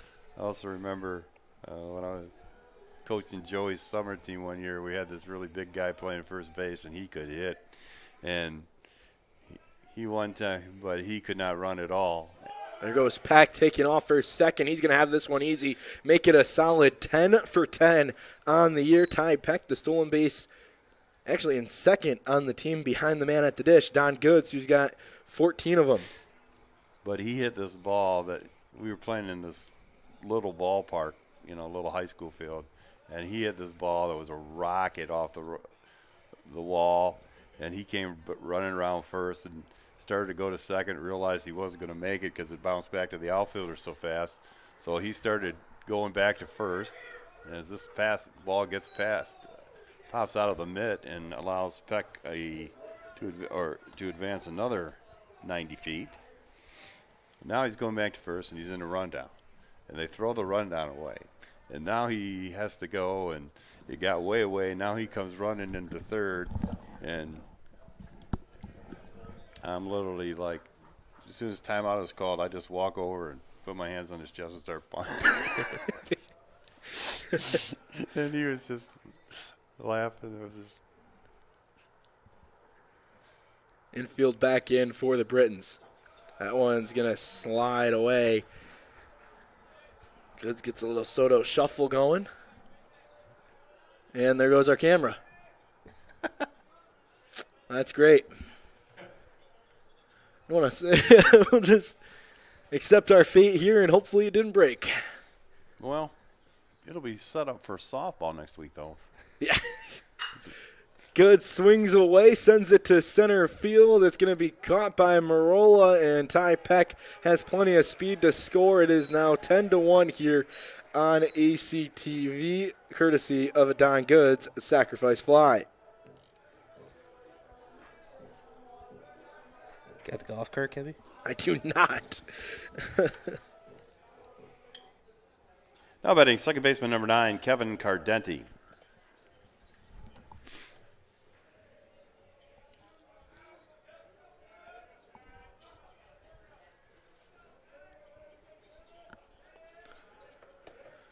So apologize, folks. You're stuck with this view for the rest, as this one is a sky-high pop-up on the infield. Sharon is underneath it. He'll make the catch at first, and that will do it for the home half of the fifth inning. The Bulldogs able to scratch across 3 runs and extend the lead up to 9 on the day, as we'll step aside here as we'll head to the top of the 6th inning on ACTV.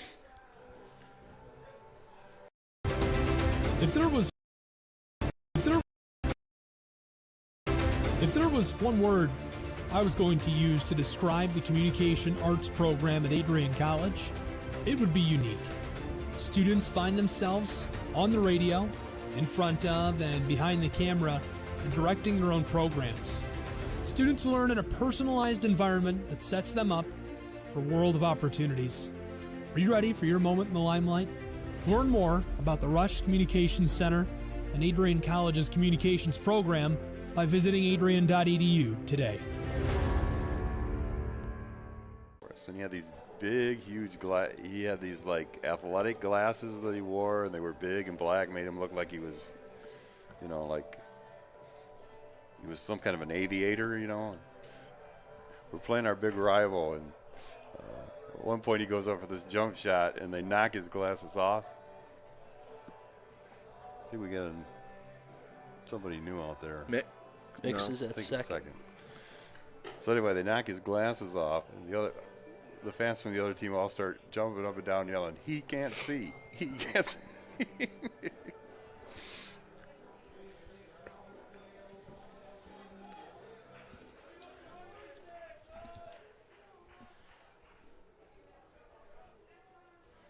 Leading off with the Britons in the top half of the 6th inning is right fielder number 9, Sean Hattlesey.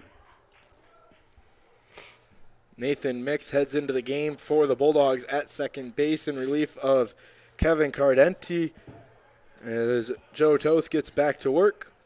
Also a defensive change for the Bulldogs. Now playing second base is number 1, Nathan Mix. Mix in place of Kevin Cardenti. 1-0 here on the leadoff man, Sean Hattlesey, the right fielder.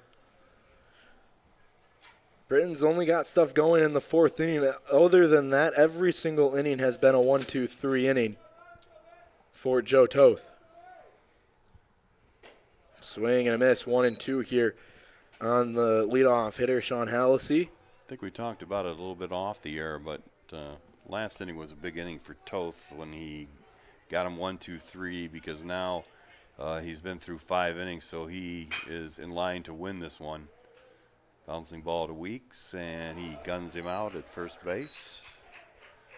And when you're a pitcher, you want to get to the 5th inning when you got a 10-1 lead. So good on that one. Now batting second baseman number 14, Zach Gray. That's 5 outs in a row for Toth, dating back to the 4th inning. As that Gray steps in, he'll see the first pitch down low for a ball. He's 0 for 2 today, ground out to Short, ground out to third. So the left side of the infield going to be ready here for Zach Gray.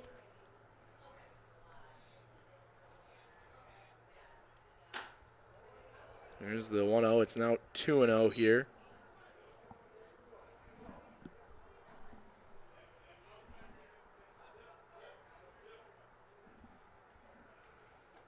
A little bit of confusion between the home plate umpire and the bench.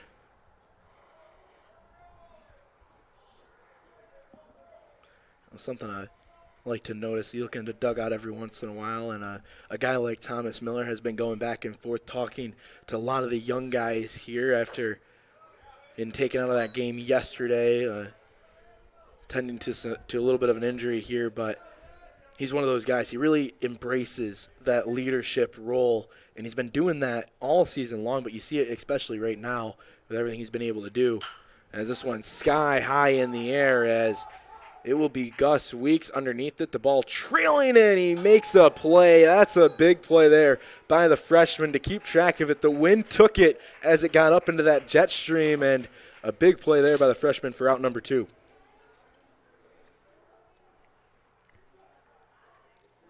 Now batting, the first baseman, number 28, Justin Sharon.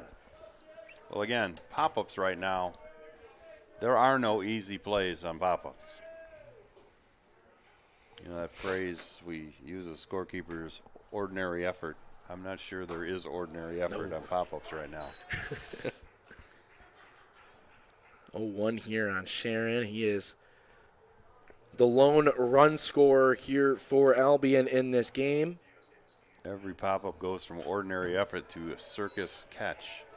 You saw that with Weeks right there. It looked like it was going to be caught in his normal shortstop position, but he ends up on the other side of second, having to extend his glove out and catching it like a basket.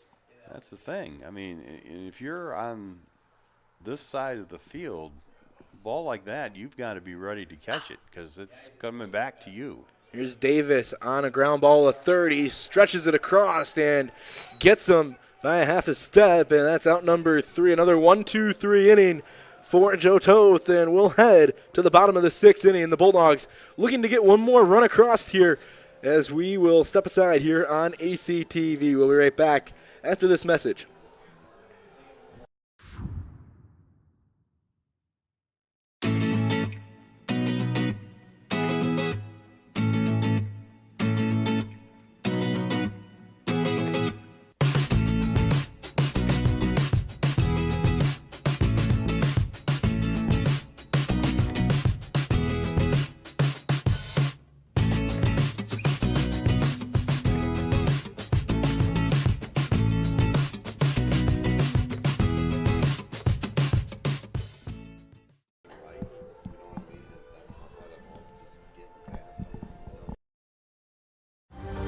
Adrian College is looking for leaders, student athletes with the tenacity to keep the Bulldogs at the top, the forefront, in and out of the classroom. The Bulldogs are looking for talent, character, hard work, grit, leaders who can electrify sold-out crowds, got out a last-line shift, will their team to victory, hit a grand slam in the bottom of the 9th, and be a part of a legend in the making. Think you have what it takes to become a Bulldog? Visit adrian.edu to learn more.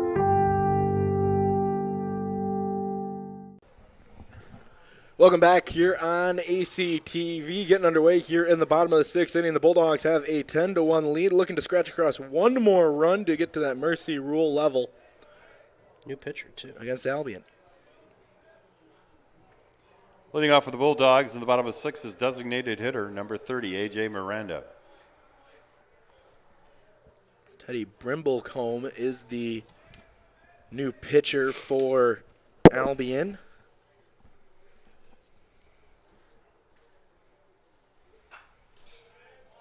Going against A.J. Miranda.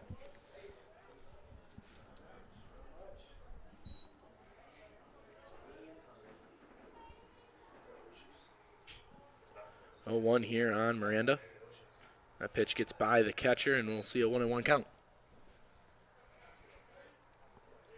Also, ladies and gentlemen, now pitching for Albion is number 44, Teddy Brimblecombe in place of Chad Antone. 1-1 count here on Miranda. He'll swing, takes a big hack at a fastball down the middle and swings right through it. It's 1-2. A little late there announcing the new pitcher there, man, but it took me 2 pitches to write Brimble call. I looked at it and I'm like, I'm just going to go for this here, and hopefully I'm right. That's a spiked curveball into the dirt, or actually the turf. Well, he's a sophomore from Ontario. This is his 4th appearance so far this season. He's only thrown 1 complete inning. With an ERA of 27, he's given up 3 runs, all of them earned on 2 hits with 3 walks and 1 strikeout. It's again an opportunity for Albion. 1, trying to save some arms for a big week ahead for them, and then 2, trying to get some guys some experience here against a good team like Adrian that's historically always at the top of the MIAA. A 10-1 game here. The 2-2, breaking ball, down low, called a ball. Count is full.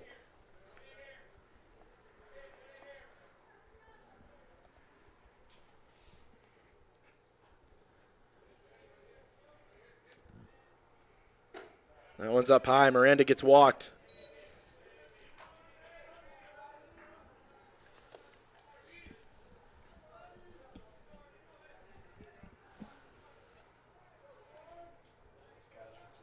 Now batting the third baseman, number 17, Ryan Davis. Here's Ryan Davis, just a freshman here for the Bulldogs from Herban, Ohio. Infielder pitcher on the roster is how he's listed. Swings at the first offering, but he's really kind of talking about it during the break. Made a staple for himself to keep that infielder title next to his name and keep swinging the bat. He hit a moonshot back in the first game, and here in this game, 0 for 3 he's due, but again, he's made some tremendous plays. He kind of has that, he has the bat, but he has that kind of idea that Sean O'Keefe had where he was just gobbling up plays at third base last season and really cemented himself into the lineup. Well, and then when Sean O'Keefe got to Whitewater for that regional, he was just unbelievable because he was vacuuming everything at third base, and he was hitting the ball as well as he did any time in his 4 years here. I mean, he played just a fantastic series. It was something where he had like 3 doubles on the year, but then hit 5 in the regional. Yeah, I mean, he was the key to so many of those comebacks because, again, he was down there at the bottom of the lineup, and every time that he got a hit, he was now on, and the big boys came up and drove him in, and that's how they came back in a lot of those games. As a wild pitch gets away, and the runner moves up. Miranda now at second base, and he's a big run, as big as you can be in a 10-1 ball game, but that's the one that puts it over. I don't know if you guys saw the other night, but San Francisco put a beating on San Diego, and at one point during the game with a rather big lead, a guy bunted for a base hit and almost started a riot in that game. I think that would be, as this one's popped up by Davis into the kind of a Bermuda Triangle out there. Luckily coming in was Hadley, and he'll get it out there with runner stranded at second here. But I think in this instance, if you saw a new batter here. Now batting the pitch batter, number 25, David Kedrow. Kedrow in place of Aaron Valentine. Pinch hitter in here for Adrian. Tell you, this is a good young hitter too.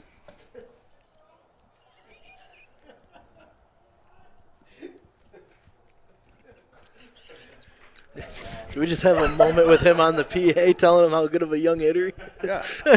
Hey, got to get him a little confidence here in his pitch hit. I'm going to put a little pressure on him. I want him to be a good hitter. Right here. Give him the scouting report to the whole crowd. See if they even recognized it here. He's got a chance to kind of seal the deal for the Bulldogs here. They'll need 3 more outs without giving up a run if they can get Miranda across here. But Dave Van Giesen, what is the? I'm now like more curious. What's the scouting report on David Kedrow here? Well, I'll tell you. Good hitter. He's a good hitter. But I'm trying this out. Kedro. Let's see a strike one here on the 2-0 count. Because next year, if this works, next year I'm going to start doing it in hockey. It just, I get a tough 3-3 game. I'm going to say, hey, this guy's a goal scorer right here. Kedro, an infielder, freshman from Macomb, Michigan, in lieu of Aaron Valentine. He'll foul that one off. Makes it 2-2. Should be one out, Cubs. One out on the board.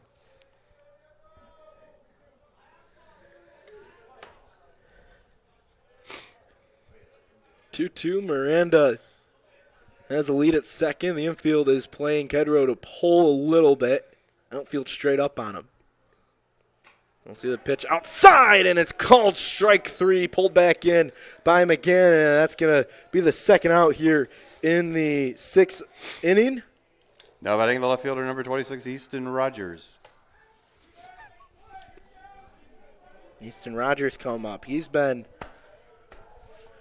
having a day today, 2 singles, but hasn't been able to cross the plate. Got an RBI back in the 3rd. He had the weird foul ball that ended up rolling back fair for an unassisted put out by the pitcher. First pitch down low for a ball.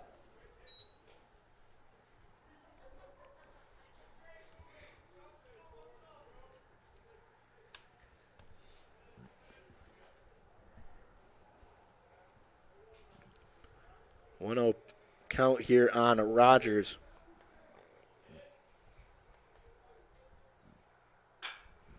Swings and pops it up foul to the first base side.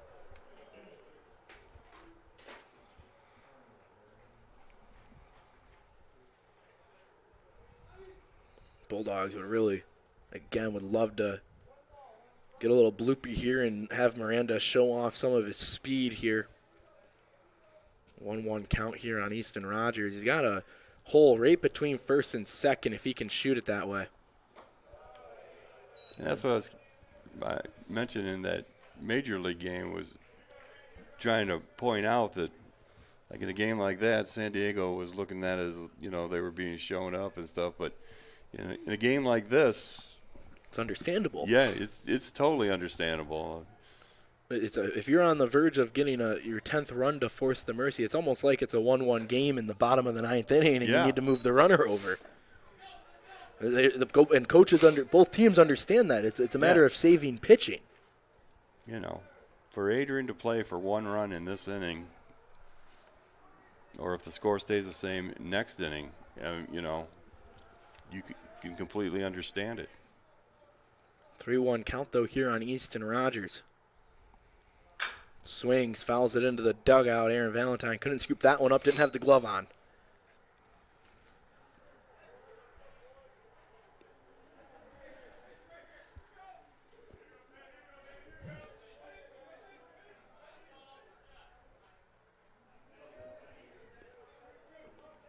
Brimblecombe is working here in this inning, his first inning of work. Trying to get the 3rd out and leave the runner stranded at second. This one is going to split the hole between 2nd and 3rd. They're going to send Miranda. The throw coming into the plate, and it is not in time. Miranda scores, and that gives the Bulldogs a 10-run lead here over the Albion Britons. So a big 2-out hit there for Rogers, and that's his 3rd hit of the game. Again, it's good to see him heating up here. Now batting the shortstop, number 2, Gus Weeks. Can't tell you how excited Craig Rainey has to be for some of his youth that has been playing significant time. You remember last year how many seniors graduated from this team, as the first pitch on Gus Weeks is a called strike. There was a lot of leadership. Guys like Brady Wood, Gunnar Rainey, Brandon Cooper. And again, as I've watched this team play the last couple weeks, they've been doing a lot of good things, but they haven't been working out. And, once you see the ball falling in a few times, you just go up to the plate with a whole different attitude. And that's what the Bulldogs are doing today. And a lot of guys have got out of that. You take a guy like Miguel Cabrera, who's now like within like 5 hits of his 3,000s. Yeah. But times in his career, you know, he's one of the, and everybody does this. He's one of those slumps where you think, is he ever going to get another hit again? You know, and then he gets one, and then like 15 come out of his next 20 at bats, and that's, you know, what makes him great. But and that's the other thing too about college and high school baseball. It's compact into such a short season, so that, you know, you go 4 or 5 games without a hit, and, you know, the coach almost has to start thinking about pulling you because, you know, there aren't that many games in the year. Fielder's choice here as it's sent to Gray. He'll step on second for the final out of the 6th inning, and we'll head to the 7th. Bulldogs now 3 outs away from another mercy win over Albion. They'll be looking for it as Joe Toth his day will be done. There's a new pitcher on their way to the mound, and we will step aside here on ACTV. Adrian College has dozens of athletics programs, and winning is a staple on our campus. We have the culture of winning in and out of the classroom. This is a place where young men and women grow into professionals for life. Are you interested in learning more about the Bulldog experience? Visit adrianbulldogs.com and the Recruit Me tab to be recruited to play your sport of choice today. If you have what it takes, you could be a Bulldog in no time. One left on base.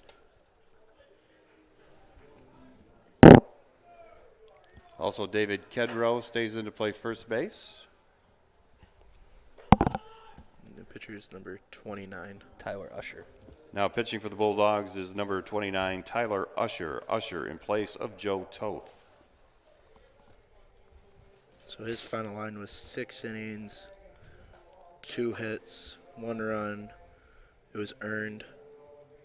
How many walks did he have?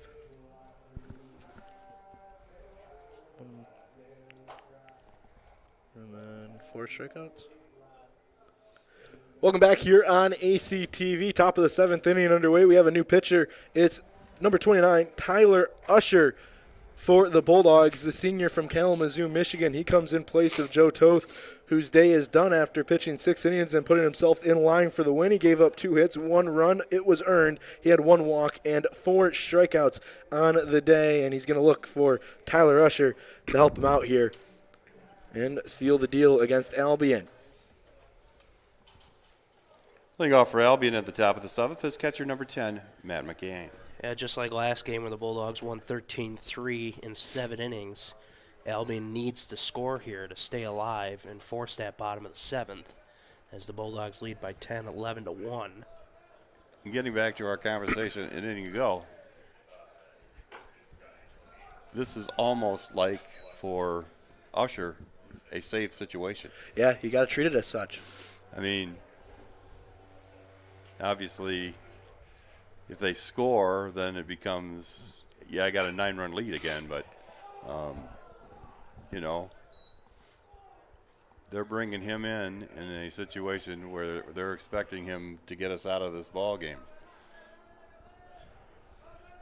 So 1-1 count here on McGann.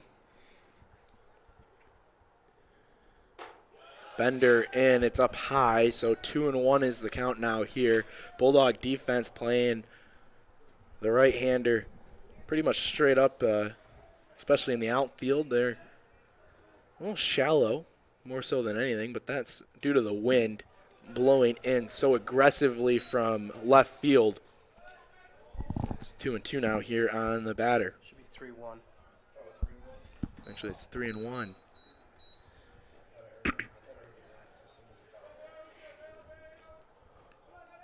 Throwing in the Bulldog bullpen is... There's a base knock there by McGann, exactly what you want to start off the inning. If you're part of the Albion faithful, a runner on, the leadoff man is on. And we'll bring up the left fielder, Mark Lorio. Now batting left fielder number 2, Mark Loro. Like I was saying, throwing in that bullpen for the Bulldogs is Jacob Denoyne in the event that Usher gets into trouble here, because the Bulldogs don't want to have to play more than, they need to. So if Comes Usher back. gets into trouble, I wouldn't be surprised if Anoyne came in just to get the job done. That's going to be a pass ball here. Force the runner up to second. Yeah. Again, it comes back to what we were talking about early in the 4th and 5th inning, trying to save arms. A busy day. You'll have an off day tomorrow. You'll have to finish up a game against Hope and then play a doubleheader against Hope on Monday. You have a game on Tuesday as well against Trine. Wednesday, a non-conference game against Defiance. There's an out as the runner gets forced over to third, so now a little dangerous territory here on the 4-3 putout. Runner at third, one away. Now batting shortstop number 8, Riker Maisie. You have the game against Tryon on the 19th, the game against Defiance on the 20th, a game at Olivet on Friday. That's actually a doubleheader, and then you get Saturday, and then you get the home game against Olivet on Sunday before you get a week off where you might be filling in some games as well. And then you take on Albion on the 29th and 30th. And to show you what we're talking about, take a look at the infielders right now. This is a big point. They realize it. 11-1 lead, and they are playing in a depth to cut off the run at home. 0-2 now here. This is a huge out if the likes of Tyler Usher can do it himself. The 0-2 delivery. Swung on and missed. Struck out. For the second out of the inning, that will allow the defense to relax. It will take a hit. Now batting the designated hitter, number 4, Sawyer Shotwell. It comes down to Sawyer Shotwell, the designated hitter, who's 0 for 2 today with a strikeout and a ground out. Usher sends one in. It's fouled away.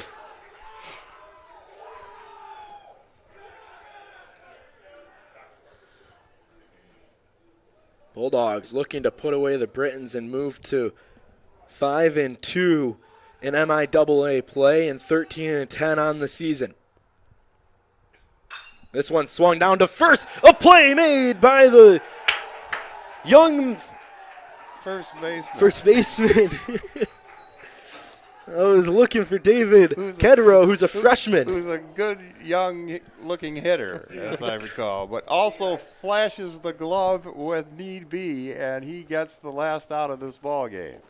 It was all because Dave Van Giesen said he's a good hitter that you got to watch out for over the PA. But a big win for the Bulldogs, a big sweep of the Albion Britons on a doubleheader Saturday across the MIAA. They'll still have one more game to finish in the 3-game series that is to be determined at a later date. But nonetheless, the Bulldogs get 2 victories over Albion, as we'll let Dave Van Giesen go over his final public address for you folks at home to listen to get all the final lines and whatnot here. I will say Joe Toth gets credit for the win. Pete Locke is going to be the one that takes the loss, and I'll give way to Dave Van Giesen when he is ready. He'll let me know, but we'll stay here for right now. Final score 11-1 for the Bulldogs after taking care of Albion 13-3 in game number 1. It was an all-around offensive performance by the Bulldogs.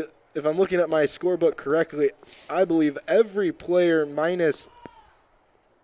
believe every player at some point, Ryan Davis was 0 for 4 today, but every player at some point had a hit today, and they are all big ones. We'll give way to Dave Van Giesen now for the final lines here today. And ladies and gentlemen, that is the end of today's second game. Our final score here this afternoon is Adrian College 11 and Albion College 1. Here's the final line score on today's game. First for Albion, they had 1 run on 3 hits. They made 3 errors and left 3 runners on base. For Adrian College, they had 11 runs on 12 hits. They made no errors, and they had 5 runners left on base. The winning pitcher this afternoon for Adrian is Joe Toth. His record is now 1-0. And the losing pitcher for Albion is Pete Locke. His record falls to 2-4. Time of today's second game was 1 hour and 56 minutes. Ladies and gentlemen, Adrian College and Adrian College baseball hope that you have enjoyed today's games at Nicolay Field and hopes that you will join us many more times throughout the 2022 baseball season. The Trine game's at Trine, right? Yeah, home versus Defiance. Our next home game here at Nicolay Field will be on Wednesday, April 20th, when your Bulldogs take on Defiance College at 7 p.m. Again, that's Defiance College at 7 p.m. on Wednesday here at Nicolay Field. Well, there it is, the final lines from Dave Van Giesen, and an overall good Saturday performance here for the Bulldogs. And any final thoughts from the peanut gallery that sits to my left? Well, this day could not have went better for Adrian College. Again, as we come into this game with the schedule we got this week with Albion here, came in first place. Now we are 5-2 and back in first place. Albion is now 5-4. They're 2 games behind us now. So that's huge. And we've got 3 games with Hope. Hope and Adrian were the preseason picks. And, that series is going to determine a lot. And we basically got out of here with as little of pitching as possible used. So that's a big help. And the biggest thing is we saw a lot of offense. A lot of guys got a lot of hits. And that's going to help them be so much more confident when they get to Holland on Monday. And then again, the rematch with Trine, which is now, scheduled to be down at Trine on Tuesday. So this couldn't have went any better for the Bulldogs. And again, for Albion, it wasn't their day, but they're still very much in this. And so, they can't let this get them down and turn into a losing streak. They're going to have to come back, and they're going to have to win some ball games and get right back in it, because right now this is anybody's race. And like I say, this is the week where we're going to determine, it's kind of like the Indy 500 where you race for a whole month to figure out where you are in the pole position, and then at the end you win the actual race. So that's where we're at, and like I say, couldn't have went better for the Bulldogs today, and it was great to see here at Nicolay Field this afternoon.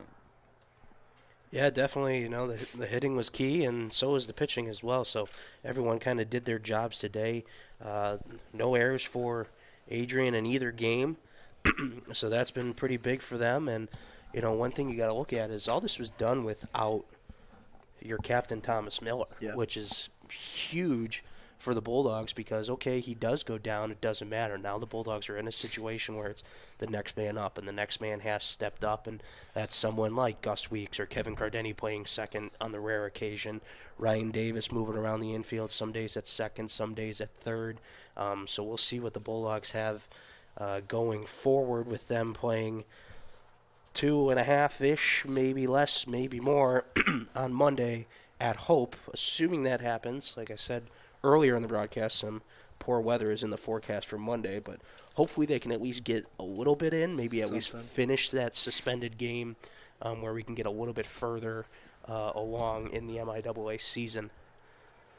Well, and again, another thing, is if some of those games get canceled, since we didn't use very much pitching, we got, let's say that game gets canceled, we got Denny for Trine. We got Swanson that can pitch for Trine. He didn't pitch very much on Friday. So, it was almost like a relief stint for him. And then we'll have some pitchers going into the Defiance game. So, and again, those non-league games, those are big too, because, they create momentum for your ball team. And when it gets down to play, if you actually are the winner and you get that berth, those are the kind of games that are played at the regional level, and you want to win some of those games going in to get a little higher seed. So, lots of stuff on the line this week in a big week of baseball. Yeah, you mentioned pitching. Only 5 arms were used on the entire day today. Jorno went 4 1/3. San Antone went 1 1/3. Trip Russo only went an inning. Then you have Joe Toth, who goes in and gets 6 innings of work, and Tyler Usher, who finishes the day with 1 inning of work. You mentioned a guy like Gus Weeks, who has really made a case for himself to be one of those guys that could be an everyday guy is just a freshman. Ryan Davis, the other one.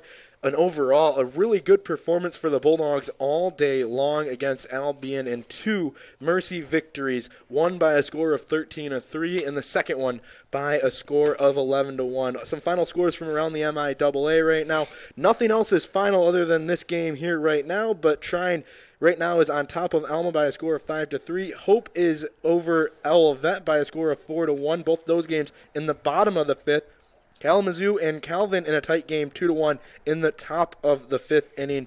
And the Bulldogs finish up today with a sweep of Albion in the MIAA standings. That's going to do it for us here. For Dave Van Giesen and Mike Prang, I'm Matt Kibbe. We'll see you next time here with a busy week for the Bulldogs baseball team. Next week, we'll be here at Nicolay Field on Wednesday, and we'll see you next time here on ACTV. Have a great Saturday and have a wonderful Easter Sunday if you celebrate. We'll see you next time here on ACTV.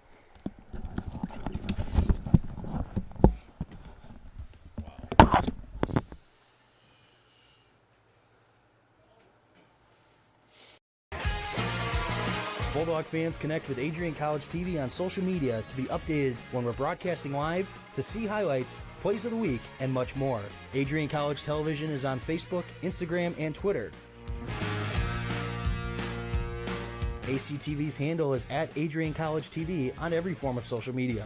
Thank you for tuning in and subscribing to the home of the Bulldogs, Adrian College TV.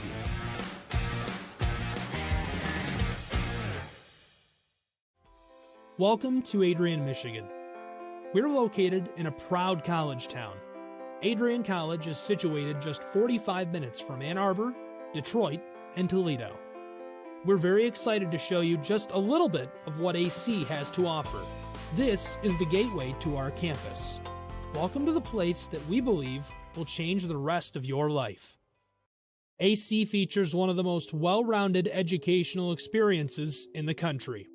We offer over 60 different academic majors and 10 academic institutes, as well as dozens of student organizations. Year after year, we've been ranked as one of the nation's best colleges, including being one of the most innovative institutions in the U.S. for our medical programs. Our campus is simply beautiful.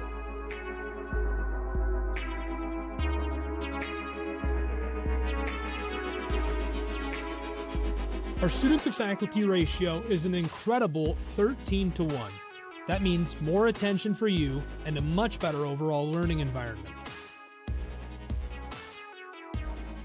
We know how to put together an education that is life-changing, and these are just some of the highlights. From our communication arts program, to our many performing arts, to the home of business on campus, to our sciences and medical studies, we have the spaces where you can grow into the professional that you want to become. Our first-year student experience is award-winning. You'll make lifelong friends here, meet mentors, and maybe even meet that special someone. The Kane Student Center is open 24 hours a day, and there's a lot going on here. The Bulldog Beanery has all of your hot drinks. Pause and Go is our on-campus convenience store. The bookstore is where you'll get all of your Bulldog gear, and you can just hang out and study in the skyboxes. Not far away is the Shipman Library. The Shipman has quiet, relaxing spaces for you to study in. You can check out books from thousands of libraries around the country, and the Shipman is open 24 hours as well for your convenience. There are hundreds of learning opportunities on campus. In addition to the arts and beautiful facilities, Adrian College is known for its athletic programs. There is nothing like a Saturday game day here in Adrian. The Bulldog football team are 11-time MIAA champions. At Docking Stadium, fans watch soccer, lacrosse, football, and more. Just a few hundred yards away, Adrian College's basketball teams compete. In addition to basketball, fans can enjoy wrestling, acro and tumbling, and volleyball here. We also have a state-of-the-art weight room available to all of our students. When things heat up too much on campus, you can cool off with our ice sports. Our NCAA ice hockey teams are constantly battling in the national playoffs. Just a quick walk down the service drive, we feature one of the best baseball and softball programs in the nation at our level. Soon you'll be able to cross the street and watch men's and women's rugby take to the pitch as well. Our rowing, crew, and top-ranked bass fishing programs compete out of the Adrian College Boathouse, a gorgeous facility just a 15-minute drive north on Devil's Lake. Our students know how to relax in their downtime. When they're not out and about, we have dozens of housing options on campus. With apartments right in the mix of things, you can pick what works best for you. We've also recently renovated a few of our housing options. Adrian College is a Methodist-affiliated institution that has been changing lives since 1859. The modern liberal arts education offered by our faculty is unrivaled. We can't wait to have you on campus and show you around. Visit adrian.edu to schedule a full campus visit today. We'll see you soon.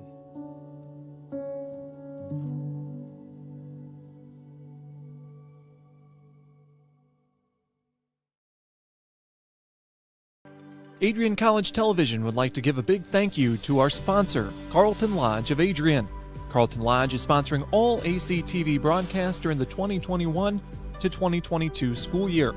Located at 1629 West Maumee in Adrian, Carlton Lodge offers comfortable rooms and suites at affordable rates.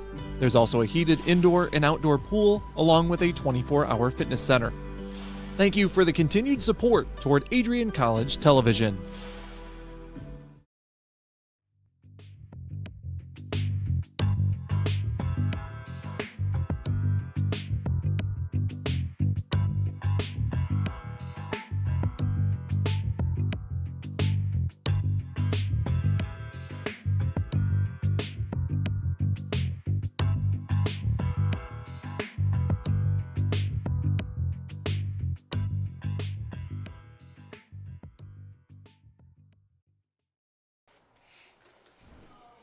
We'd have went home in the third game.